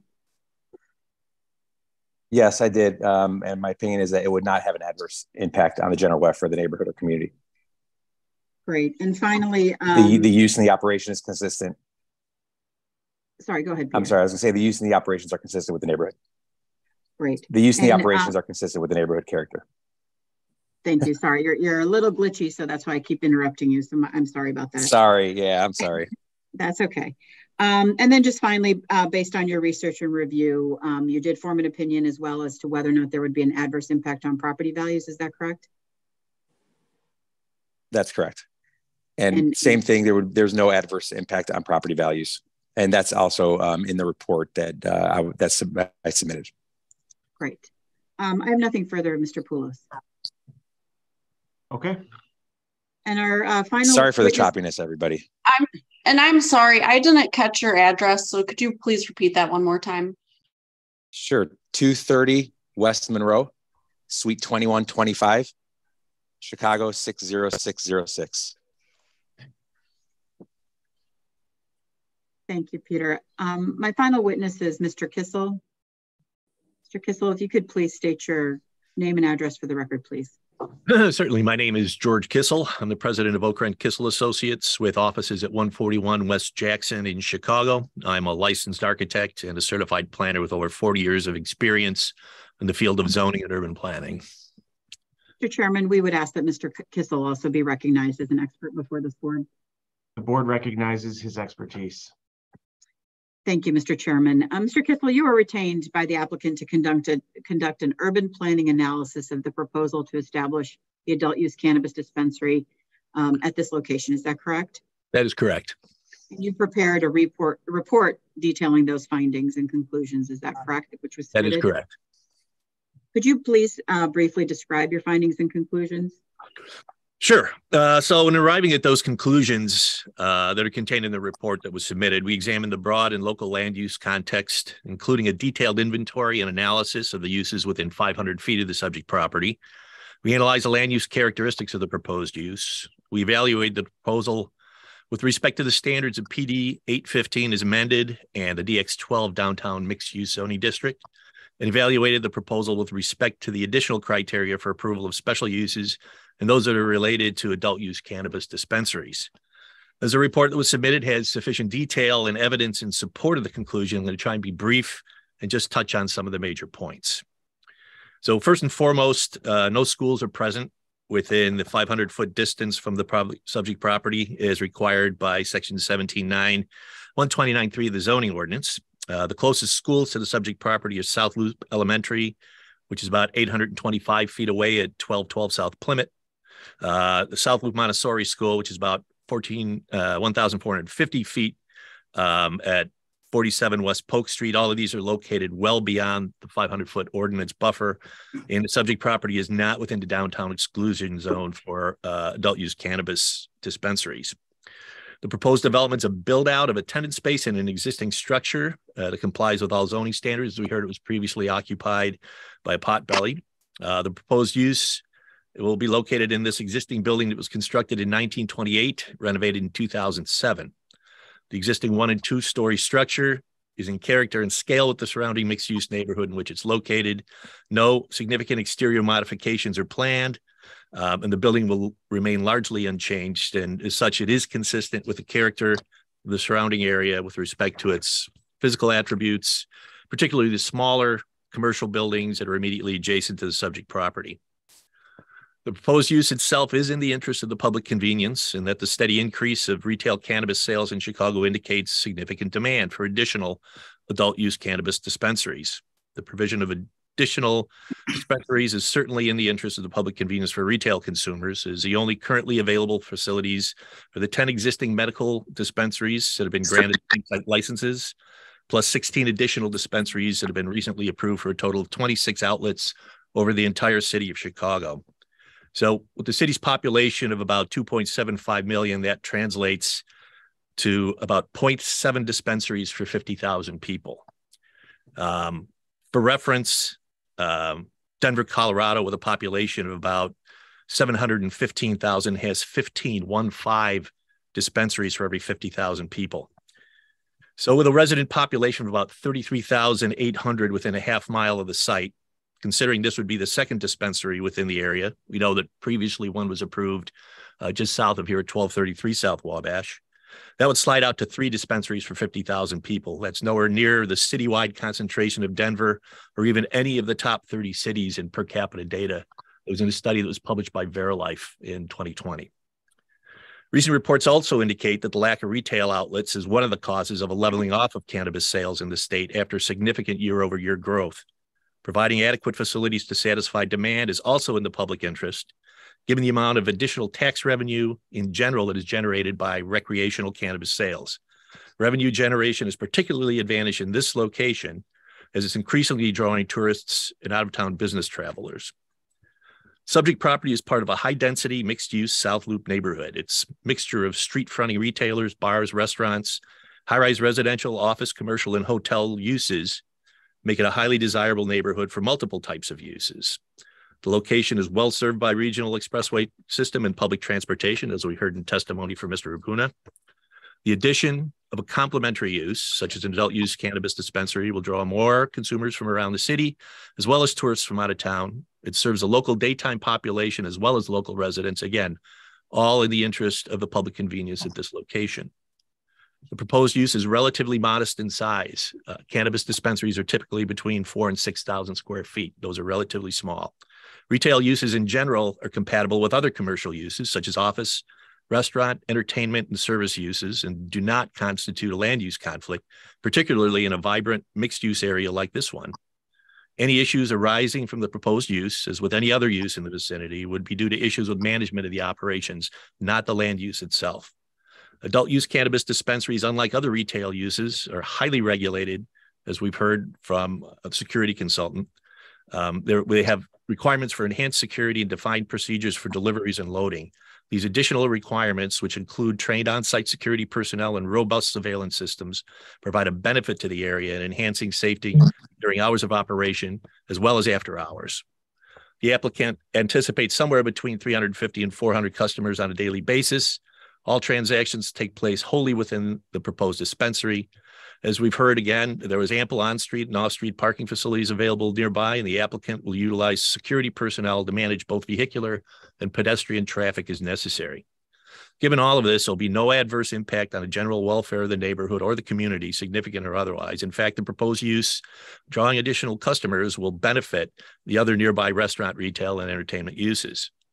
Anticipated hours of operation are 9 a.m. to 9 p.m. Monday through Friday, 9 a.m. to 10 p.m. on Saturday, and 9 a.m. to 7 on Sunday. These hours of operation are compatible with adjacent uses, not in conflict with other commercial, office, hotel, and service uses in the area. The use will operate again in a similar fashion as other retail uses, but with much more structured and regulated procedures. The proposed use is modest in size, similar to many nearby commercial uses in the general area. As such, it's anticipated that the traffic generation will be consistent with other uses in the area. Given the anticipated customer volumes and employee load, the location of subject property near transit and ample public parking option, and the close proximity of daytime employee, tourist, and resident populations, significant amounts of vehicular traffic are not anticipated.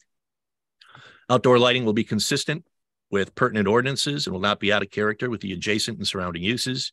Given all of this, the proposed use is compatible with the character of the surrounding area in terms of operating characteristics, such as hours of operation, outdoor lighting, noise, and traffic generation. Again, the proposal makes no physical changes that would affect pedestrian safety and comfort. No additional curb cuts are proposed, and as mentioned earlier, personnel will be made available as necessary to manage traffic and parking, particularly in the adjacent alley, as well as to direct customers to the facility.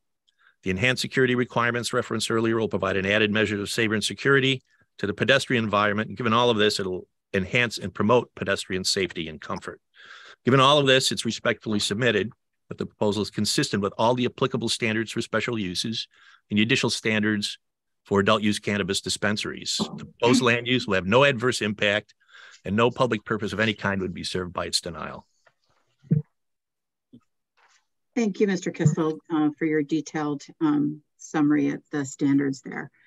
With that, that completes our case in chief, Mr. Chairman. Thank you, Councilor. Before we get to the supporters, are there any questions from the board?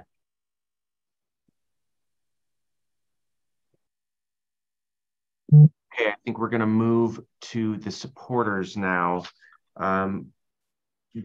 Jenny Myers, if you could unmute and tell us why you are here in support. Yes, hi, thank you. So I've been a resident in the neighborhood for 17 years now, and I believe this is going to be an amazing addition. I think for all the, and to just hear the detailed testimony of the increase of security, the plans that they've got for parking, I think it's certainly going to be better than what they did for Potbellies. I also know I've been to the dispensary up in Logan Square. It's gorgeous. It's a high-end facility. This is not bringing in ruffians or, you know, shady people. It's, I don't know, business people like myself who come into the dispensaries and are bringing business into the community. More than anything, this is a true Black-owned business. And I think it's incredibly important for us to be supporting Black-owned businesses in the community. Thank you. Thank you very much. Okay, let's go to Alex Ford Carther. Thank you for having us. So we have been residents in the South Loop for 12 years.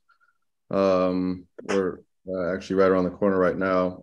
My wife is actually the Chief Medical Officer and a partner of the Options Medical Weight Loss Clinic, which is above the proposed location.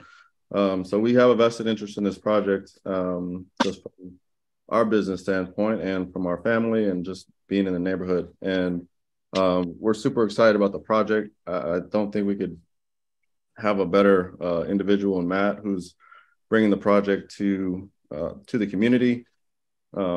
He's someone who's been in Chicago most of his life, so he knows some of the ins and outs, and I don't think you would find someone more committed to the community and making sure that not only his business is going to grow, but the communities and the businesses around him and the neighborhood, I think are going to be greatly affected by this business. It's not like $1 billion company that's coming in and just putting a dispensary in here. It's someone who I've known for a while and who I truly believe would be a big value add and a great asset to the community.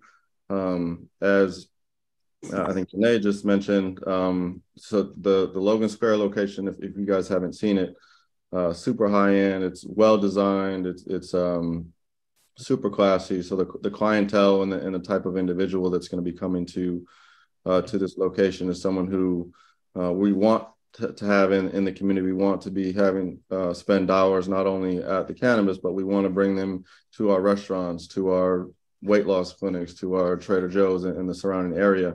You know, we are obviously, you know, in the same building, and so I do know some of the complications within the alleyway and some of the congestion there. So I'm super excited to hear about the plan that Matt and his team has in place for not only traffic management, which I know can be a problem, but the security. I'm a father of 3 kids, and I know that the area itself is in need of a little bit of revival. And I'm super excited to have Matt and his team bring this to the community.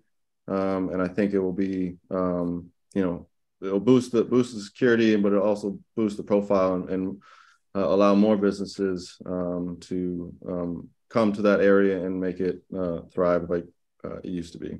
So thank you. Thank you very much. Okay, before I go to the objectors, I do want to check in with Bonnie Sanchez Carlson and see, I know she's not in opposition, Bonnie, did you want to say anything before I go to the objectors? Sure, if you allow me to. Oh, yes, please. Good afternoon, Chairman Sanchez and members of the board. My name is Bonnie Sanchez Carlson, and I am the President and Executive Director of the Near South Planning Board. We are a not-for-profit community-based organization serving the businesses, institutions, and stakeholders on the Near South Side. So first, thank you for allowing me to speak briefly in front of you regarding this application. Near South Planning Board has had opportunity to review plans for this application presented by Family Roots LLC on several occasions and have numerous discussions on this proposal. Please note that Near South Planning Board does not object to the proposed use. We realize that it's a unique situation and there's a shared alley with neighboring residents, a very tight, busy alley, especially with Trader Joe's there and heavy traffic on Roosevelt Road. And we found, based on the information we had received regarding traffic and parking, that we couldn't fully support the application as proposed. However, we weren't going to object for these purposes today of the use. So we had recommended that the city required a more detailed analysis on how they, Family Roots business, would intend to address the parking traffic in an already congested alley and repair of the said alley if permitted to move forward. So we appreciate the support of the Zoning Board of Appeals, and thank you for listening to our recommendations.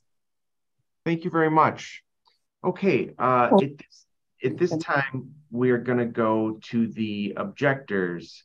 But before I call on any of you, I want to say something just because there's a lot of you, and from experience, what tends to happen in situations is we get a lot of redundancy, the same objection over and over and over again. And what I want to tell all of you is, if the person who goes before you or the person who goes first gets it all out and everything that you wanted to say, please just tell us that you agree with the objections of that were already made. And if you have something new to add, please add it. But the point is that we want to try to avoid redundancy. With that said, is there, and I don't know if there is, but is there one of the objectors that is that you've chosen to take the lead? I don't know if you guys are a group or not, but I'll just raise the question. Is there someone who has been chosen to take the lead? Well, I prepared a PowerPoint which might address a number of the issues. Was that submitted to the zoning board? Yes, it was. Okay, let me see here.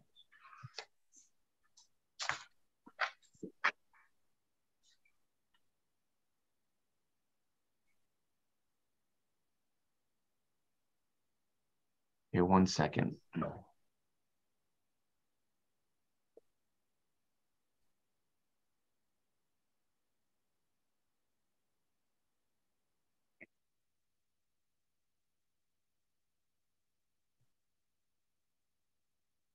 Okay, I think we're going to try and get it up here.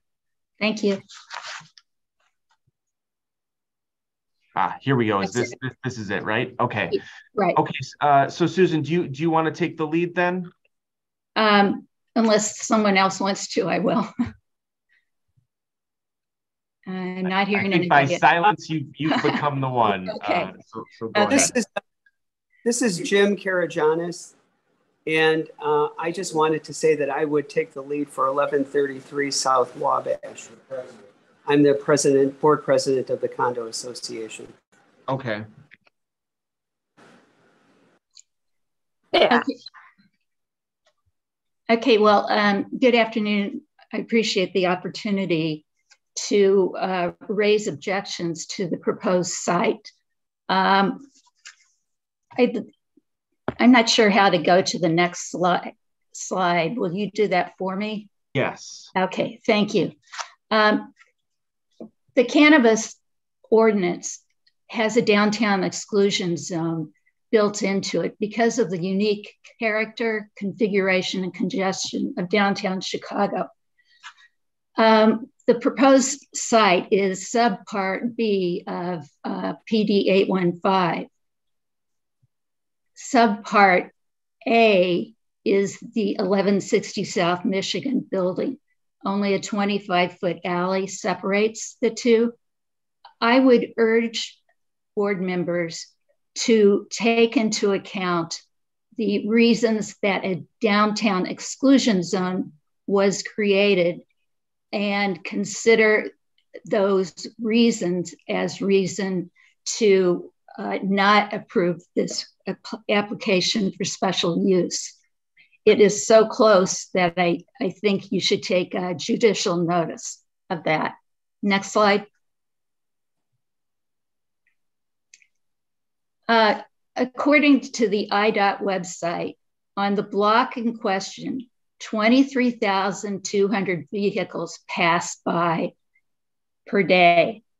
Now, the IDOT would be an average of over a long period of time, I would think, and I submit would be a more valid consideration of the parking than someone who's done a one-time 8-hour study. Roosevelt is a highway. There's no parking allowed on it. Ride shares can't pick up there. Next slide. So it's not in the interest of public convenience to approve this special use application. Last year, you approved a special use for a cannabis dispensary at 1233 South Wabash. You can see in the picture, there's an arrow pointing out where the approved site is. It used to be called the Wabash Tap. And then FRCD is the proposed location, of course, where Potbelly's used to be. You can see the fact that I could get in, a cell phone camera, both sites, how close they are. Next slide.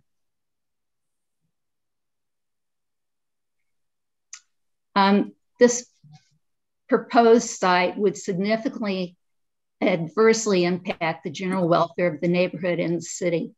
The sidewalk in front of the site is already extremely congested. There are thousands of skateboarders that go by each day. I know that people came and did one-time inspections of the area, but I hope that you will take into account the lived experience of the people who live close to the proposed site. The embedded bike path, it's actually on the sidewalk. There's a bus stop for three different bus lines. But more than anything, it's the gateway to Chicago's crown jewels, to the museum campus, to Soldier Field, to the lakefront, to Grant Park. On days where there are, games or special events, you can barely get by on the sidewalk. And I am concerned that having the dispensary where it is will really have an adverse impact, because I'm concerned that people will get the product and then immediately use it. That's a special concern because the skate park with young people are there. I'd also point out that there is a daycare within a block at 11th and Wabash, and also that Columbia College has facilities all over the area where there are people who are not of age. Next slide. Next slide, please. It would jeopardize the city and neighborhood revenue. I think it poses a risk to tourism. For this, the city depends on tourist revenue, as does the citizens and our neighborhood. The existence of 2 cannabis dispensaries less than 600 feet away would impact the character of the area, creating a perception that it's a mecca for cannabis purchases. Perceiving the dispensaries as cash businesses, I know that Mr. Brewer has high hopes that most of the business will be by card, but there is no proof that that is going to be the case. And I think the perception is that it's a cash business. And I think that would could make this area seem undesirable, particularly given the incidence of crime in the area already. Next slide. It's not compatible with the character of the surrounding area in terms of there's a lack of parking. Now, I heard today that the 3 spaces are going to be utilized for delivery and the other 2 for staff. So there's absolutely no parking. I heard Mr. Brewer say that there was going to be arrangements with parking garages in the plural for validation. But yet I only heard that there was 1 parking garage, and I haven't heard what it was. And we have asked for that information repeatedly. So I think that it's quite vague on that. And I think that the board should require more information about that and in parking in general, given that there's no parking allowed in Roosevelt or Michigan. Mr. Brewer and his staff have acknowledged that the alley congestion is significant and that double parking is a real problem. I have concerns that the plans for security are incomplete. I had a email exchange with Katrina this past week, or I think I sent my email on March 9th and she responded on March 15th. And I asked about security cameras and security. And I appreciate that she did respond. And let me read you her response. The applicant Family Roots will have 2 security guards at the store, one of which will continually monitor and patrol the exterior, including conditions in the alley adjacent to the building. Part of the guard's responsibility will be to keep the alley clear of any double or illegally parked vehicles. High-tech security 180-degree cameras will be trained on the alley 24/7. My concern here is today I didn't hear any commitment to a guard being outside dedicated to dealing with the exterior concerns. I didn't hear that, and I would like for that to be a condition for if you do choose to approve the special use. We were also told at the meeting on February 15th that they had not been successful in getting garages to agree to a validation program. I would ask that they disclose what garage it is. Next slide.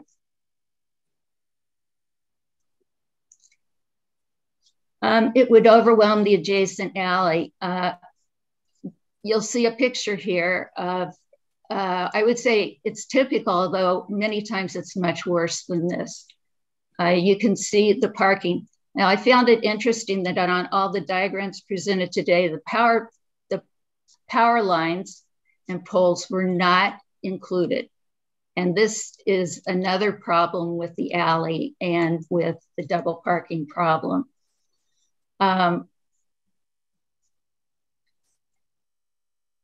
You can go to the next slide. It's not compatible with the character of the surrounding area in terms of traffic generation. There is congestion. There you see a better view of the power poles.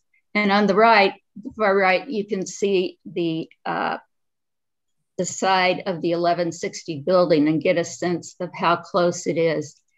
And perhaps you're aware that the alley is the only means of entrance and exit to for the 1160 building from the its parking garage. Next slide.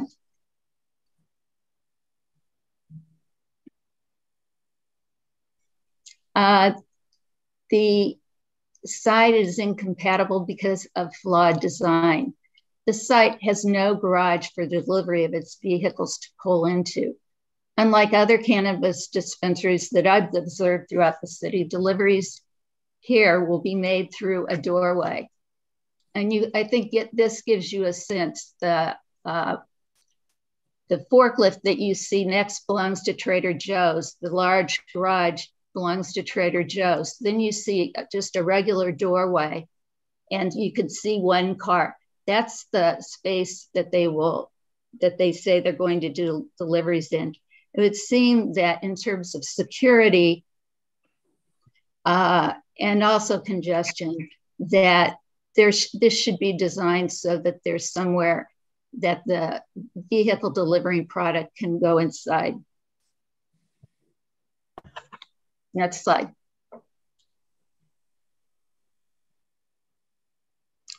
It does not promote pedestrian safety and comfort.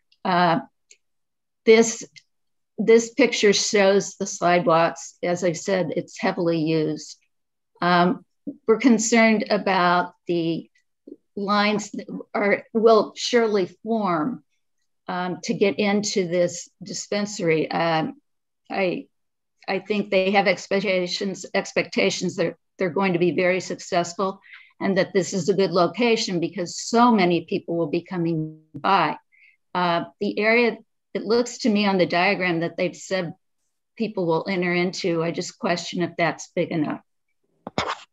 Next slide.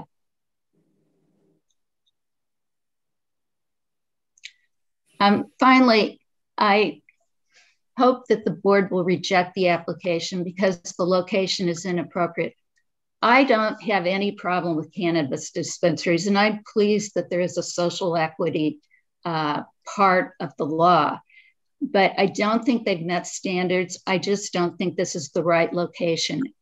I don't think their plans have provided an acceptable plan to overcome traffic, parking, and security concerns. And if you do go further with this application, I strongly urge you to put in conditions in regards to parking, in regards to security, so that will hold them to what they've promised in meetings. Thank you. Okay, thank you very much. Couple of things.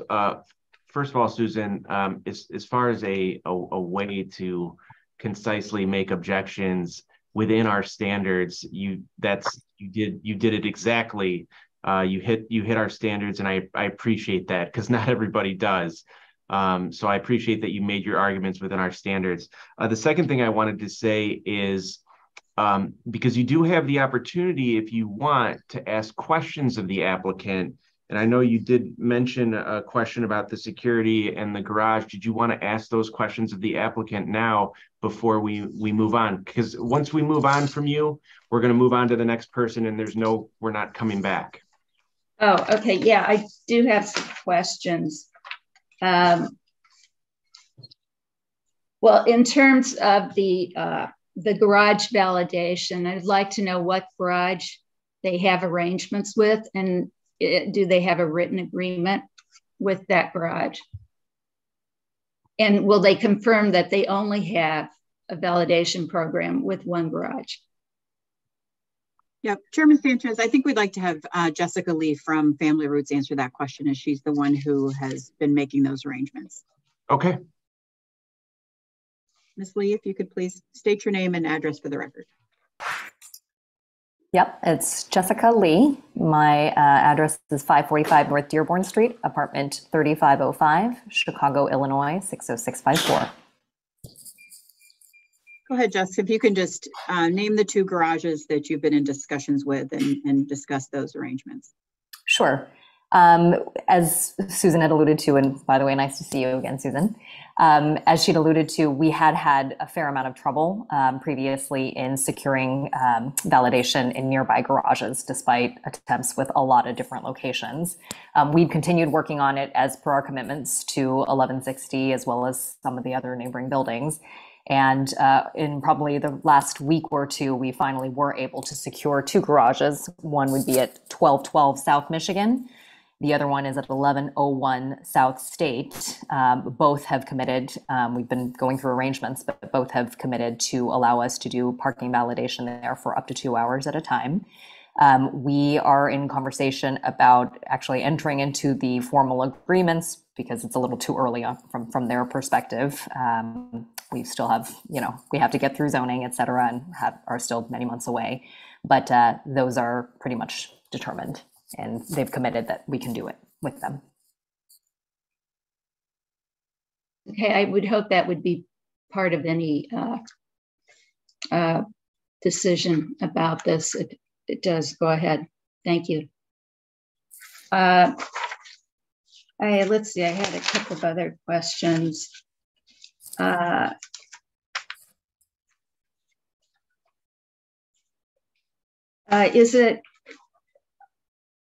Is it correct that there hasn't been any consideration of the crowds that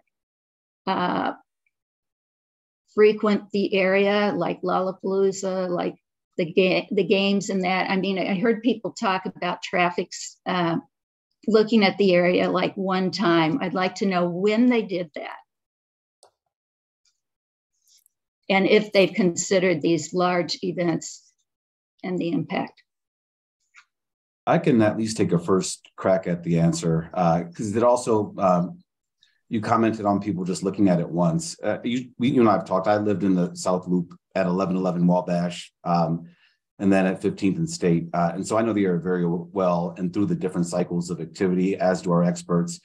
We absolutely gave consideration to those peak times. There are certain periods of the year, Lollapalooza, the Taste, when the Bears play, where there's increased activity at Grant Park. And our security measures, our staffing measures will be different during those peak times to accommodate for that. And we think the space will still allow us to uphold our commitments with respect to parking and no lines outside. Okay, I'd like to hear from the experts. What days did they do their studies? Rabuna, could you chime in? Yeah, we did our specific count and observation in January. I think it was on a Tuesday in January. What time of day? What's that? What period of time did you do it? When did you start? When did you leave? I'm sorry, there are too many people talking. You're asking what? I'm sorry, what hours did you do the study? We did it 7 in the morning till 11, and then 4 p.m. till 8 p.m. 4 p.m. to 8 p.m. 4 to 8, yes. And 7 to 11. So you didn't look at the whole afternoon. Well, until 4 o'clock. Until 4 o'clock. Yeah, we did 7 a.m. to 11 a.m. and then 4 p.m. to 8 p.m. Those are the typical time periods that overlap with the commuter traffic. So that's when you capture the highest amount of traffic. Okay. I heard reference to biking being a means to come to the dispensary. Are there any plans for a bike rack?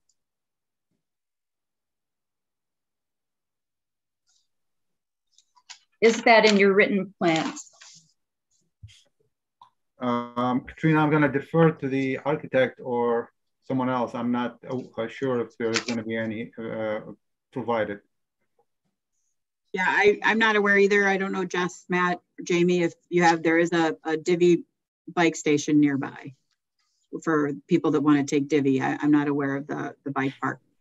Currently, yeah, go ahead, Jessica. Currently, we don't have it drawn into the plan, but I think that can be accommodated if necessary.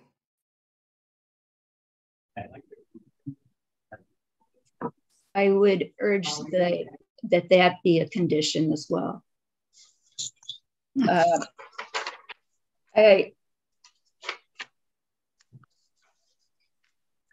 Give me a minute.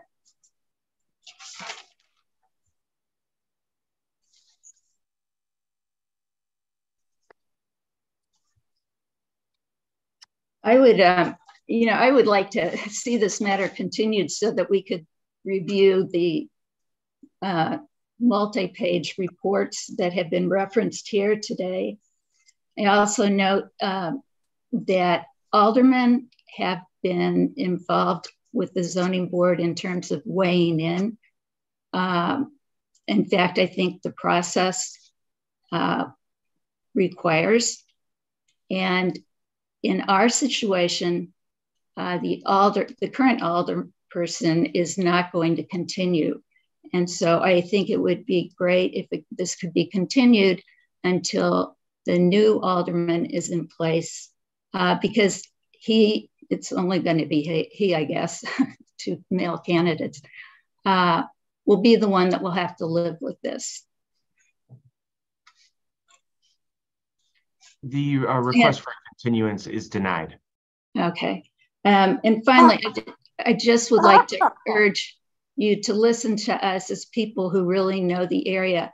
I didn't hear that any of the witnesses actually live in our neighborhood. I heard a couple live on Dearborn, and maybe I heard wrong, but I didn't hear anybody that actually lives within a block or two of the proposed site.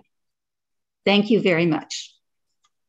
Okay, thank you. All right, do we want to go to Jim Karajanis? Hello, this is Jim. Oh, okay, great. All right, Jim. So just a reminder, we heard a lot from Susan, and if you agree with what she said, please state that. If you have something new to add, please do that. But please try to avoid redundancy. Okay. So first, I would like to say that Susan did an excellent job, and she covered a lot of things I wanted to discuss, and I am in agreement with everything that she said. I have just a few things to add and a few questions. So my first question is I wanted to find out if this project had the Chicago Fire Department's approval. Did they look at plans and access, for to access the alley with their engines? Because anytime there is a fire with a high-rise building, they at least come with 3 engines. And I'm just wondering if they had any input in this thus far. Okay, who from the applicant wants to answer that question? I'm happy to answer that, Mr. Chairman. So a couple things. The fire department actually reviewed this, which it normally wouldn't actually at this point in the process, or for a project like this where there are no alterations being made to the building or the alley or the addition of parking, but they did actually review this in the context of the plan development amendment that we went through, and did review the site plan and indicated their support and approval. Okay, thank you. And my next question, one of the, I wanted to ask Mr. Poulos, I'm sorry, not Mr. Poulos, the gentleman that did the traffic study.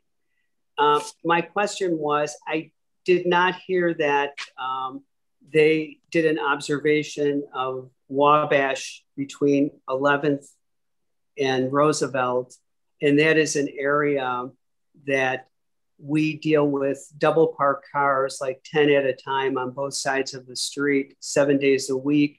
And myself and our residents, you could check the 911 records.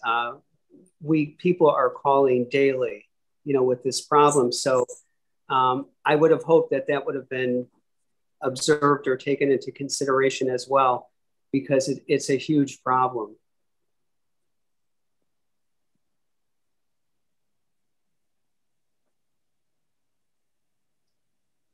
Do you have a question? Is that a question or? Oh, no, so yeah, so I'm sorry. My question was, I'm sorry, I thought I made that clear.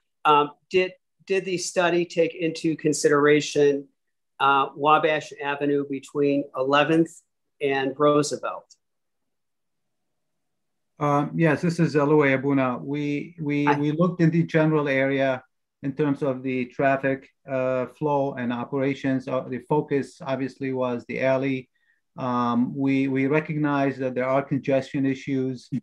This is a highly traveled intersection, highly traveled corridor. The issues with double parking are existing conditions that really have nothing to do with this location. And we don't anticipate that that would be exacerbated by this dispensary. As I testified earlier, any customer who is going to be parking, driving and parking, they will be utilizing the parking garage and the validated parking spaces. So we don't anticipate that what's happening today will be exacerbated by the facility. So, so specifically, did you observe Wabash Avenue between Roosevelt and 11th? That was my question. Like I said, we generally observed the traffic in the area. We did not make specific notations of what's happening on Wabash. In particular, okay, our focus was the alley and Roosevelt. That's where the store is going to be located, and then where the offsite parking. Okay, so you did not specifically observe Wabash.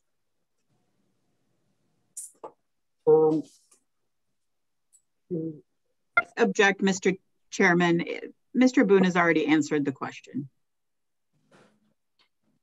Right, and I very specific, and I didn't get a specific answer. I'm just making that clear.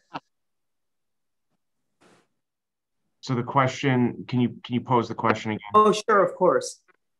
So did you specifically observe Wabash Avenue between 11th Street and Roosevelt Road?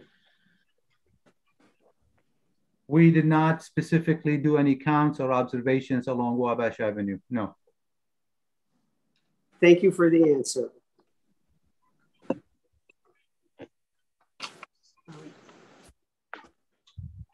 Mr. Chairman, can I just ask a question? I'm going to want to ask Mr. Abuna a follow-up question on that. I'm happy to wait until rebuttal opportunity unless you want me to jump in now, whichever you prefer. Let's wait for rebuttal unless you're intending to introduce something new. I'm not. Okay, then we'll wait for rebuttal. I just have one more question, just about clarification. And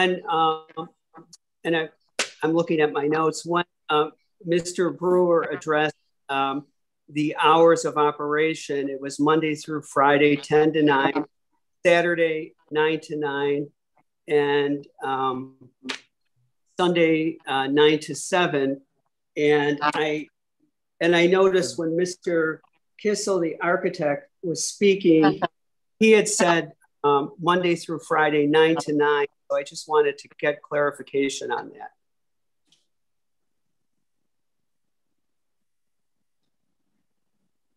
Do you want clarification on the hours? Yes, thank you. Okay. Yeah. Can someone from the applicant clarify the hours? I can. We'll open at 10. 9 o'clock refers to the time when we may have staff in there beforehand opening and getting ready, but our hours open to the public is 10 o'clock. Thanks. Thank you.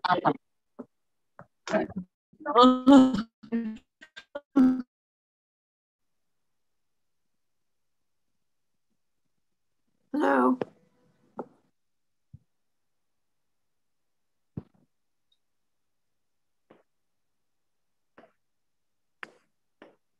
Did we lose Jim? No, I'm here. I'm sorry. Okay, Jim Karajanis is the only person who's talking right now. Everyone else should be muted.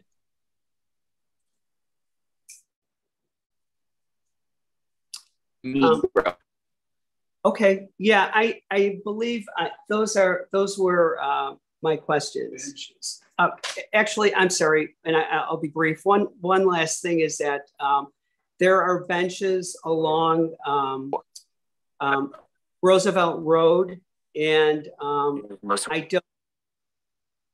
I don't know if anyone has spoken on the team, if anyone has spoken to the alderman's office with regard to removal of those benches, these metal benches, which they're pretty unsightly, and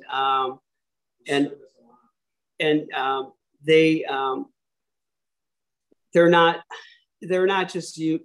Let's just say they're not just used for people sitting and enjoying, and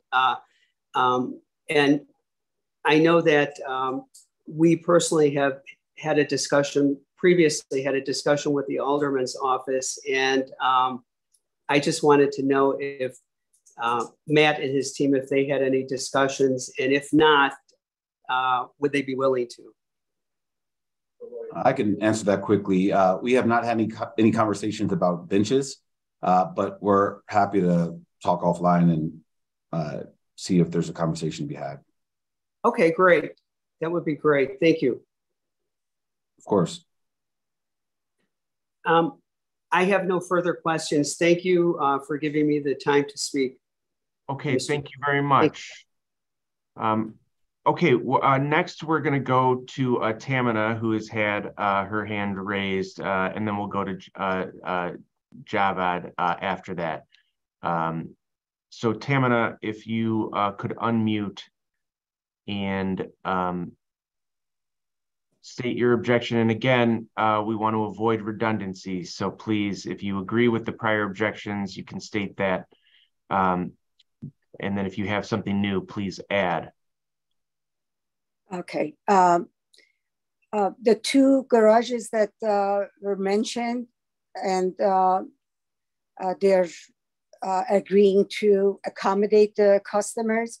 They're pretty much far from the location, and they would not be appealing to customers. That's one. The other thing is, as a resident of 1160 for the past 10 years, when I go outside on any day in summer,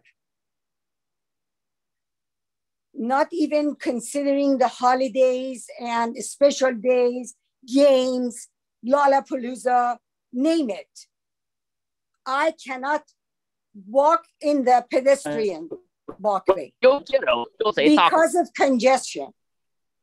And I cannot imagine adding this dispensary, how much more congestion is going to be added to that.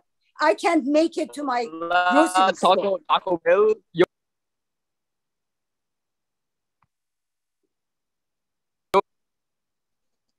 Okay, I don't know if I'm audible or not.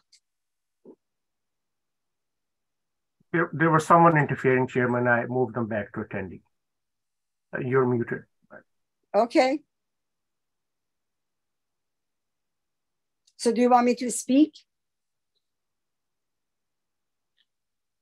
Oh, I'm sorry, I was muted. Yes, you're permitted to speak. Please, Tamina. Okay. I don't know when you couldn't hear me. My first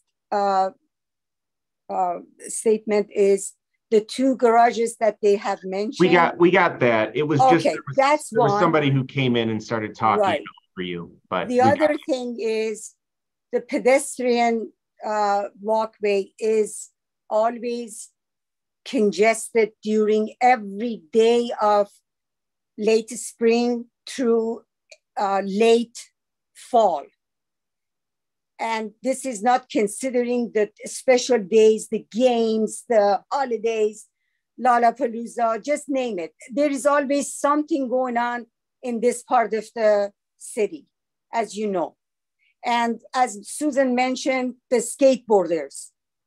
which run into me when I'm pulling my grocery cart to get home. So the congestion in our pedestrian walkway as it is beyond acceptable. And with adding the dispensary, I cannot imagine how much worse it's going to get. And all of the pay to park places are banned during the holidays. There is practically no parking spot in the area anytime there is some activity going on in the city. So I want this to be a main concern for everyone. Even this business is going to go down because their customers cannot reach them unless they walk to their business.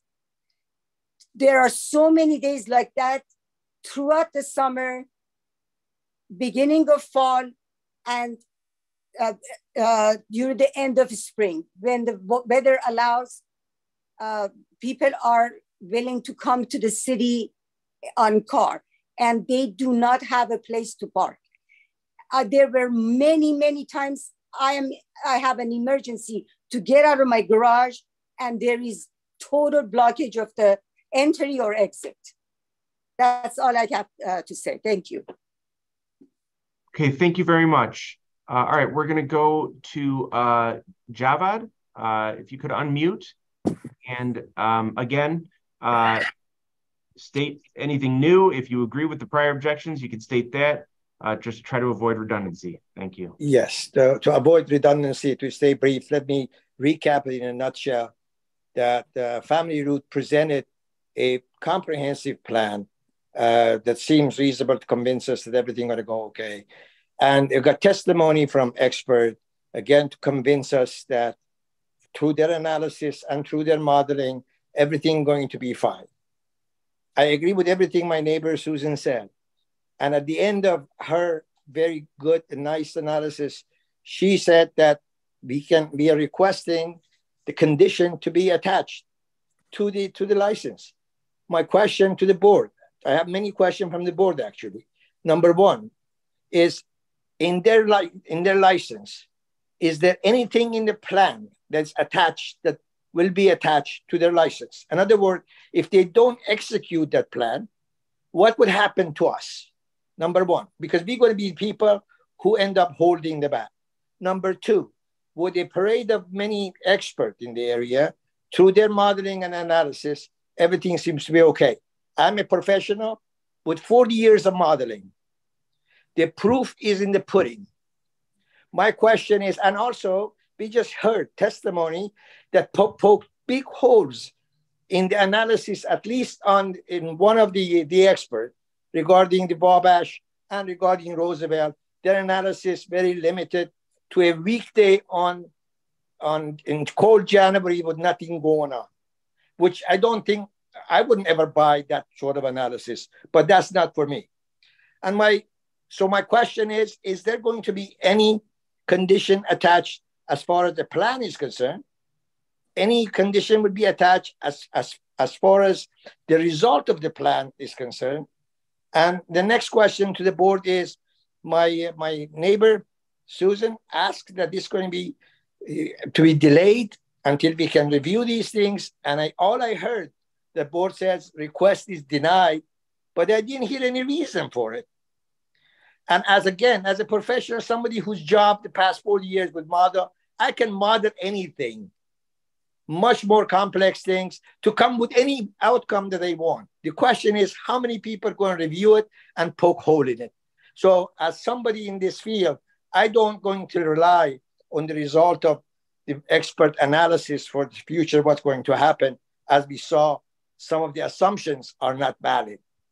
So again, my question to the board is, are there going to be anything attached? I understand that many licenses in Chicago are contingent upon some analysis, some condition.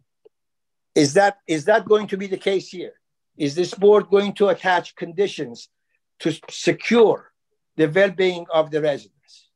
And also, when he denied my neighbor's request for continuation, can somebody give us a reason why he's denied? Is that request unreasonable? That's all I have to say. I'm willing to answer questions. Okay, so as far as the license, we don't grant the license. That's the state.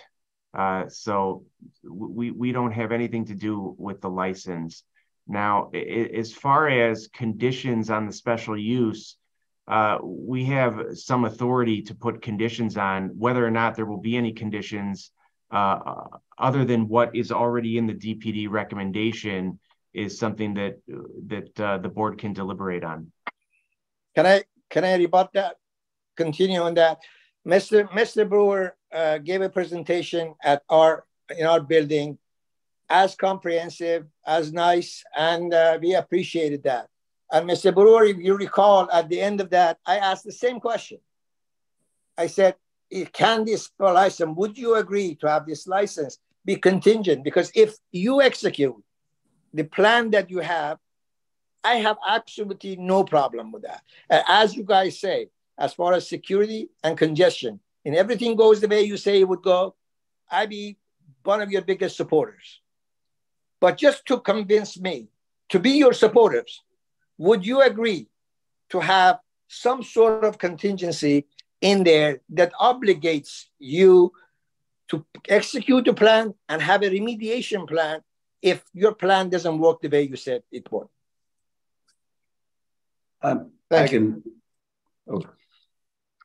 Should I answer? Sure. Chairman, just to make sure I'm following decorum, I can answer if you like. Go ahead. If you want to answer the question, you can answer the question. We did talk at 1160 in detail about our plans with respect to security, with respect to the traffic in the back. And one of the things I think we both talked about towards the end was that our interests are aligned. We need that alley to be as clear as possible in order to receive shipments and just transact regular business. If that alley is congested, then our business takes a hit. We have a direct incentive to work with you all. And so, I told you and everyone else, we're committed. I said it was the beginning of a relationship, not a one-time conversation. We're committed to keeping that relationship and keeping the conversation going. It's not our job to come in and fix the pre-existing traffic issues that were in the alley, like today, before we moved into the space. It is our job to come in and make sure that we don't make it worse. And in fact, I think we'll make it better just by virtue of the security and the clearance that we need in that space. And so, that's where we are. The potbellies that's in that location caused some problems for us, and they couldn't care what problem we had. They couldn't care that the customers block us. That's number one. Number two, I'm not asking you to fix that. You're coming in as a new owner, operator of a business. I am asking you to sort of provide some sort of guarantee through some sort of an agreement that your business is not going to cause traffic, undue traffic in our alley and jeopardize our safety. I'm not comparing in the past because you're coming in new. Potbelly's already gone, right? And our alley was being much more clear than before. I don't have any problem, and you can come in and make them as clear. All I'm asking is, why is it, since you are committed and she seems like a outstanding citizen and want to work with us, why is it that you can't agree to have some sort of a agreement attached to the license, very similar to the Eurostar Hotel, which was in news in 660 North State Street, which the citizen and aldermen now are challenging the business because they're not upholding the agreement that they agreed to attached to their license. So why can't we have the same thing? And I understand that some of the cannabis businesses had attachments to their businesses, to their license for operating business. Why can't you guys have it with us, something that is amenable to both you and us? Dispensaries will be a condition. This is Katrina McGuire. That all of our security plans, all of our parking plans, our floor plans, our access plans, the lighting, the cameras, all of that are conditions ultimately of our state license because it's linked to that and are part of the record here before this, and therefore are part of the special use as well. Both the city has revocation authority if we are a nuisance. If we don't operate safely, if we become a nuisance, the city can revoke our special use. The state can revoke our license. So we have every interest, it is in the applicant's interest to ensure that this operates in a way that is not a nuisance, does not create a safety hazard. We can't have a traffic problem in that alley because our deliveries have to be able to access our delivery spots. But all of those, we don't get to say what we're saying here. We don't get to provide plans and security plans and not be tied to those. I still have my question from the board. Why was the request for continuation denied? On what basis? The request for a continuance was denied because this date has been noticed for quite some time, and the ability to obtain the documents that you see today existed before today, but apparently nobody attempted to get the documents. And so that's why the request is denied. You don't just get to come in the day of and say, I want a continuance. There's due diligence involved. When was the analysis for transportation posted? Where was it posted? It was part of our application, but our expert, Mr. Abuna, was actually at the community meeting back in November and available to answer questions then as well.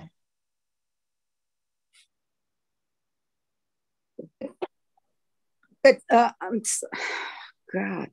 No, I'm not going to take any more of your time. I'm sorry, I don't know if you can Tamina, your time is done. Tamina, we're moving on. All right, so Javed, have you finished, Javed? Oh, you're muted right now.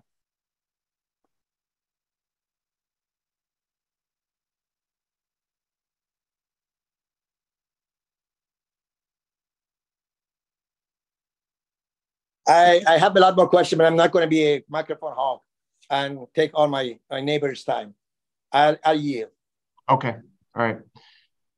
Okay. Thank you. All right. Next, we are going to go to Leah Stroudenbach. And Leah, as I've said with everyone else, please, anything new, please add, but please try to avoid redundancy. Of course. So I'll try and be brief. There were conditions that were stated at the top of the meeting. So this recommendation was in the context of benefit of the party only, queuing in the building only, and 315 plans per East Lake Studio. I guess I'm wondering if the additional that we heard today that the free parking spaces will not be for customers, could that be added as a fourth condition?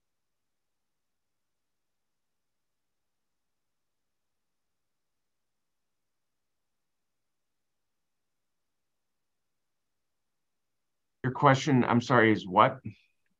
My question was that there were three conditions that were stated at the top of the meeting about this recommendation for the application. One was the benefit of this party only, queuing in the building only, and that the 315 plans for East Lake Studio were the basis.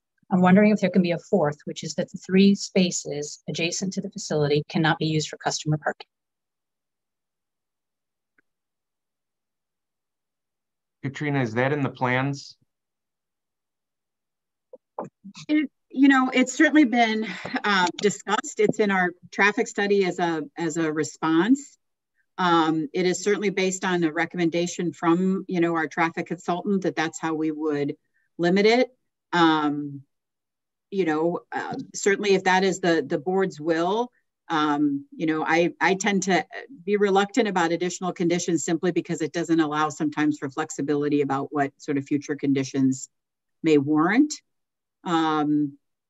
But that is absolutely how we intend to operate this dispensary, is to not permit it because we understand that customer access into the alley is something that the neighborhood is very concerned with. May I respond? Go ahead. Several of your expert witnesses reference this. So if it is part of their basis of analysis, I would include it.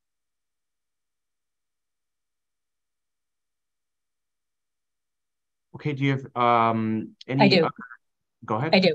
So there was a commitment around a guard who would be continually patrolling the alley to manage traffic congestion, parking by customers and neighbors, and facilitate all product deliveries. In the presentation today, one of the experts said available as necessary. And I don't understand whether those two that are part of Silver Star are meant to be internal, external. Could we have Silver Star talk about what the contract is with respect to internal and external security? Yes, and thank you for the question. So please let me clarify. We will have that guard outside as much as possible. I just like to point out, having done this since 2014, we do live in Chicago. When it gets extremely cold, obviously we can't have someone posted out there full time. To mitigate those instances, or when it's raining or if it's super hot, you have to give people relief. So as much as we can have them out there, we will have them out there, as much as possible. In the interims, when they're not there, our guards will be able to see those panoramic cameras that are in the alley and along the exterior of the building. They'll be able to monitor anything that happens and respond to it within seconds. The dispensary is not that big. So if we have to bring someone in to give them relief from the elements, they would be able to go back out. And our officers will rotate to keep themselves fresh. They're not, the same person is going to stand in the alley full time. So I hope that clarifies your question. Mr. Farrell, your SLA is within moments. Is that what we should expect to see in the contract? I'm sorry, I didn't hear that. You broke up. Your SLA is within moments. That's what we should expect to see in the contract. You said they would be there within moments. I'm asking whether your service level agreement that denotes that. I'm not sure. I'd have to look back. We have a very long agreement, but I'm not positive if it denotes it in there. But I can just tell you, if you look at it from a common sense perspective, being able to get from inside that to outside that facility would not take very long. And our guards will have key cards that they can get through every door and be able to respond very quickly. That's great. Thank you. And last question, what is the dates of the reports that were submitted as part of expert testimony? So the travel report, all of those, what was the dates of those completed assessments? I think they were all February, summer, November, at various times. So they wouldn't have been available in November meeting, is that true? Well, our traffic consultant was available at the November meeting, yes. And when was his review completed? I think February. So he wouldn't have been able to answer questions about a February report in November, is that correct? He certainly would have been able to answer questions about traffic conditions in the area generally, yes, he could have. So there was no added value to between November and February, is that what you're stating? That's not what I said. So could his answers have been as complete in November as in February? We'd be just speculating how complete they would have been. Okay, thanks so much. That's all the questions I have. Okay, thank you. All right, next we're going to go, although, let me see here. I don't have a... Chairman, since you were going through the objectors, another person, Vinny, had also raised hand and joined in, and then Jeff Witkins is still under the attendees, not accepting promo, but he's allowed to talk. Okay. All right. Well, Winnie has a hand raised. I don't believe I've actually sworn you in, Winnie. If you could unmute and then state your name and address. Well, it looks like, did Winnie leave? Okay, I think Winnie left. Oh. Can you hear me now? Yes, we can hear you. Who is this? My name is Winnie Dolaire. 11. Can you spell your last name, please? D as in David. O-L-L-E-A-R. Okay, and are you here in objection? I am. Okay, can you state your address, please? 11 60 South Michigan, Unit 2103, Chicago. Do you swear or affirm to tell the truth in these proceedings? I do. Okay. As I've been saying to everybody, anything new, please go ahead. And if you agree with the prior objections, you can state that.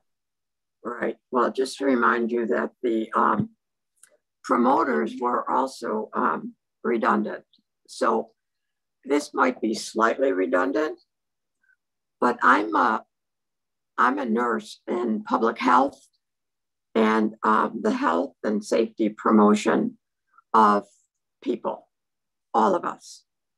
And I'm interested in seeing the report from the fire department that they looked at the traffic patterns in my alley, the alley that we're talking about, because I'm going to be contacting them, and I want to make sure I contact the same person who came, or did they come in person to evaluate the alley? And that's a question. I'm happy to answer that, Mr. Chairman, if you'd like. There's been no report by the fire department conducted. I do not know whether or not the fire department has recently, in conjunction with this project or at all, looked at this alley. The statement that was made was that in conjunction with the development approval, many departments, including Chicago Department of Transportation and the fire department, evaluate all PD applications and have to sign off for them to advance. Okay, so the fire department never made an inspection in person of this alley. I don't know that.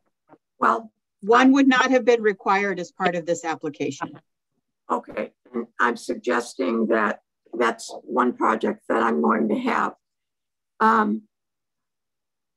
You seem to have all kinds of numbers on the population and the people, the ages who live here. You know about the traffic on the hours that you viewed. I don't know that you actually have a handle on the problems with this alley. I'm not sure that the parking facilities that you're employing are not going to make it worse, because 1111 backs up into that same alley. So there's going to be more traffic going around in circles. So that was my question. You don't have any name. You said that the fire department approved, but they approved a picture or a letter or something approving the traffic patterns. You know, we will not get fire engines or ambulance care in this building in a timely fashion. And that's a concern. I'm 80 years old. Some of my neighbors are older. Many of them are in school, kids. Things happen. I do see that they take an ambulance over to the skate park periodically and drive right up to the skate park to provide care. That will not happen on Roosevelt, on Michigan, or in our alley. And so that's my biggest concern. And I do have a remedy that I can't ask you to take care of. But it may be possible to make one lane of our alley, which is blocked, let's say 30% of the day, it's open all night, to have a fire lane approved, and maybe a one-way entrance to the alley and a one-way exit. That may be your problem or Matt's problem, but it's most definitely the problem of the people who are living in the buildings, depending on emergency care through that alleyway. So I guess I made my question, you answered it. And I just want you to know I'm going to be following through on that. I guess in future sites, it might be a good idea to ask the police and fire department to come out and view exactly what they're approving, and not just Roosevelt, and Michigan. They've already approved everything else, including a drag race. No more questions. Thank you. Okay, thank you. All right, let's go next to Mary Pico. Hi, thank you. I agree with everything else all my neighbors have said. The only thing I just had, I don't think it was touched on, so forgive me if it was, but Mr. Weber, you probably could answer this. Once you do get your parking situation, if you did get approved, how would you notify your customers about your parking validation program?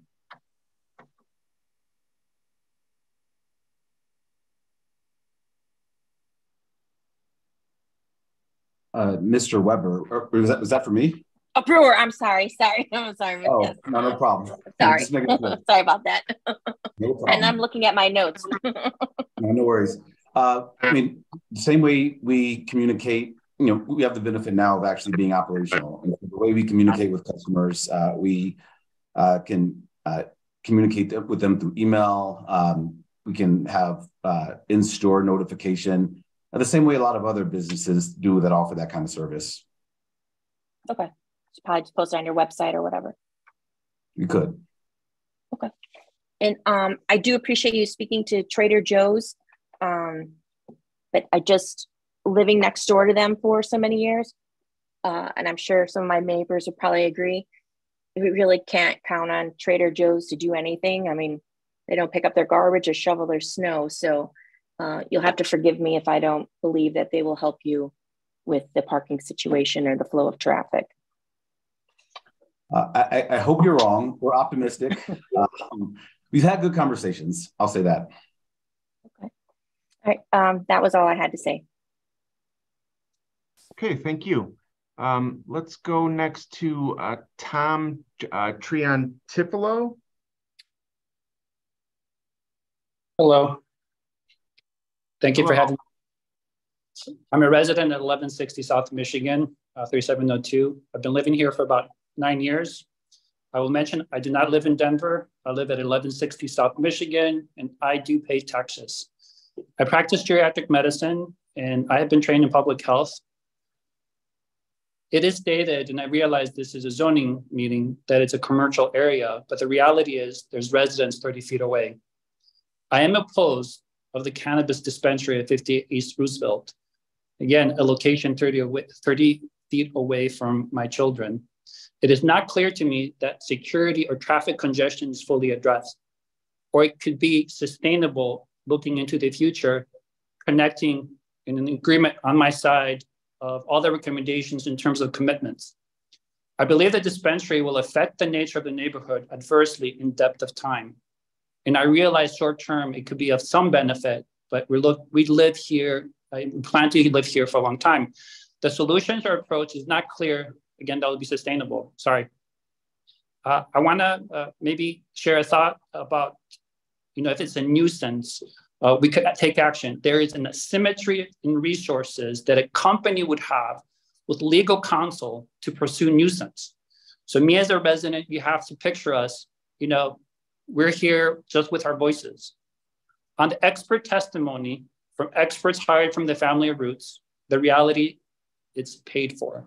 And I do not believe that the staff live in the immediate area they may have lived in the past, but they do not daily experience the congestion at the present time, and I would have a question later on. The depth and time of each report analysis is unclear, and there is evidence that when the reports were made and prepared, that were not shared. I'm not saying malicious, but with malice. And at least when I was the last meeting, I was not aware that I could request those reports as stated. As a person opposing, I do not have access, and I think we should, if that's the basis of what's recommended. And I'm not even, they were not made available. On meeting the zoning regulations, it's not clear to what degree the building housed has received federal funds, and does it in effect possibly exclude it as dispensary site. On project dependencies, the project leans on the support from Trader Joe's to allow delivery of products through the delivery dock. Historically, the dock in the alley between Trader Joe's and our residence has garbage bins and equipment used to lift crates. It is a very tight space as presented in the pictures. It is not clear that Trader Joe's zoning or license allows for them to receive cannabis on their section or having products move through their section while customers are present and they may not be aware. I do not have anything in writing that I've seen from Trader Joe's, and I think it's a cornerstone to what is being proposed. It was reported from the dispensary that the Trader Joe's will make 2 parking spots available. I have understood that there are no other confirmed plans existing related to parking. I know that, I heard the answer, but it's kind of nebulous.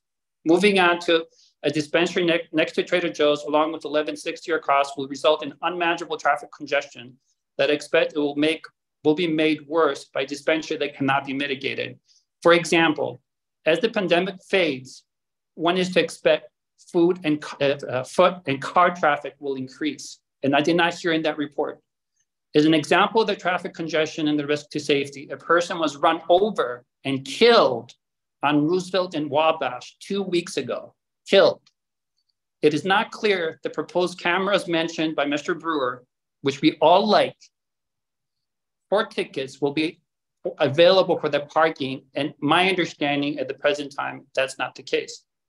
As mentioned in the project dependencies, there's consistent evidence that there will not be adequate sustainable parking available, leading to question. I understand that the counselor said that it's not necessary, but the reality is this is one of the busiest places in Illinois. The traffic analysis does not seem to have included the addition of the other dispensary. Coming back to, we're taking a lot of this at face value. It was stated it is not an area very well served by public transportation. Does it mean it can meet the need of a startup and look into the future? So I think what we're asking and thinking, it's a different answer provided, but it could be because it's the zoning board. On managing traffic, my assessment is any business will not be able to enforce decongestion because portions are a public space. A dispensary will change the nature of our neighborhood and my family. My children speak in fear of the increased congestion. As a father of young children, a dispensary, or even more than one, is not welcomed by my family because it's of an adult nature. It is not clear if guards will be armed, and if armed, to what degree it may lead to violence. And it's not clear how Trader Joe's will manage the episodes of cannabis delivery. And it was shared that it will be random, but Trader Joe's is not random. So how are those two in a very congested space, how are they going to navigate their schedules? Needing a retired marshal to secure a site implies that there is real danger to the neighborhood. And as a layperson, comparing as an example a restaurant to a cannabis dispensary does not meet reason. A neighborhood is composed of people. An additional thought on the effect to the neighborhood is that cannabis can have a direct adverse effect on our constituents. As a physician, I'm concerned with safety. For example, my reasoning is that cannabis risks are numerous, related to drug-drug interactions, associated with escalation to illicit drugs, and is associated with contributing to several illnesses, leading to emergency room visits, psychosis, and heart attacks. So what is my ask? My ask is not to grant permission to a cannabis dispensary at 4858 East Roosevelt. Thank you for facilitating the current hearing and the guidance from the zoning board. I appreciate the amount of work that you put every day because I find this exhausting. Much appreciation. If I have time. Yes, if you have a question, you can ask it. All right. I heard here that the planning and development representative has requirements that are not met. And I ask that is considered before approval is granted. Maybe it's not a question, but it's maybe a statement. It's more of a statement, but I understand what you're saying. We can sidestep it. Other question, can the reports be shared and can the zoning decision be on hold? But I feel that you already answered that. The assumptions in the reports are not clear. Can they be shared in detail? And I'm not sure if that's a consideration. Other questions, can the dispensary confirm from the building owners that they have not received federal funds? What happens if Trader Joe's pulls their support in the future after, it's been allowed to have the dispensary? Can we have what Trader Joe's commitments are in writing? Maybe attach it to the license. And then it's not clear how Trader Joe's and the dispensary will facilitate deliveries to the respective products, especially after 9 o'clock.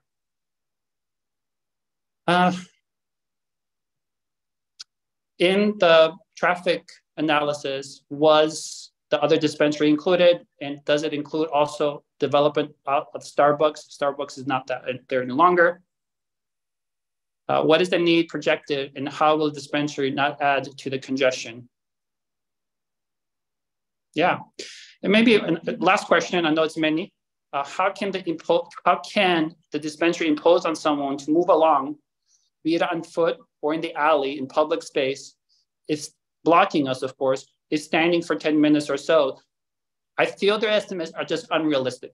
20 minutes in, 30 minutes out. It's hard to believe. I don't. I'm a scientist. I'm a chemical engineer. I'm a physician. I'm well trained. I don't. I have to question the validity of the information shared. Thank you. I don't know if you can offer any answers. To which question? The question is, how can someone impose? I really feel that this is high density living situation, very few parking. I mean, the whole city comes through this front door. Okay. And I feel that the dispensary, respectfully to them, I realize they want the business, they want to make money, however they frame it. I do not feel they can meet the needs of the community. They just can't, because we live here and we know what the community is like.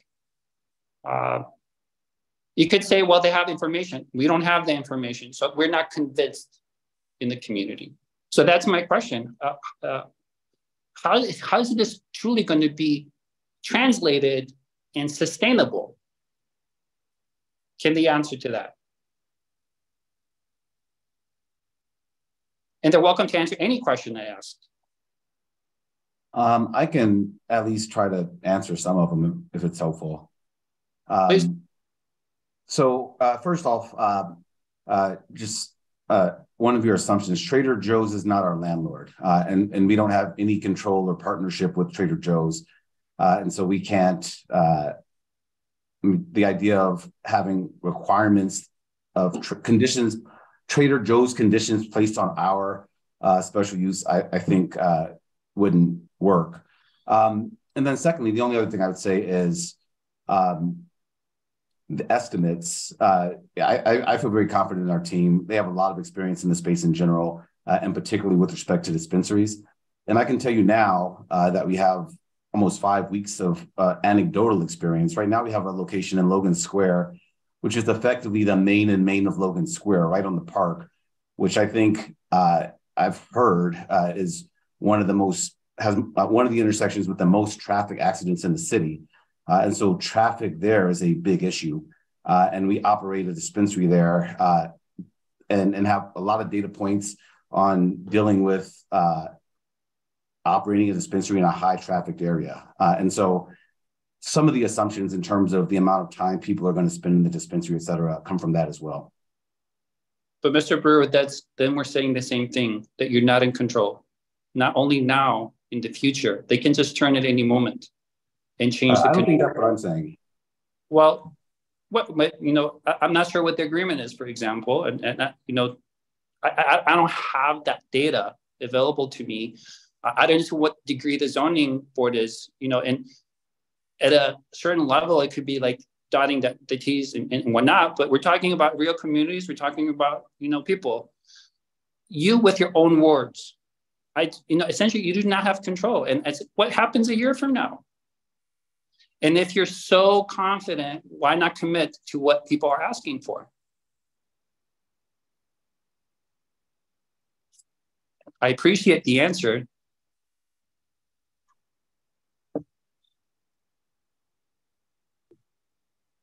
Is that a question? It is Chair, not. I don't want to, I'm deferring to the chair here. I don't want to just keep, it doesn't feel like we're, I can keep answering these if you'd like, Chair, but I know that there's other, I defer to you. All right, so I'm not sure what the question is. I don't know if it's an actual question or if it's just rhetorical. I mean, your argument seems to be that there's just no way that there's a way that this dispensary can work in this position. Correct. To say, how can it? Well, how can it is based on the evidence that they've given.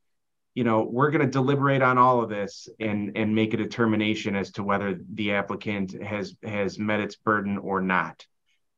So that's basically the answer that I can give you, is that once we get through this, we're going to take it all under advisement and deliberate on it and make a determination as to whether the applicant has met its burden in meeting all of the special use criteria.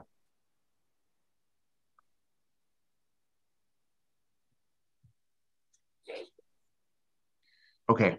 Do you have any other questions before we move on? Keep it to zoning. Keep it to zoning questions. Yeah. I have no questions otherwise. Okay. To the next objector.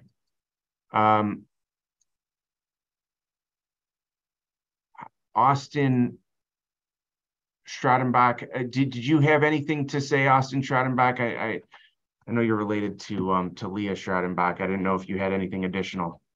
Well, thank you. I defer most of it to agreeing to what my wife said. I do have one point that kind of struck me as sad, and that is that traffic study. Now, I realize they aimed for rush hour on purpose and for good reason in most places. Unfortunately, that 10 to 4 window that they missed, this alley has 2 condominiums and a hotel, all with more than 200 units, and a Trader Joe's. And all those places get the bulk of their deliveries between 10 and 4, because guess what? They're trying to avoid rush hour. So my unofficial traffic study of walking by there tells me that's the time, and Matt should be aware of this because it's going to really impact him. There are times when he can't get to his 3 parking spaces. That won't happen. Wednesday, I took my break at 10 to get a coffee. There was a Thermo King truck delivering to Trader Joe's that was blocking all of his spots. On the other side, there was an electrical problem, I guess. So there was an electrician's truck blocking him in. There were 4 other trucks in the alley, and they couldn't move. That traffic study is unfortunate. That's the only thing I have to add. Thank you very much. Thank you. Okay, moving to Annette Dixon. Do you have anything new? Yes, I have one thing new, but I agree with everything I've heard so far. Okay. Of the opposition, that is. But the thing that I'm concerned with are the children. And I know that when there's schools that are nearby, which we have, but we're just not in, maybe one might be 1,000 feet or 100 feet or whatever have you. But we didn't consider the 30 children that live in this building. And if children are going to go past what they have to go through already, it's the dispensary, and it's the adult dispensary that would be, I think, terrible for them to have to keep seeing people maybe even lined up along the street waiting to get in to get their stuff. So that's all I have to say about that. Okay, thank you very much. Let's see.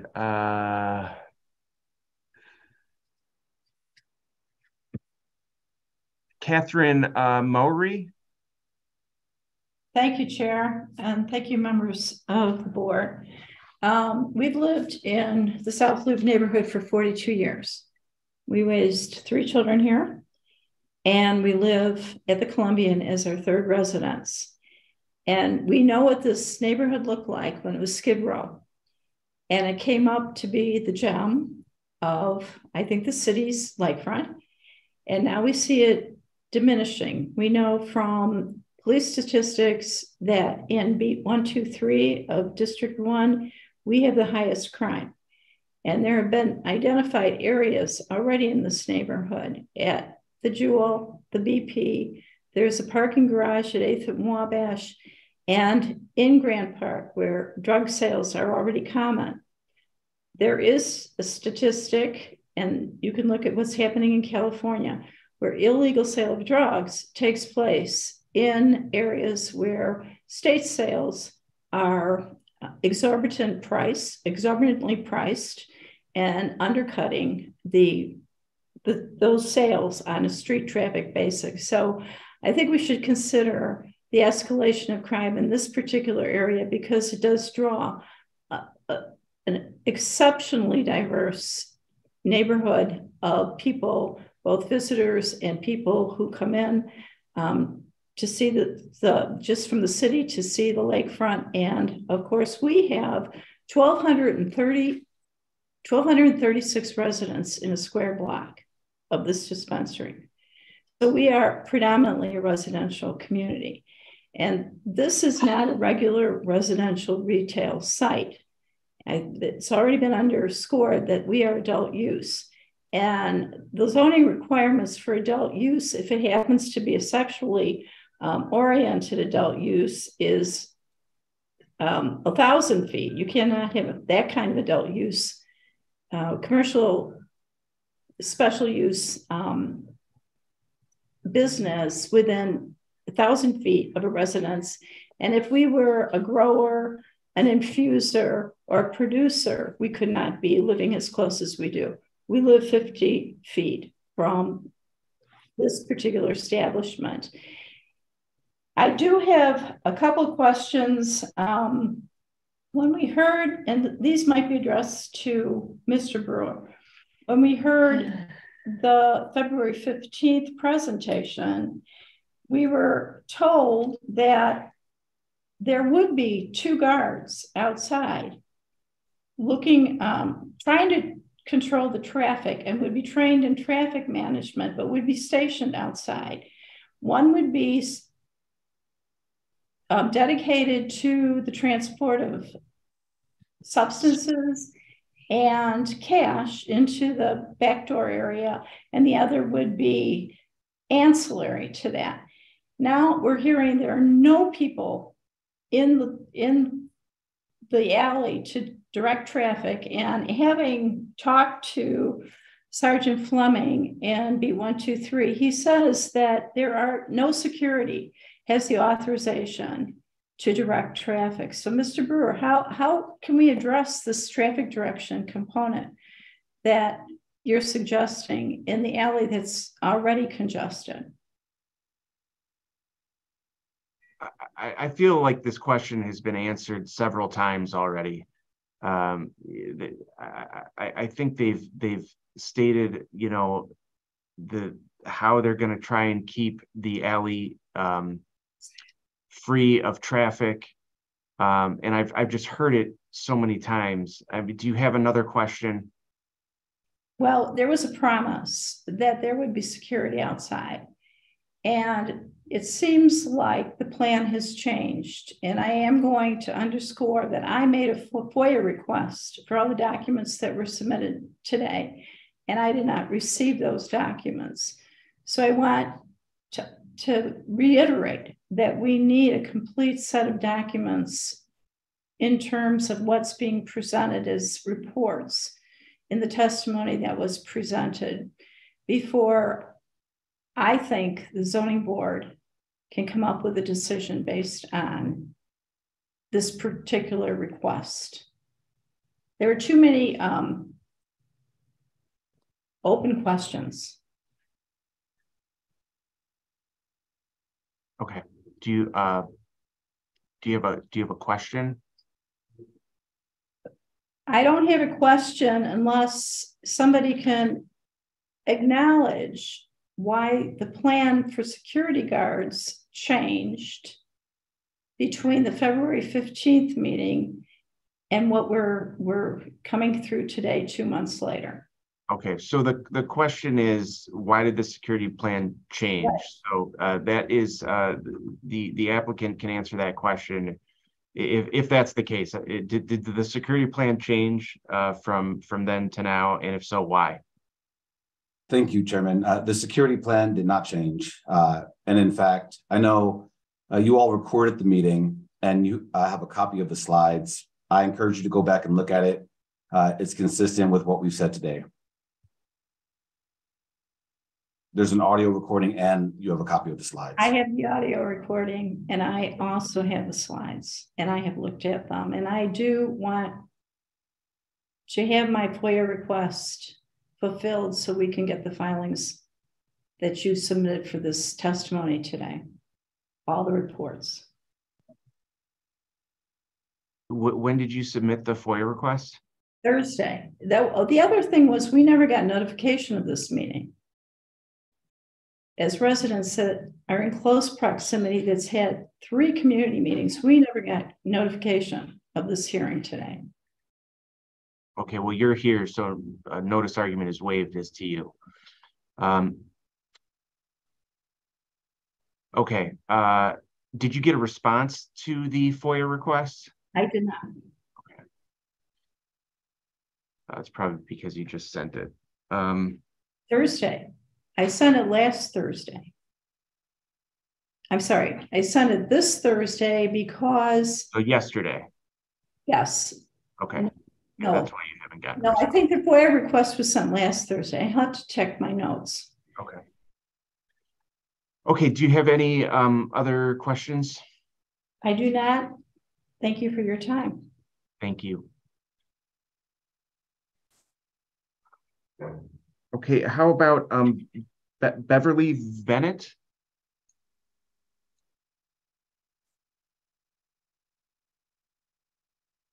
Beverly Bennett, please unmute.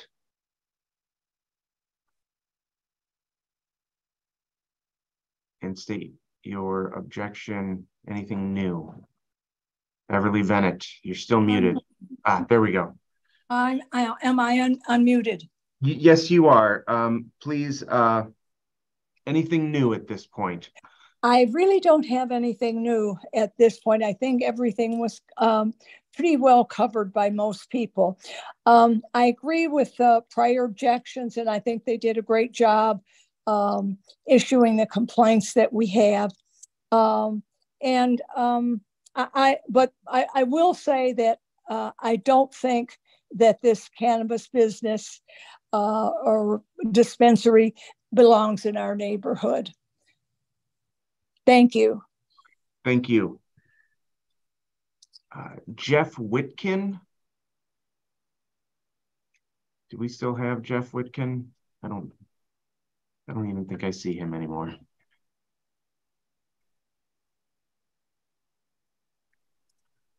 Oh, Lewis, have I called on you, Lewis? Finally, it's 4:45. Call you? I just finished. What is it? How long did you talk? What? Okay, what? Sorry, Chairman, I think they were just unmuted by mistake. Okay, all right. So is there anybody who objectors that I have not called on already? Are there any objectors that I have not called on already?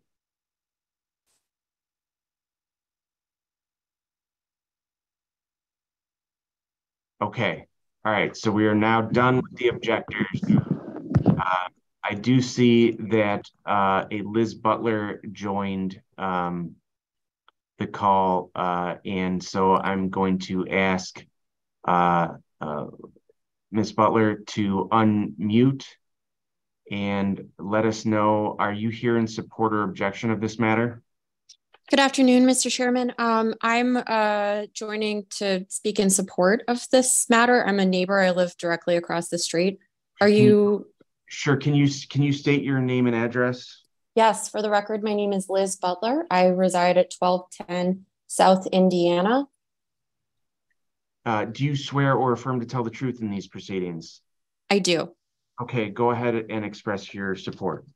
Thank you, Mr. Chairman. I just want to note that I am an attorney that regularly appears before the board, and today I'm speaking only as a resident and not in my professional capacity. However, I do have extensive familiarity with the cannabis industry, and as a neighbor that lives across the street with familiarity of the impacts of cannabis retail uses, I am strongly in support of this use. I have zero concerns about potential impacts on crime. I review crime impact reports as part of my job and my business, and I feel that the establishment of this use at this location would have a positive impact on the neighborhood.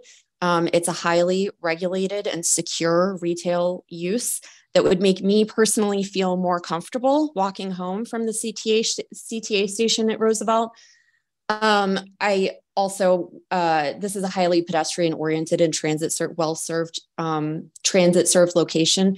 I have zero concern about potential traffic impacts of this proposal.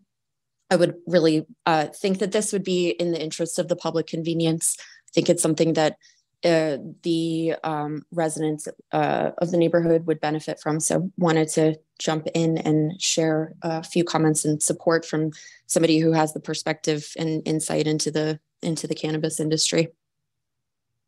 Okay, thank you for expressing your support. At this time, we are now going to go back to the applicant for rebuttal and closing. Thank you, Mr. Chairman. Very briefly, I know you've heard a lot. The only thing I want to do is very quickly put Mr. Abuna back on. There's a lot of conversation about traffic, and I just want to make sure that we end on a bit of a reality check here on what the generation of traffic will actually be here. So, Mr. Abuna, if you're back on, just quickly state your name again for the record. Okay. Yeah, Louis Abuna. Great, Mr. Abuna, we've obviously heard a lot about the neighbor considerations and concerns about traffic, the alley, et cetera. Can you please just remind us, the applicant has estimated that, transactions will be up to about 30 an hour. Based on your estimates in your report, that would generate perhaps at most 10 cars per hour as a result of customers. Is that correct? That is correct. And in fact, in our study, we went even more conservative and we looked at a generation of 15 cars during the peak hour. Okay. And what kind of impact would 15 cars on the traffic in the neighborhood in this immediate vicinity create? And again, this is amount of traffic over a 1 hour period. So this is not going to happen all at the same time. So it's going to be spread out over a 1 hour period. So we're talking about an average of one car every 4 minutes.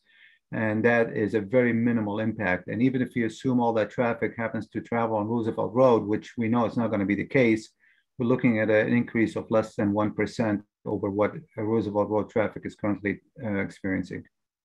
And considering the other uses that would, even the Potbelly that was here before, or any other sort of permitted uses that would not require a special use, this traffic generation would certainly not be more than what would be generated, for example, by another Potbelly's or another retail use in the area. Is that correct? That is absolutely correct. Okay, I have nothing further, Mr. Abuna. Thank you. And the only thing I would add in closing, unless there's any board members that have any questions of us, but otherwise we are prepared to close, is simply to thank all of our neighbors for their time and their initiative. We know they've spent a lot of time and that is greatly appreciated. I will also note that Family Roots has been actively engaged, especially with 1160, in trying to address all of their concerns. And to the extent that we could address any, we certainly can't overcome sort of fundamental objections to cannabis use, the legalization of it, or even within the neighborhood. but have worked very hard to address those concerns that are pre-existing concerns, especially as to the alley, to ensure that we meet our legal standard here, which is that we are not creating any adverse impact to this immediate neighborhood and to this community. So with that, we would respectfully request that this board consider our application, our materials, and approve our application. Thank you. And I guess before we leave, I'll just ask one last time to the board. Commissioners, do you have any questions before we take this under advisement?